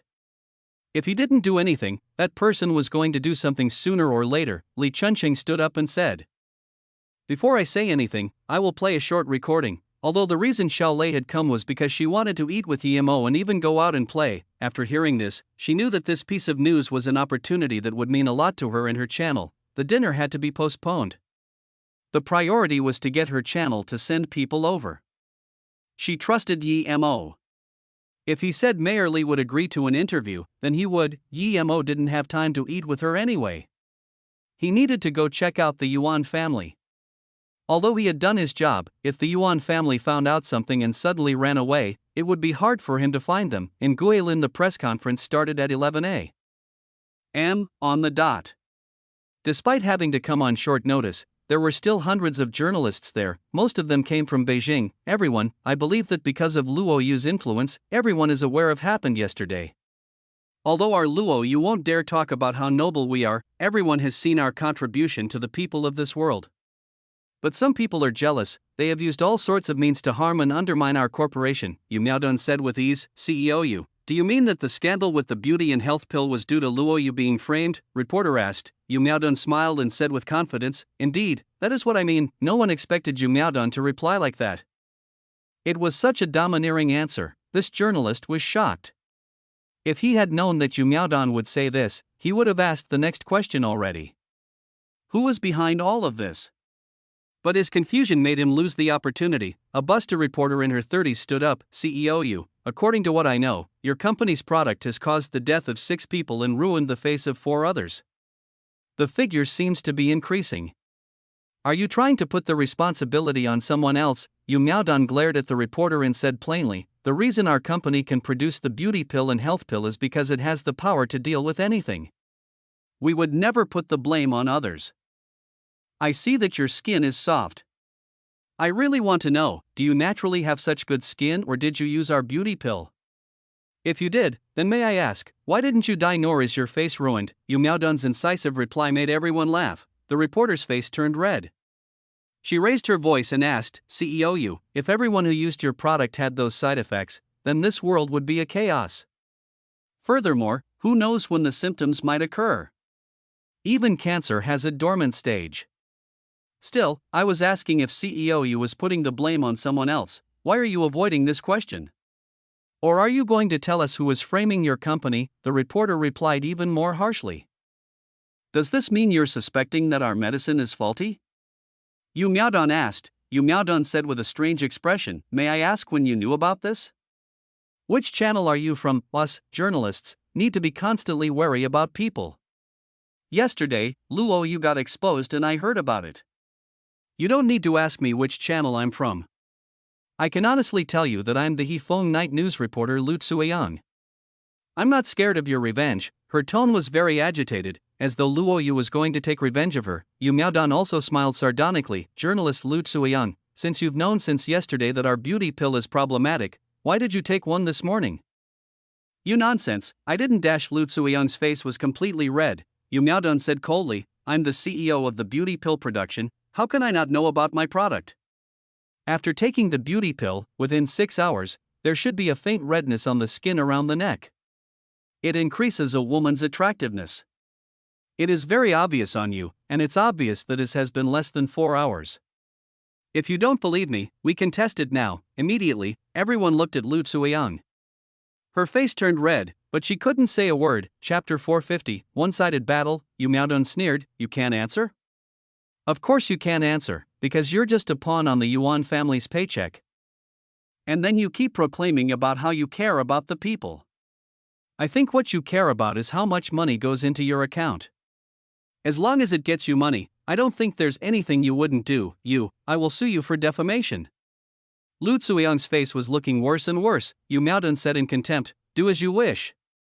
Not only am I defaming you, I'm also hereby defaming Yuan Bay Corporation. Sue me all you want, go on, COU. I don't want to help either side, but your words just now pointed at Yuan Bay Corporation. Are you implying that they are the ones setting Luo Yu up? Do you have any evidence? A reporter quickly caught on, Yu Miaodan said plainly. We always base our claims on evidence. Feng Wei, play the video now. I believe everyone will soon understand why I have invited you all over. Hefeng, all of the Senate members froze. The footage Li Chunxing had shown was too shocking. The side effects of Luo Yu's products had been created by Yuan Bei by injecting their blood-dissolving serum into the beauty pill, causing the death of 6 users and the suffering of 4. What was most shocking was that they had created a contagious virus, called the WQ033 series virus. Yuan Bei Corporation wanted to make a profit out of selling antibiotics for it. This was too intolerable. Almost everyone directed their eyes on Chang Hui. They didn't expect him to be Yuan Zhirong's brother, wanting to use this to take a step further in his political career. Chang Hui, what else do you have to say? Chen Fenghan looked coldly at Chang Hui. He no longer seemed slow, seeming very decisive now. Chen Fenghan didn't expect the evidence Li Chunxing would release to be this shocking. Although he had some scattered evidence, he wasn't able to acquire decisive evidence as the conspirators had hidden very deeply. Yet now, Li Chunxing took out such pivotal evidence. This Chang Hui was sweating all over. He wanted to accuse them of framing him, but the recorded video was just too clear. How could it be wrong? He hadn't even changed his outfit. Who was it? Who? How could last night's events appear here? Chang Hui was close to breaking down. He only had one thought, it's over, completely over. Niu Zhengman also looked at the video in disbelief. He no longer retained his composure. Chang Hui was Yuan Zhirong's brother? His head buzzed as he realized he had also been tricked. By Chang Hui, that is. They had been using him as a pawn, yet funnily enough, he kept helping the Yuan family. There was only one thought in Niu Zhengman's mind now, that he was a pig. Chang Hui, so you're an animal wearing human skin. Secretary Chen Fenghan, this is our fault. I will immediately self-reflect and call people to take Chang Hui away. I have sinned letting such a man amongst us. Ji Dun stood up and said. Chen Fenghan waved his hand. No need, the people outside will take him away. We shall continue our meeting. As soon as he said this, 2 policemen with guns came in, and they dragged Chang Hui away. However, there was more. After those 2 left, tens of police officers all armed with guns came in. Ji Dun's heart sunk. The police took away Hui Chang without going through the police department. This made him have a bad feeling. He was the chief of the Hefeng police department, yet he didn't even know when so many policemen had arrived outside. How could this be called a meeting with so many police in the room? Not only Ji Dun thought of this, everyone else did too. Hefeng would be undergoing a massive change. Chen Fenghan didn't seem to care about what everyone thought and went back to his slow-paced manner of talking. Now, let us discuss the second point. This one is about Niu Zhengman and Ji Dun's money laundering, and about Niu Zhengman harming the lives of hundreds of villagers. this was no longer a meeting indeed. This was an interrogation. Niu Zhengman was sweating. He knew things didn't look good already, but he just didn't expect all this to come so suddenly. He didn't even have a chance to strike back. He had underestimated Qian Fanghan, harming hundreds of lives. Niu Zhengman didn't need to think hard to know that this was related to the Shitong Dam case. But he would still hold his ground and wait for Qian Fanghan's evidence. Without evidence, he would still be able to strike back, but Ji Dun couldn't keep it up. Old secretary, although there are things of my job that I haven't done well, I can't accept this blaming me of having laundered money. Qian Fanghan smiled. This isn't blaming, you did it yourself. Then, Qian Fanghan put his USB stick into a slot. The projector displayed all accounts of Ji Dun's money laundering and other illegal activity, as well as evidence of him receiving bribes from Niu Zhengman. Ji Dun immediately let loose like a sagging balloon. He finally understood why Qian Fanghan didn't do anything for half a year. He was collecting evidence and making them feel relaxed. Seeing Ji Dun get taken away, Niu Zhengman felt relaxed. Luckily, it was only that evidence. Although it was still money laundering, this wasn't the worst case scenario. Then, Qian Fanghan looked at Niu Zhengman and said, the reason why you haven't been taken away is because you haven't seen a certain recording yet. Mayor Li, do you think there's something this righteous Mayor Niu needs to see? Definitely, Secretary Qian, Li Chunqing smiled. He knew that this was pretty much a one-sided battle now. The following videos made Niu Zhengman fall into despair completely. It even included footage of him gambling in Las Vegas.